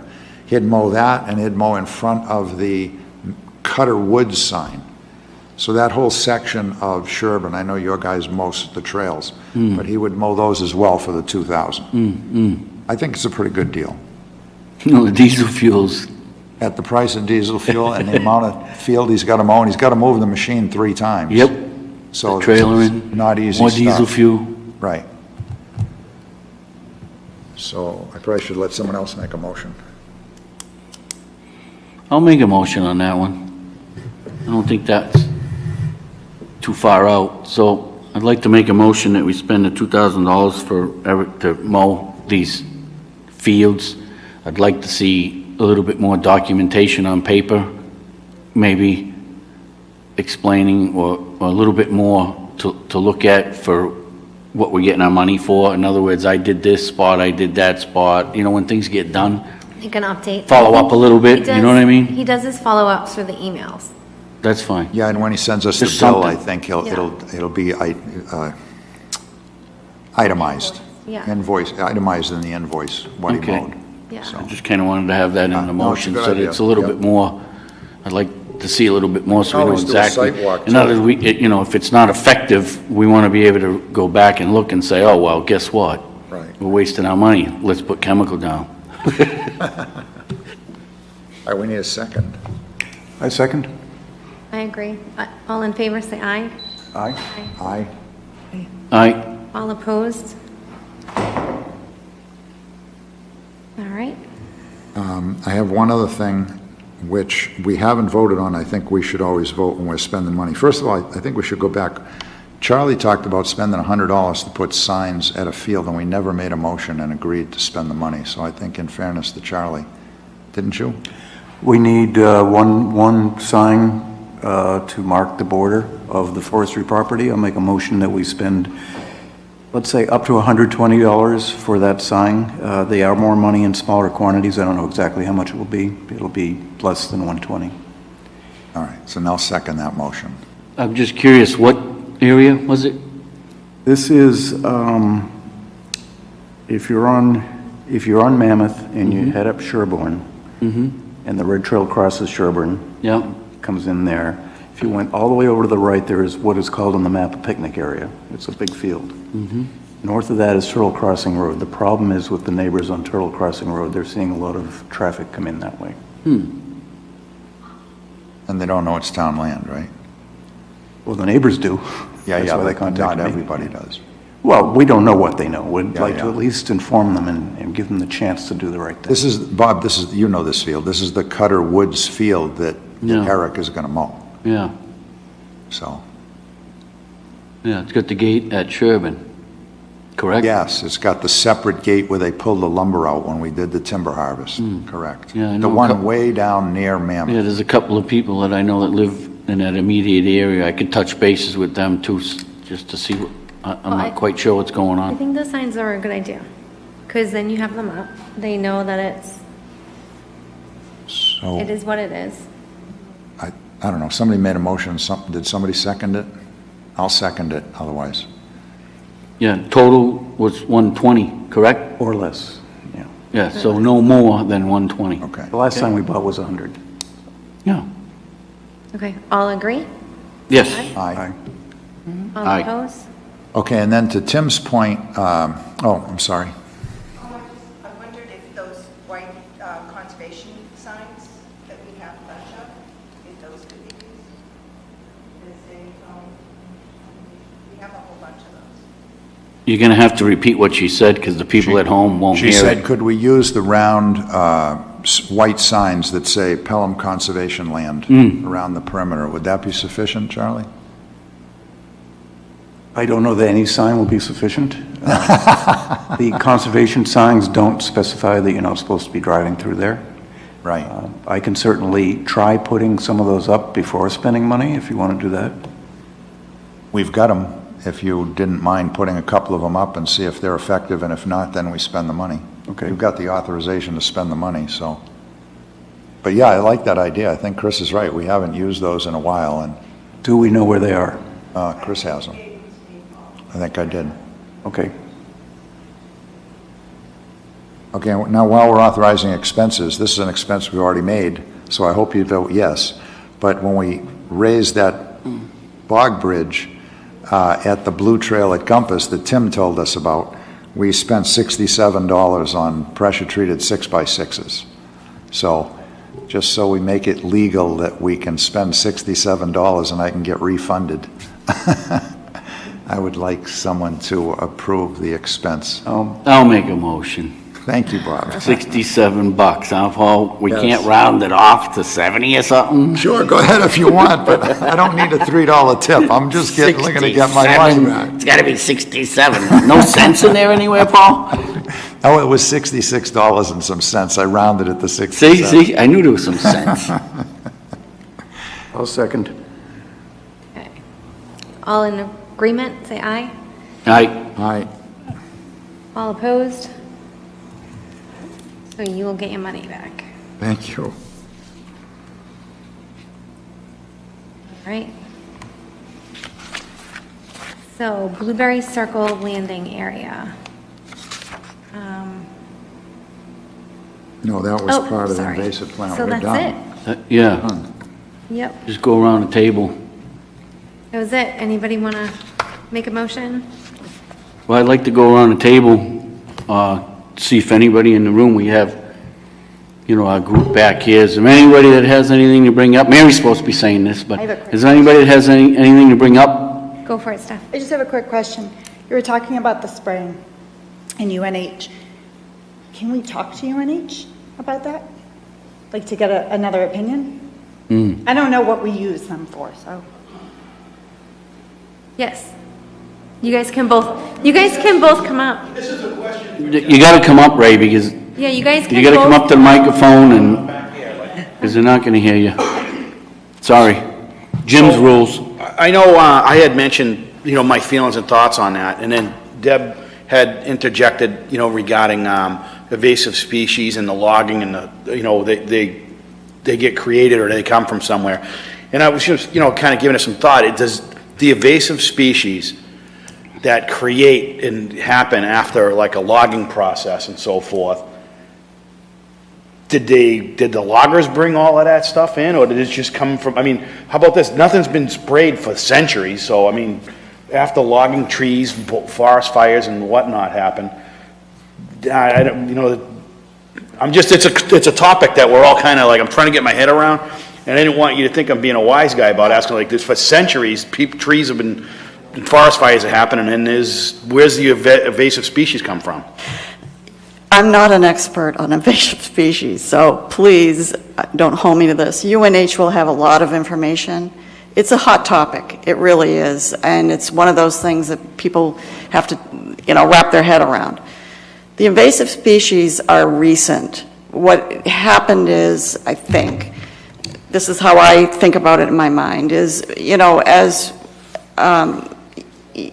travel happened and people imported plants and different ornamentals that they found fascinating and planted them, and they kind of got going. And for instance, burning bush is one of them. People like burning bush because it's a nice landscape plant, but it really invades into the wetland areas, and it's one of those plants that just has flooded wetland areas and taken over, crowded out the natural species that are there. So invasives are a recent phenomenon. The loggers may or may not bring them in. I honestly don't know for sure that topic, but generally they are along the trails. They can be along the trails, and people kind of with the foot traffic bring in the seed, or different types of events that happen along, to bring in and birds are also culprits. But I really encourage people to read about it and read up on it. It's not an easy topic to just sort of flip off on the top of your head and make a good decision. But UNH will have a lot of information. You kind of got to get into the weeds about it. But invasives are a recent phenomenon. I think it's a great idea for everybody, because everybody has, when we find something, somebody shares it, through our email chain. I think it's good for everybody to look it up, read about it, listen to a podcast about it, call UNH about it, talk to Eric about it. And then we can all, have this conversation again next month. But it's really good points on both sides, and I think that's why Deb says it's such a hot topic. Anybody else have anything to say? And it's not just plants. You take what is the bug that's killing all the ash trees? The insects. The emerald ash borer. What happens is there's just so much movement around the planet. The humans have basically taken the planet and put it in a blender and mixed everything up. So you've got that's an Asian beetle that, winds up in some piece of wood that comes from Japan or something and comes into the West Coast, and the next thing you know, there's Asian beetles in the U.S. In Asia, there are predators, because over the centuries, predators evolved to eat just about everything, but the Asian beetle shows up in the U.S. There are no predators in the U.S., so it spreads like crazy, and I challenge you to find me a live ash tree in the town of Pelham. I mean, there's hardly an ash tree to be found. They're all full of woodpecker holes because the emerald ash borers have laid their eggs in them, and the larvae grow up under the bark. The woodpeckers try to get at them, and all the ash trees are dead, including every doggone one on my property. So it is a tough subject, and some of the invasives are more difficult than others. The one Deb mentioned, as bad as it is, I think is one of the easier ones to control. One of the harder ones is what Tim mentioned, the bittersweet. My neighbor's got bittersweet that goes 100 feet up the trees, and they make these red berries that the birds seem to like. So I guess birds are adapting to even the invasives, and then they come over to my yard and poop them out, and I've got more doggone bittersweet than you can shake a stick at, and bury them can be a challenge. I just tried doing it with it looks like bamboo. What's it called? Japanese knotweed. I tried taking Japanese knotweed with an excavator, digging a hole and burying it in the hole. Forget it. There's more Japanese knotweed there than there was. Every little piece that you break off with the excavator that lays on the ground puts down roots and grows back up. So these things there's no easy answer. Anyway, we're off the subject. Yep. Mary, get this show back on control. Hey, anybody want to make a motion? Oh, no, not yet, hold on. Anybody else have anything before I start? I just wanted to go through, the OHRV committee's been meeting on a regular basis. We've been looking at different properties. Right now, there's no decisions on any particular property. We got another meeting. When's that meeting, Jay? Tomorrow night, is that correct? Tomorrow night there's another meeting. We'll probably know a little bit more. So I think I'll have a little bit more on that subject at the next meeting. And then the other thing that was asked was forestry control versus conservation control versus what Deb said, conservation purchasing the property. I'm going to have to get an answer on exactly who's controlling what and where. I don't think it's about the control. I think it's about the history, right? Like connecting the dots. So that way they can't build on the land that was purchased by the conservation. So if we connect the dots, then we're, again, creating a hurdle for people to... Yeah, but what I'm talking more about is the OHRVs as far as property that we can go on and can't go on with them. That's the question that I'm being asked. And who controls the property? So there's some pieces of property that forestry, if it goes into forestry's management, then everything has to go to forestry. Mm-hmm. And if it's conservation that purchases it, according to what Deb just said earlier, then conservation can manage it. So that's where different parcels will have different control mechanisms on them. So we have to make sure that we deal with who we have to deal with properly, whether it be the selectmen that are controlling it, whether it be conservation, whether it be forestry. So we have to make sure that we're on the right path. Yeah, and it could be both, because it could be bought, like Merriam Farm, bought with conservation funds, which means you have to follow RSA 36A. Mm-hmm. And then it could have been declared a town forest, so then the forestry committee has certain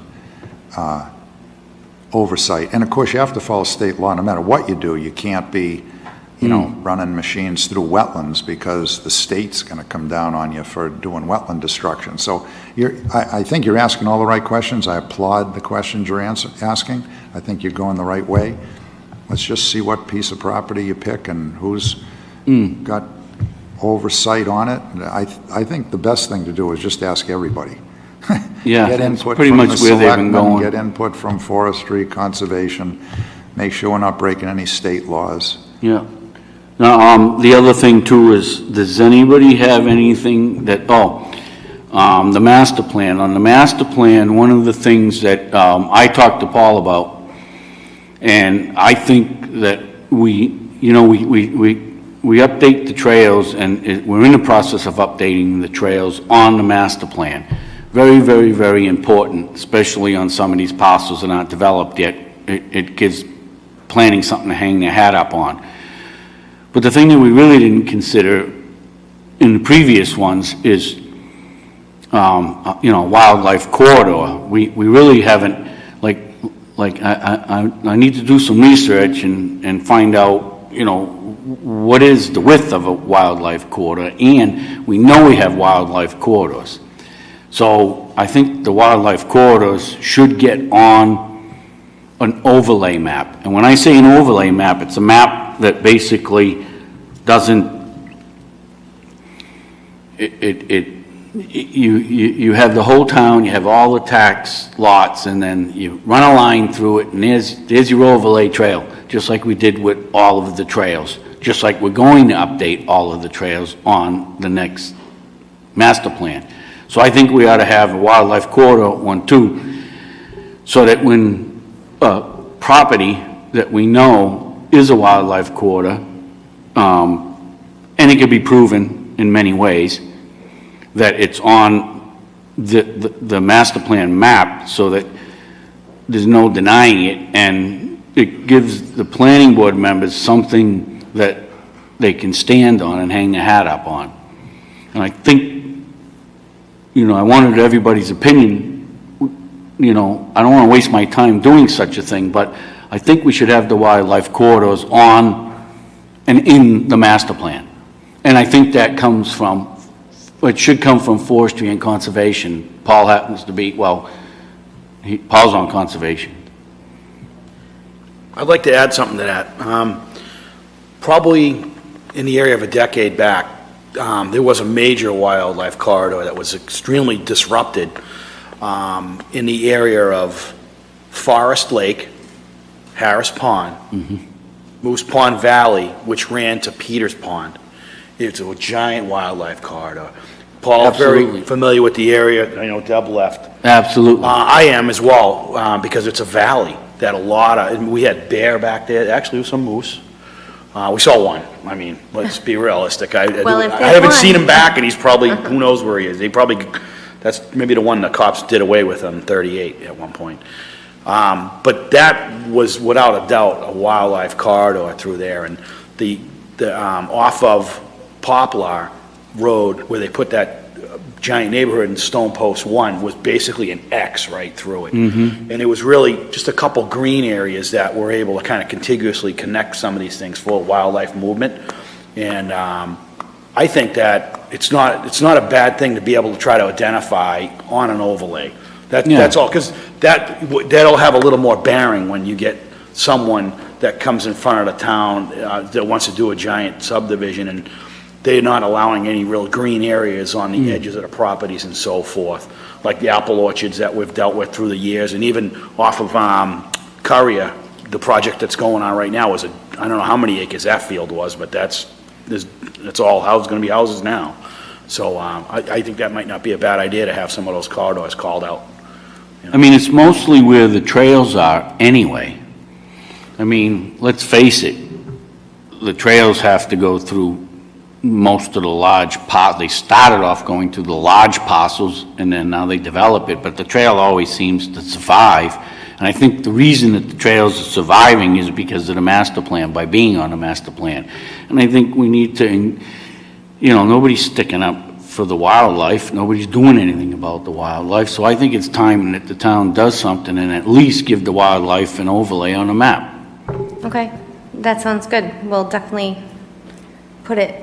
So I'm going to push for that. Yeah. I already have at the last meeting, and told them that, so next meeting, we have the outside agency that we hired, and that's when I'm going to talk to them.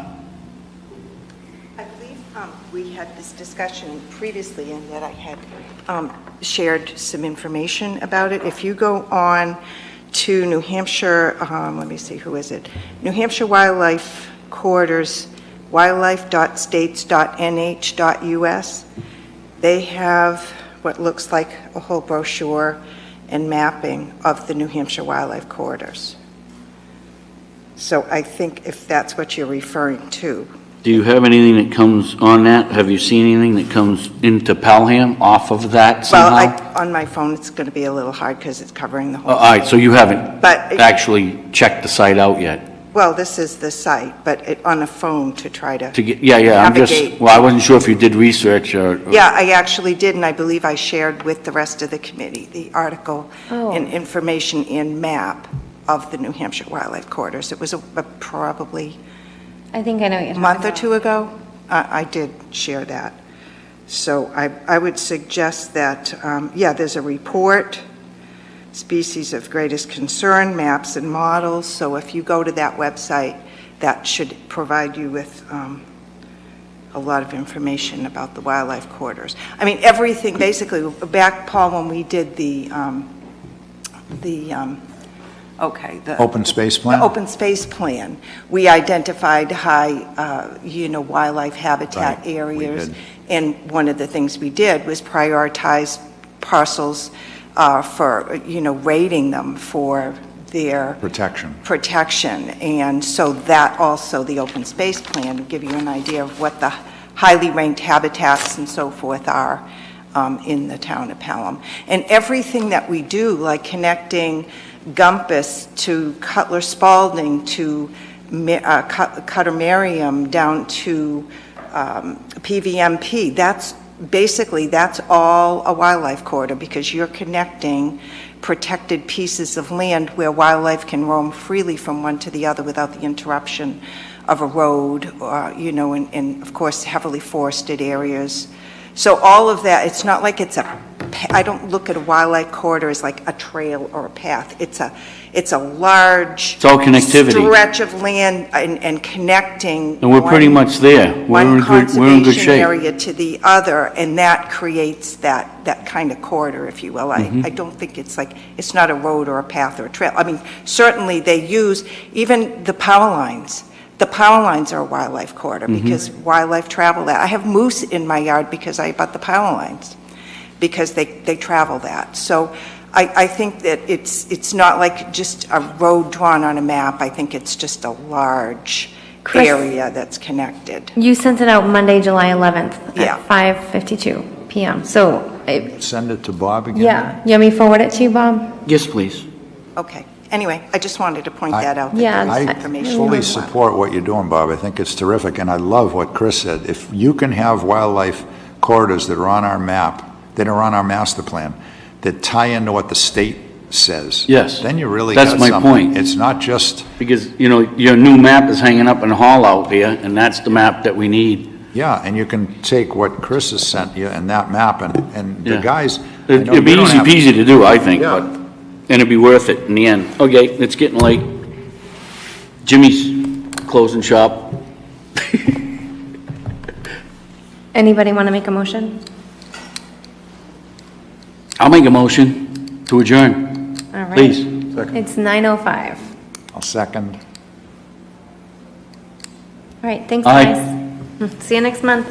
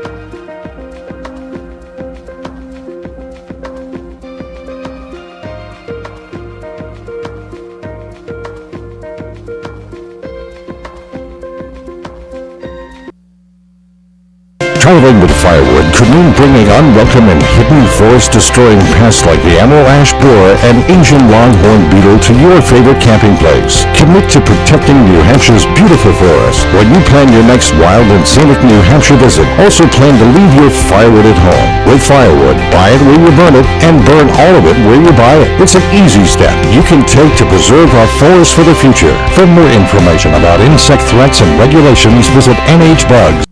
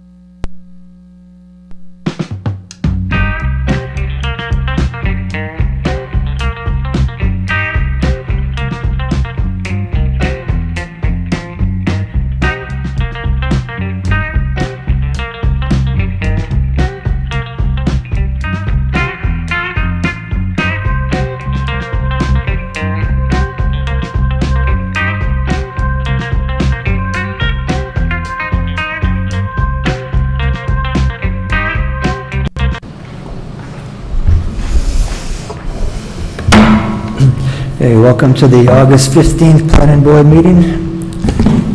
Would you read the roll? Tim Doherty. I am here.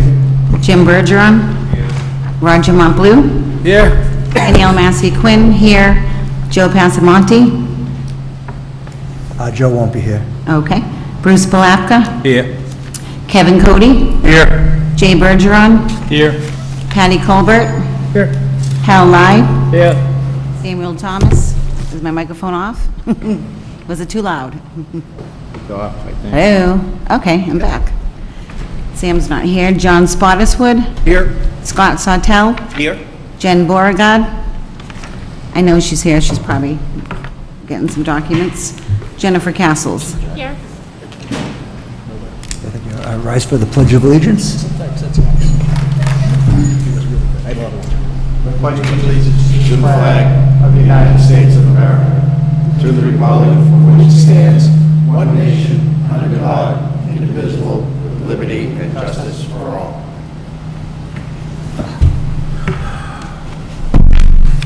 All right, if there is anybody here for case PL 2022-00009, it's David Mendes, 51 Hayden Road.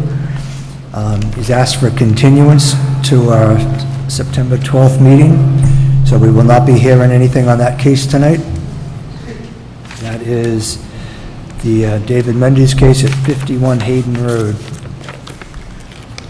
That being said, we are going to do the minutes from August 1st. Does anybody have any clarifications, additions, changes to the minutes of August 1st? Al? I got two. Bruce, could you push the mic closer to Al? Here we go, Al. Oh, it's there. Oh. Can't even hear myself talk. What the heck was it? I don't know why I couldn't hear.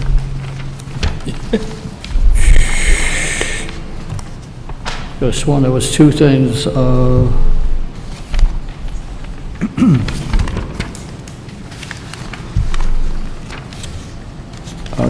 The August 1st minutes? August 1st minutes are the ones we're going to work on, Al. Yeah. We had, Oh, okay, I got it. On line 61, just change the MS to MR for Montblow. Oh, yeah. And then there was one other thing. It was just this thing of an S that just was hanging out there.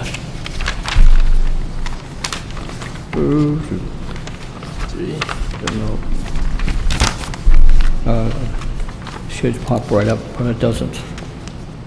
All right, I don't know where it is. All right, if I find it, I'll tell you.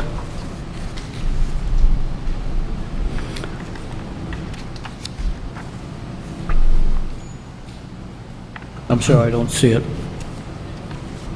Right, was it anything major, Hal, or was it? Oh, nothing, nothing. Minor change? Yeah. All right. Does anybody else have any changes, suggestions? No? All right, I would entertain a motion that we approve the minutes as amended. So moved. Second.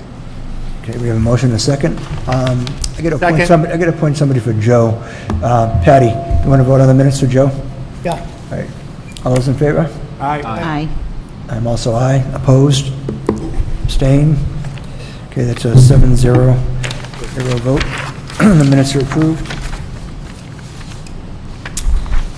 We're going to move on to item number 3, which is case PL 2022-00006, parentheses 2. It's Mako Development LLC.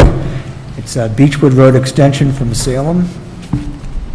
Do we have, oh, they're just walking in the room now. Good. Peter and Shane, we're just taking your case now. If you could come right up to the tables.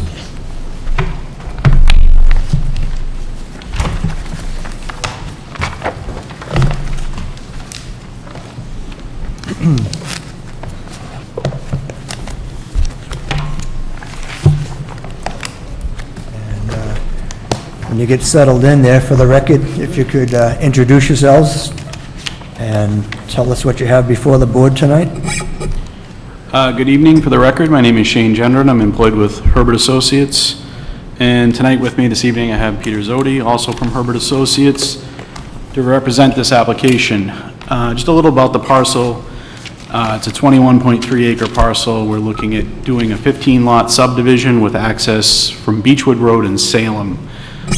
Since the last hearing, we had gone to Conservation Commission and met with Conservation Commission. We did a site walk with Conservation, and then we went back, and I think there's some correspondence probably in your packets that talks about the special permit part of the application that we have before you this evening. We do have a couple of areas of WCD impact that are for the drainage detention areas, really just for the grading for those ponds. So it's really just kind of a temporary impact.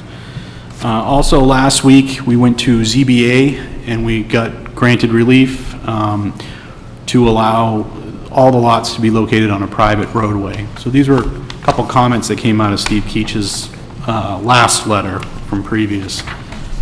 There's a new letter out from Steve Keach. I'm sure he's going to go over some of those items in that letter. But as far as we're concerned, there was really no showstoppers for us. We agree.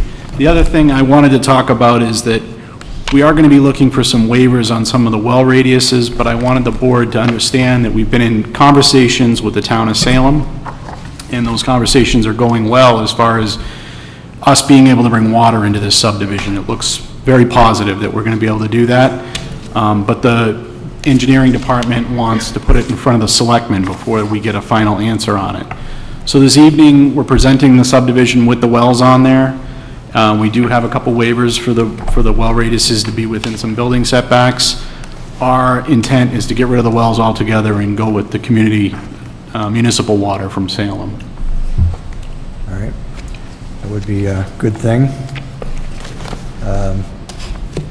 Do planning board members have any questions for the applicant at this point?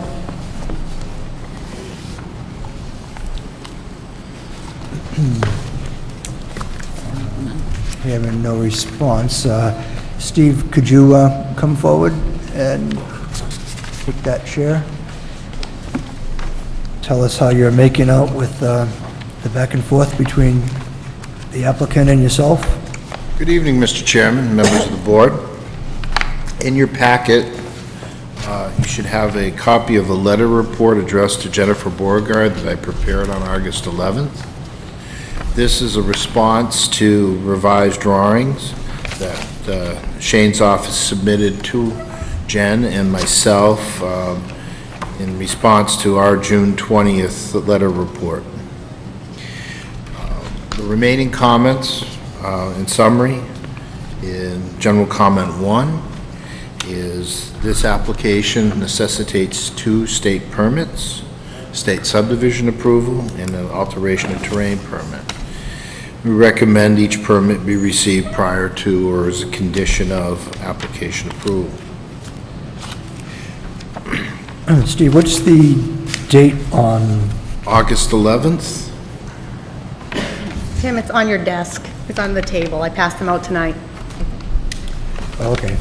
So the one that came in the packet was from... This one's dated August 12th. June 20th, yep. All right, that one's quite a bit outdated, All right, Mr. yeah. Chairman. So Steve, since we're just getting this tonight, could you detail it a little bit more for us, please? All right, so the Had a general chance to- comments, I had 4. One was the state permits that we just discussed, and I recommend those 2 required state permits be received prior to or as a condition of any approval your board may elect to grant. The second condition or comment deals with a recommendation, as always, a condition of approval be the applicant provide a performance guarantee in amount and form acceptable to the town of Pelham to serve as a financial surety for full and final completion of improvements. The third remark under general comments is recognition that the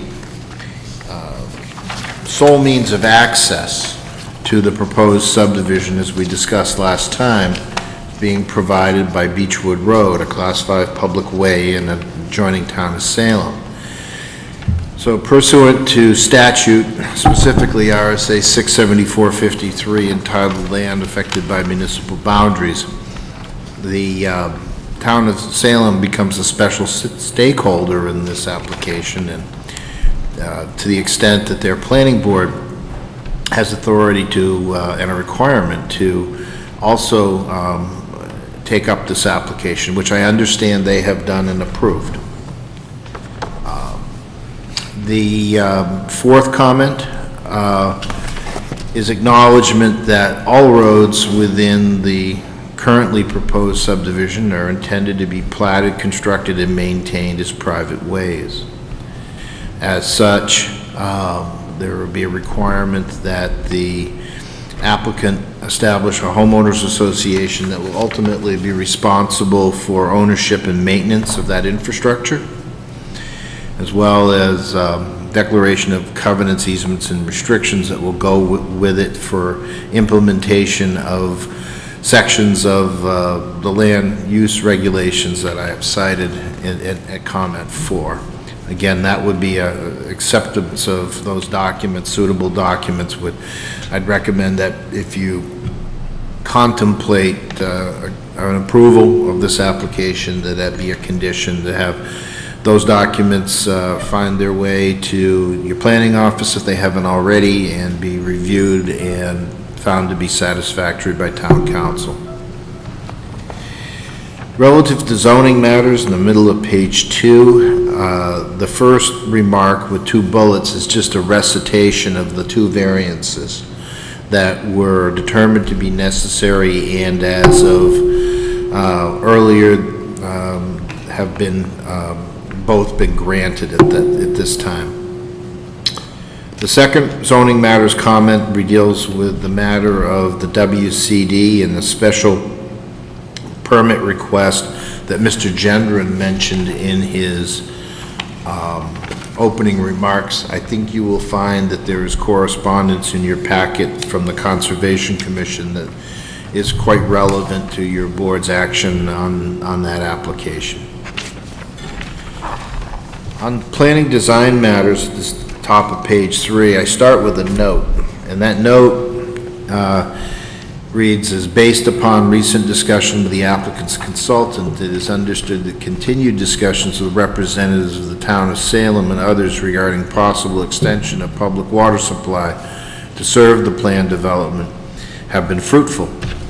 In the event continued pursuit of this option culminates in receipt of approval and commitment for the contemplated utility extension, we will recommend the final project plans be revised to provide appropriate design and construction details for installation of public water, utility main services, and appurtenances.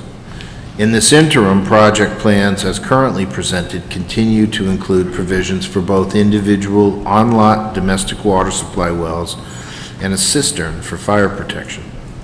Although it is anticipated both the water wells and various references to cistern installation would disappear from the final plans in response to confirmed availability of public water supply, for the purposes of this report, we continue to offer remarks based upon current plan contents, which presumes the status quo of wells and cistern. Obviously, those remarks would become superfluous if availability of public water supply is ultimately realized. So there are, as Shane alluded to, there are provisions on the plans that, as they are drawn this evening, for both water wells, several of which would require waivers of the well radius protection from provisions of the land use regulations, and those are discussed under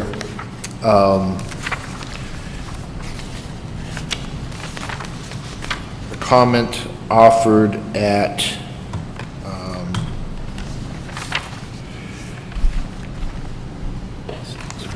six in my report. Yes, on the subsequent page. I'm going to gloss over that for a minute because comment 6 and 1 again would become superfluous if water is ultimately provided. Comment 2 on page 3 is nothing more than just, Scrivener's errors that need to be corrected. Item 3 is equally as simplistic, all final drawings stamped by the various professionals who prepared them. And then at comment 4 at the bottom, again, Scrivener's error type things, drafting level stuff. I won't bore you with the details.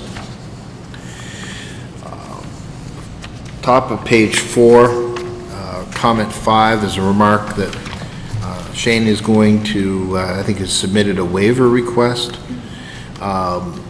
Section 203-4B of our land use regulations specifies all dead-end streets shall terminate in a cul-de-sac designed, laid out, and constructed in conformance with figure 203-4.2 of the land use regulations.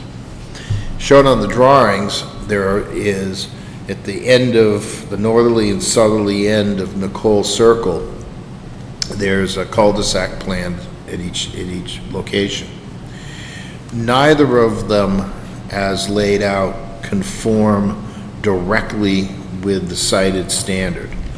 The southerly one is very close. The northerly one, because of its diameter and the land being situated immediately east of it, containing a pond and some jurisdictional wetland.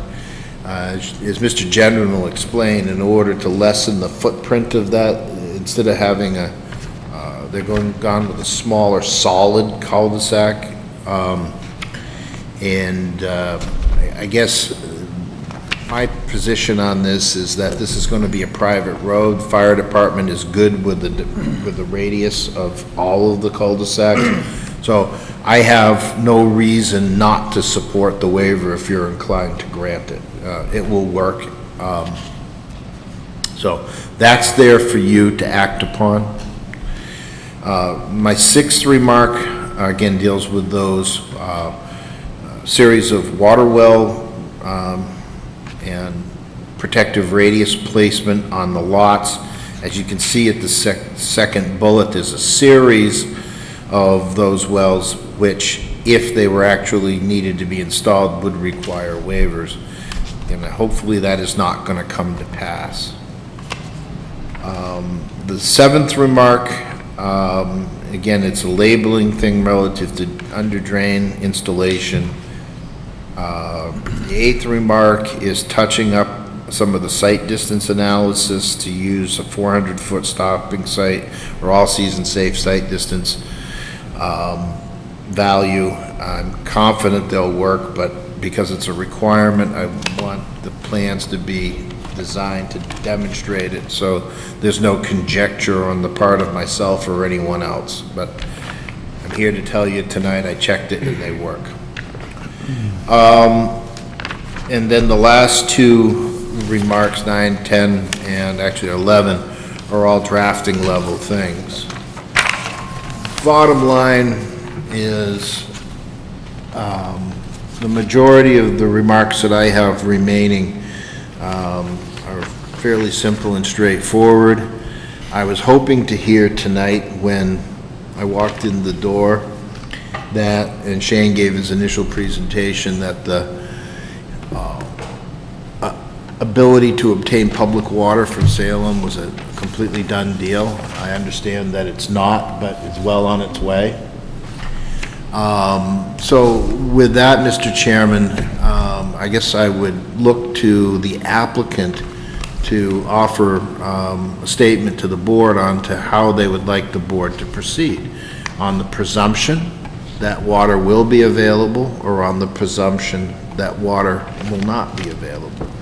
Because if the water is not going to be available, there is waivers for several of the wells that we talked about at comment 6 that you're going to have to take up and consider.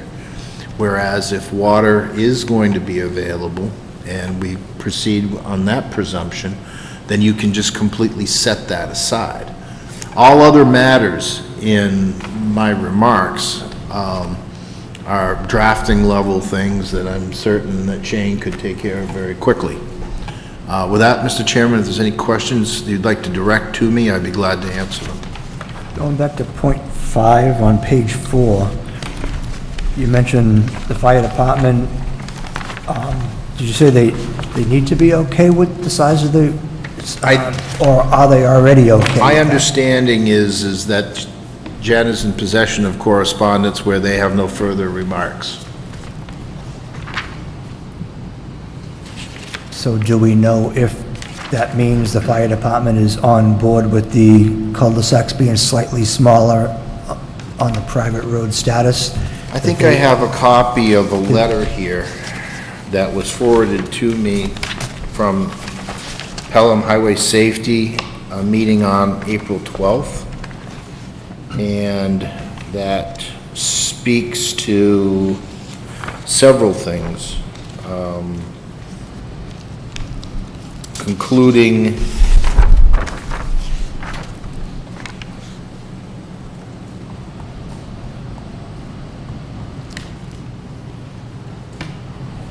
I don't know, Shane, help me with this. You were at the meeting, I wasn't. Well, I mean, I can say that nothing's changed about the geometry of the roadways. We've been to highway safety now 2, maybe 3 times about the project. And I believe the letter that Steve's talking about from the 12th doesn't comment directly, but also there's been really no problem with any of the layout as far as, you know, when we discussed the project. Jen? Yeah, I never heard any concern from the fire chief about the actual length of the cul-de-sac.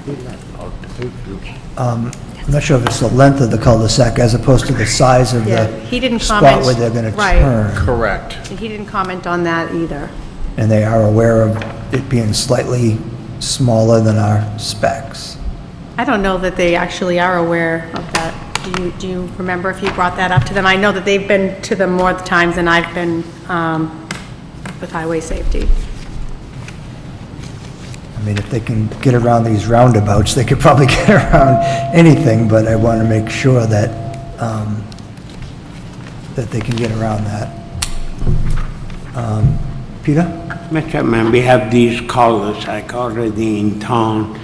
Many years ago, we brought the fire department to examine this cul-de-sac. As Mr. Keach says, these are full cul-de-sac, all paved.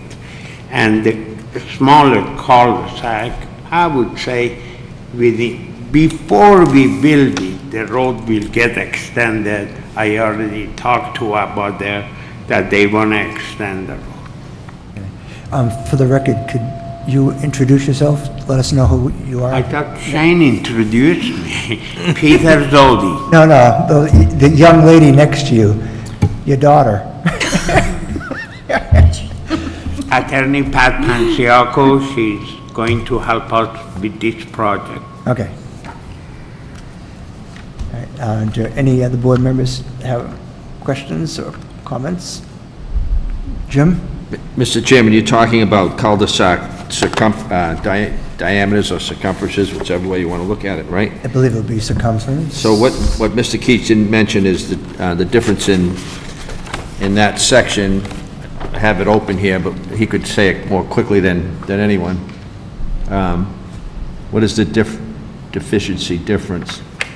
There's a figure 203-4 in our land use regulations that is our recipe for a cul-de-sac. And among the geometric control items on that is the outside radius of the paved bulb. The right-of-way is shown on, well, let's talk about the paved right-of-way on the northerly cul-de-sac, Jim. It's been designed with... What sheet are you going to land on? Sheet 4 has been designed with an outside radius of 62.5 feet. Our regulations require a radius of 80 feet. And part of that is to accommodate an island if one wants to be installed. As the southerly cul-de-sac on the Cole Circle would have landscaped island. The northerly will not. I have very little concern about the ability of any appropriately sized vehicle to negotiate the smaller radius. In fact, I say that because the design standard in several communities that I work in and work for is smaller than what they're proposing here. I'm quite certain that there's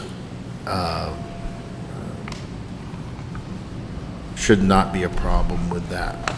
Again, it's a good, one of the reasons we went to a uniform standard, you may recall when Don Foss was road agent, he wanted to have them larger. He wasn't so hot on having landscaped islands, and that's why, for ease of plowing and maintenance, is the primary reason that we went with a larger radius on those when we revisited the subdivision regulation portion of the land use regulation several years ago. And with this being a privately owned and maintained road, if that's what they want, as long as it works and it can accommodate the necessary turning radii of the appropriate design vehicles, I'm kind of disarmed to say that it's not going to work. All right. So, Go ahead, Jim. so you answered that, thank you. So while we're on the topic of stub roads into future potential land, the one that's going directly east, do we intend, that's not going to be, actually be constructed in the way you're showing it. You're showing it for recording purposes, I believe, and it's just going to end. So people entering from Beechwood onto this private section will take either a left or a right to those two cul-de-sacs. That's Is that correct. correct? Yes. And that road to the east will be dedicated, but not, won't be there. So we'll just be looking at, Paper Street. yeah. So And there's not- another one to the south, Jim? No one's going to get trapped there. Right, there's another one to the south, I get that. But the one to the south requires the cul-de-sac, correct? Yeah. Oh, south of the cul-de-sac, yes. Yeah, that continues to Methuen line. Yeah, There's paper streets for good planning. right. Okay, that answers my questions, Mr. Chairman. Okay, thanks, Jim. Anybody else? I think I'll open it to the public at this point then. Steve, yeah, if you could hop out of that seat for a moment. Would any members of the public like to come forward and give us your opinions on what we got before us? For the record, tell us who you are and where you live. Sure. Yeah, my name's Matt DeRosa. I live at 29 Beechwood Road in Salem. So I'm the last house on the left of the cul-de-sac up on the hill. So I directly abut this land that's in question. And just want to say thanks again for having me up here to share my concerns. I've sat up here a couple times in front of this board and the Salem Planning Board as well. And I think it was at a zoning board meeting here as well. So I've been following it pretty closely.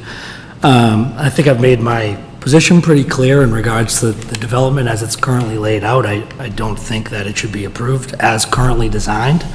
I have stated a number of times before, I'm not opposed to this land being developed in general. It's really just the proposed access coming solely through Beechwood is obviously my major concern, and I've gone through it. I've listed these off, a number of concerns to all of you as well, to the Salem Planning Board, so I don't want to get into the full detail in each one, but maybe I'll just go through and summarize some of my main points once again, just while you give me the opportunity.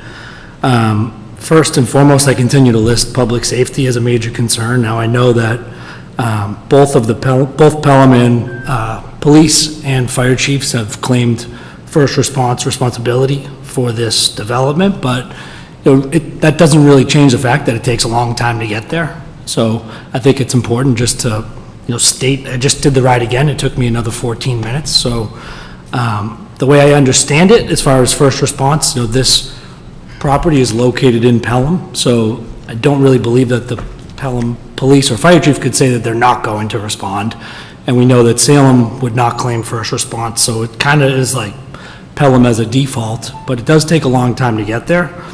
So I think it's just, and I think that's highlighted by the liability agreement that's going to be required in order to live there. So I just think that it's important to highlight these things, as these are safety concerns. You know, any reasonable person that I know, if I told them you need to sign a liability agreement in order to live in a neighborhood because it's so far away from emergency services, then I think they would probably question, you know, how safe is it to move my family into this neighborhood? It's kind of a natural, you know, thing you would question. Some other things that I'll bring up is, you know, the construction timeline and the construction traffic specifically. You know, it's going to take quite a bit of time to log this area, clear it, install a road, and it's going to be all funneled through my street, you know, right by my driveway. You've probably, most of you have probably been up there, but it's a quiet neighborhood. There's a ton of kids, including my own, that play in the streets all day, all night. So, you know, for a couple or 2 or 3 years, however long it takes, that's a lot of activity coming and going every single day. You know, our road is a pretty steep hill as you enter our street, and the turn is, I don't know if it's technically a blind turn, but you can't see anybody that may or may not be coming up or down, depending on which way you're going. So I know myself and my neighbors have a lot of concerns with that much construction activity being brought through as that quiet neighborhood as the single point of access. You know, if there was another way to get in, theoretically, you know, it could cut that in half. But right now, it's all supposed to be coming through our neighborhood. On that same note, you know, that's going to put a lot of wear and tear on our streets. Obviously, our taxes go to Salem, but the people that are going to be living in this neighborhood, they're not paying any taxes to the town of Salem, obviously. So concerns with who's going to bear that cost. You know, is that the Salem taxpayer is going to have to foot that bill once this project is done, because it's a pretty sizable project. Another concern I have is, you know, potential impacts to home values. So our neighborhood right now, it's obviously it's a cul-de-sac at the moment. Whether or not it will be in the future is, you know, that's why we're here. But if you were going to tack on, you know, kind of an isolated neighborhood from another town, currently our homes are all town water and sewer. They're on natural gas. So those are all things that increase your home values.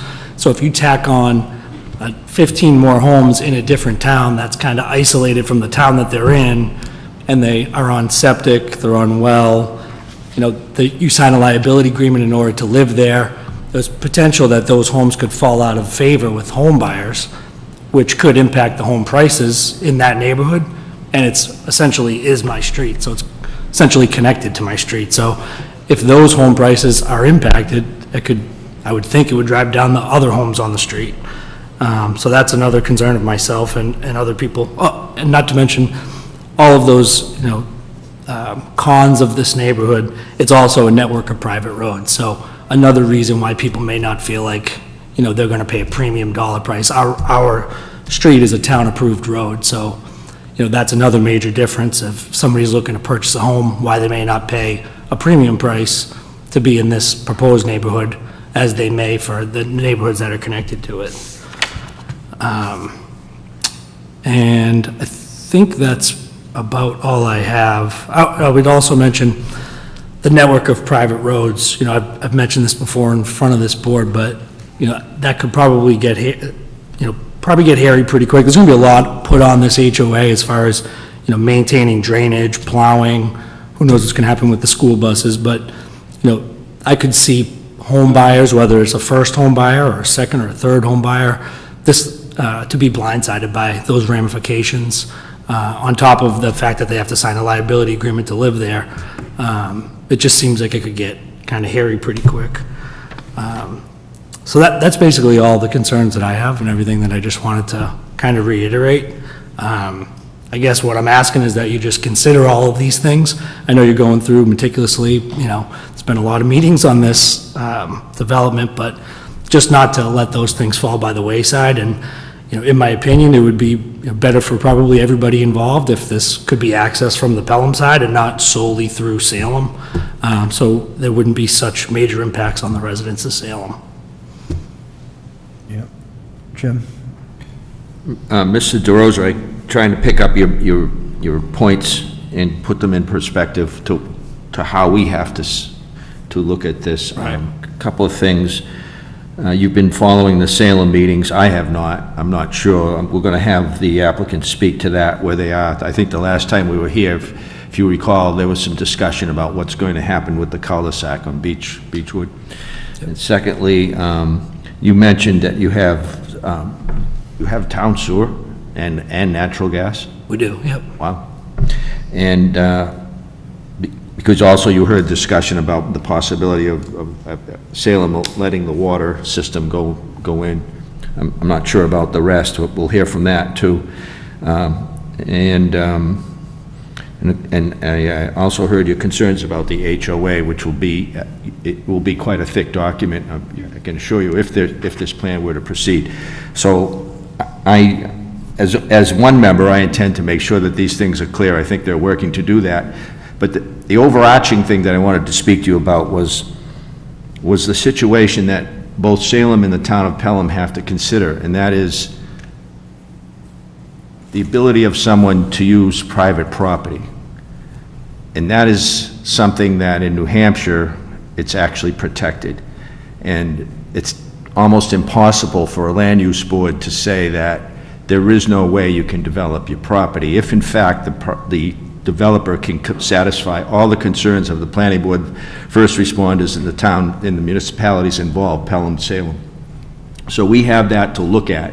We have to realize that saying something contrary to the spirit of what basically our New Hampshire Constitution says, and that is the taking clause, we have to be very, very careful how we approach that. And I just hope that you understand that. Yeah, I totally do. That's Thank you. why I made the opening statement about I'm sympathetic to the You did a very good job of that, and I appreciate it, and I picked up on those points, and we will address those, I guarantee you. Okay. Does anybody have any questions for the abutter while he's here?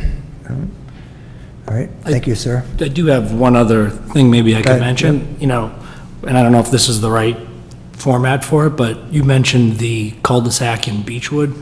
I'm not sure who hashes out what's going to happen with that, if that's, I assume it's not this board or it's Salem. It didn't really come up in the Salem meeting. They were just strictly focused on, is the road adequate for access purposes? And that's like the only thing that they were allowed to opine on or approve. Right. I So, don't think we have any real control over that. That would be between the applicant, I believe, and the Salem Planning Board. so is that something that would need to be Yeah. hashed out? To further comment on that, I think that the logic side of me says that that cul-de-sac would best serve everyone to remain the same, but I don't know how Salem might look at it, and I don't want to speak for them, but it just seems to me that where there'll be a private entrance and probably marked that this is a private place. Right. That cul-de-sac would serve best to remain in place, but I have no idea what Salem's thinking. They could So have an maybe we'll entirely follow- different. reach out to Ross. Again, we'll hear from the applicant and his representative. Okay, and then maybe just one or two other things. As far as, I've mentioned it to Jen a couple times in email on I'm the last house in our development, so I abut the Pelham line, and on the edge of my property is a walking trail easement, but it's on the Pelham side. So I didn't see that maybe I don't have the updated plans that are here, but I don't know like what we would do with that, but it's on the recorded plans on the Salem side, but it's actually in Pelham. So does that Peter, could you easement- address that while the applicant is sitting there? Could you address that walking trail? Is it going to be on the... Mr. Chairman, when I did the Salem side of the subdivision, they wanted a walking easement 15 feet wide and about 200 feet long. However, when we went to Conservation Commission of Pelham, when they came and walked the site, they wanted a 15 feet walking easement, go around the old parcel by Methuen Town Line and by the old railroad bed that is there and is shown on your plans. You tell us the sheet, Peter? Final plan. 4 and 5.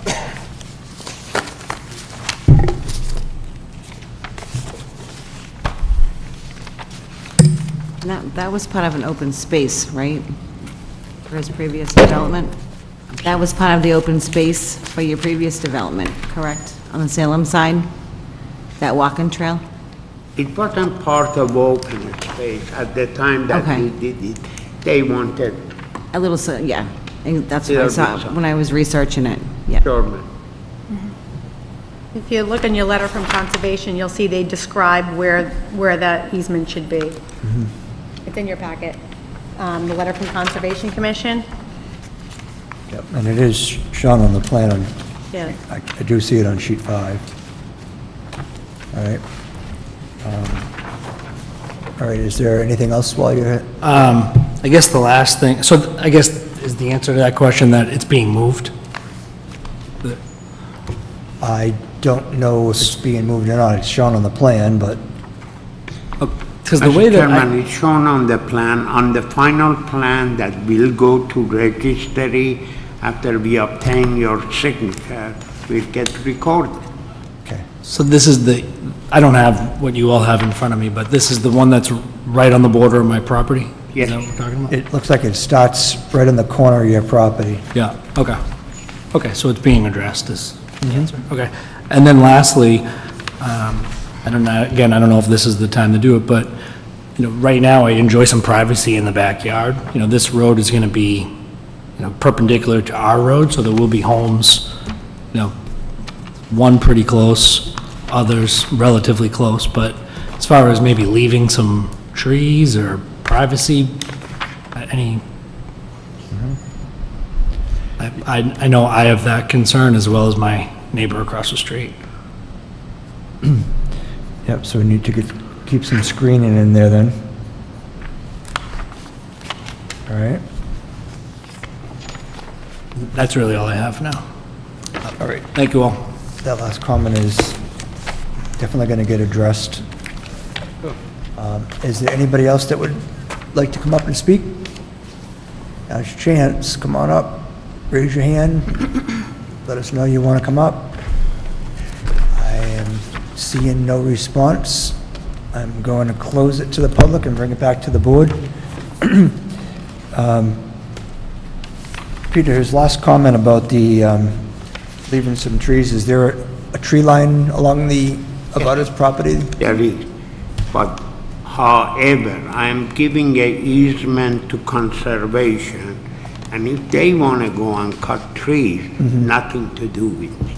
Okay, so we have to talk to conservation. So are they looking to run that easement down the property line, or is it still going to diagonal cut across through the lots? No, goes along the property line. Okay. And when we get to the right-of-way, we didn't put a easement on the right-of-way that goes to Methuen, because when they want to build that road, then we again, the other side of right-of-way, we brought it to intersection of existing road that we are proposing.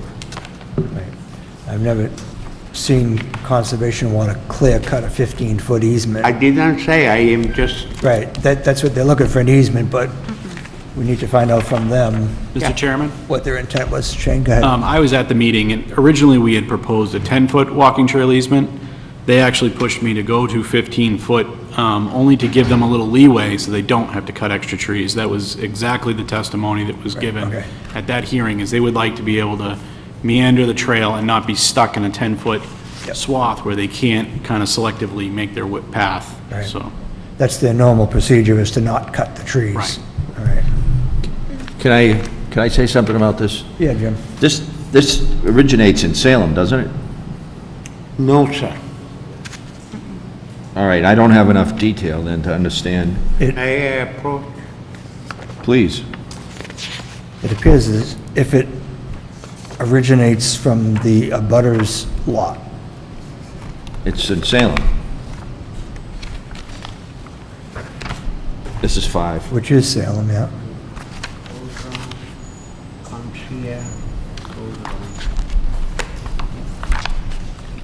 Except you are not putting it right. Right, I get that. Steve, where we've closed this to the public, You want to come back up in that chair? Huh? I think it's more comfortable. Well, Do we, if you're there, the board might have a tendency to ask you a question as well for, If I can't answer it, my friend here to the right, I'm sure can. go ahead, Jim. do we know if anyone uses this trail? I don't believe there's a trail there today. It's an easement so they can build a trail.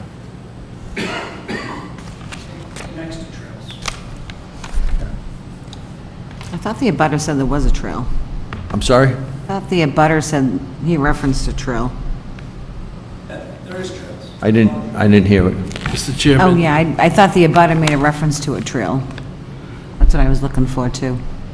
Yeah, he probably walks through there to get to the old, is it a railroad bed? Yeah. If that's coming through private property, how is it, it's not an open space subdivision. We don't have any authority to ask for a trail easement. We don't have that authority. It was offered up, I believe, Shane, you could clarify, when, as a means of that Salem development being able to get to the train track, the old train track bed? I think the walking trail easement that was part of the Beechwood Road subdivision back when we did the subdivision in Salem was to access the open space behind their project off the cul-de-sac. It only extended up behind this gentleman's lot to access into that open space. Your Conservation Commission has pushed us a little further to ask us if we would consider giving a walking trail easement basically around the southern boundaries of our property to access out to the rail bed that's to the east, southeast. The one I'm looking at, Shane, it goes all the way up and down, north to south, and is that the one they want? It basically is going to follow the boundaries of our property, the outside boundaries of our property, in the 15-foot building setback area, and be a walking trail easement area. Is there any easement that has already been committed and recorded in this area? Yes, there is, and it's just along the area of the last gentleman's that spoke's lot, and it runs up along 147, 9275. It just runs up along that, oh, no, I'm sorry, 147, Is that the one on sheet 5 that comes across at a diagonal? Or comes from the, that's just an existing woods road that's on the property. The easement runs right up along, if you're looking at sheet 5, 12-16-12, in that 15-foot setback area, there's an existing easement in that area. It was recorded on his plan set, and your Conservation Commission has asked me to basically extend that all the way around the perimeter, the southern portion of this property, so that people from Beechwood can walk in and walk around and get to the rail bed. I want to remind the board that the last time the board tried to do this back many, many years ago, the court said we had no authority to do that in this particular form of subdivision. So I'd like to get a legal on that before we go in. That would have been on a regular subdivision, not a... This is a regular subdivision. It's a proposed private subdivision, which would have a homeowners association on it.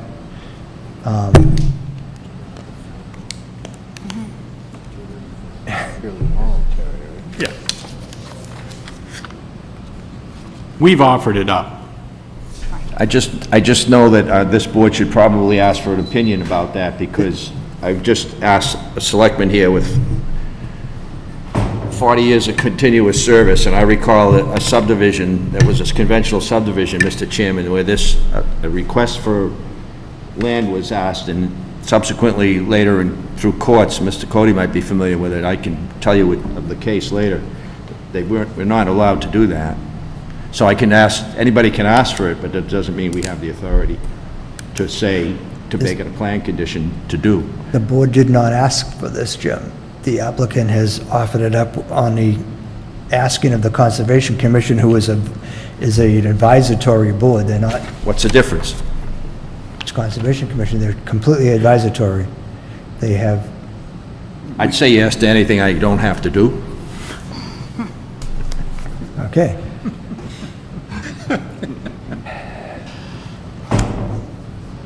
Would you like to comment on this? Yes, thank you, Mr. Chairman. I have a couple of things I wanted to respond to that what came up when the abutter testified. Yep. Under a letter here that I have from April 12th, 2022, paragraph 3, it makes very clear in this updated letter that Pelham is and will remain the primary first responder at this property. It's not being shared with Salem as was previously thought. Correct. The home values will be the same or maybe more than what the homes are valued at on Beechwood. This is just for the record. The road maintenance being privately maintained, it won't be blindsiding the people. They will have notice of the homeowners association and all the responsibilities associated with that. It's also referenced in their deed. Kids playing in the street, I'm not going to comment on that. And a couple of the thoughts I wanted to just share with the board. I've been communicating with about the public water supply here. I've spoken with Don Ware at Pennachuck Waterworks, and I've also spoken with Roy Sorensen over at the town of Salem. Don Ware, his job is to work on this with Roy, and the land that's owned by Mako is in Pelham and within the Pennachuck franchise approved by the PUC. Salem has expressed a willingness to take the water line that would go through this parcel in Pelham. And Pennachuck has agreed to relinquish it. The one thing that Salem needs to do, though, is go to the Board of Selectmen to have them approve that effort. And even then, it has to go through the PUC. And the reason why I'm bringing that up is under your regulations, that would obviously be a condition precedent for which 2027B allows only 12 months for satisfaction. I believe that may be enough time, but the PUC is notorious for taking forever. So I just wanted to put that out there, that it may take a little longer to meet conditions precedent, but both Mr. Sorensen and Mr. Ware have expressed a willingness to make this happen. So I thought that was important for you to know. The other matter, if you... Mr. Chairman, could I stop? Could I ask a question of that point just made? Go ahead. Attorney, you talked, they go to the selectmen, which select board? In Salem. Salem has to allow their water department to assume responsibility for the water line that would go into this property if that is indeed approved by the PUC. And from what I understand from both Mr. Sorensen and Mr. Ware, it's a pretty straightforward application. Parties are willing to do it. It's usually approved. It's just a matter of the time it takes to get through that process. And you also said Pennachuck will relinquish. So there's no conflict there? There is no conflict. It looks very promising. Thank you. Yes. The last item I just wanted to put out there for the board to think about. Under the statute 674-39, the vesting statute, it's not uncommon for a board to establish a level of substantial completion within the 2 years for vesting. And if you're considering conditions of approval, I'd like to put out there that we'd be open to your comments, but you were asking for suggestions, so I thought I'd propose that we get to rough grade and get the utilities in the ground. There's drainage, gas, water, and a lot of work that goes into the ground to get to a base, and that if we reach that within 2 years, we would qualify for that vesting. Thank you. Steve, can you address the comment that you just made on the vesting? The vesting piece? Yes. Attorney Panciaco is correct. Our vesting statute in New Hampshire is RSA 674-39. And the way that is presently configured you have to achieve a level of active building and development within 2 years to vest the approvals from any subsequent changes in zoning or land use regulations. Within 2 years of what, Steve? Hmm? Within 2 years of Of what? approval. Of a planning board approval? Planning Okay, you're board. not talking about the variance approvals? No, a planning board approval. Okay. Now, our regulations don't create a default for defining active and substantial. You enjoy statutory authority to define that on a case-by-case basis. That said, case law on the matter, if the level of work that Attorney Pansiaco described was done, that would take the form of a expectation-backed investment, and anybody's operational definition, I think you would agree, would solve the vesting question. So while I would support possibility in certain cases of your board doing a site-specific definition of active and substantial, unless there's a reason that there may be an unforeseen delay in advancement of work here, apart from the PUC situation, I guess I would need to be convinced a little further that it would be warranted, simply because of the fact how we have historically defined active and substantial. You go out there and you basically do a little more than cutting trees and moving earth. You put a stick of pipe in the ground, you extend water, in this particular case. If not but for the fact that you intended to implement the plan, you wouldn't have spent the money to do that, and that's consistent with case law. Right. So, Thank you, Steve.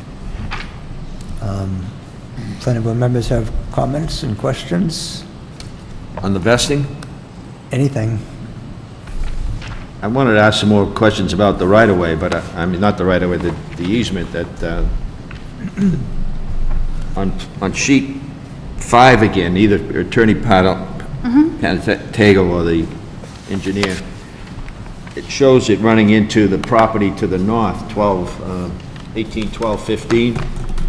You couldn't have possibly got it, been able to grant them an easement to that land. So if this is not an accessible trail, walking trail, and it's not innovative land use, Mr. Chairman, I want an opinion before we, I don't want to be involved in something that isn't legally capable of doing. I don't know how the attorney feels about that, but do you understand what I'm saying or asking? I think what I'm hearing is you're wondering if it's open to the public. Perhaps. Or is it just for the new lot owners? The latter of which is what I would recommend. There's no protections for public access on private land. Exactly. And I'm not quite sure, Attorney, and again, I'd have to make you familiar with a case that this town suffered 25, 30 years ago. It seemed like almost the exact same thing developed, where the developer was willing to say yes to a land grant, that later the court said no. He did not have to do that. And that subsequently, he ended up with that property back in his own ownership. Shane? The only thing, I just want to take a look at your plan real quickly, if that's okay. I just want to make sure we're looking at the same thing. There's another one here. There was two wrapped up. I don't know if I've got the right one. Go ahead. You're talking about this here?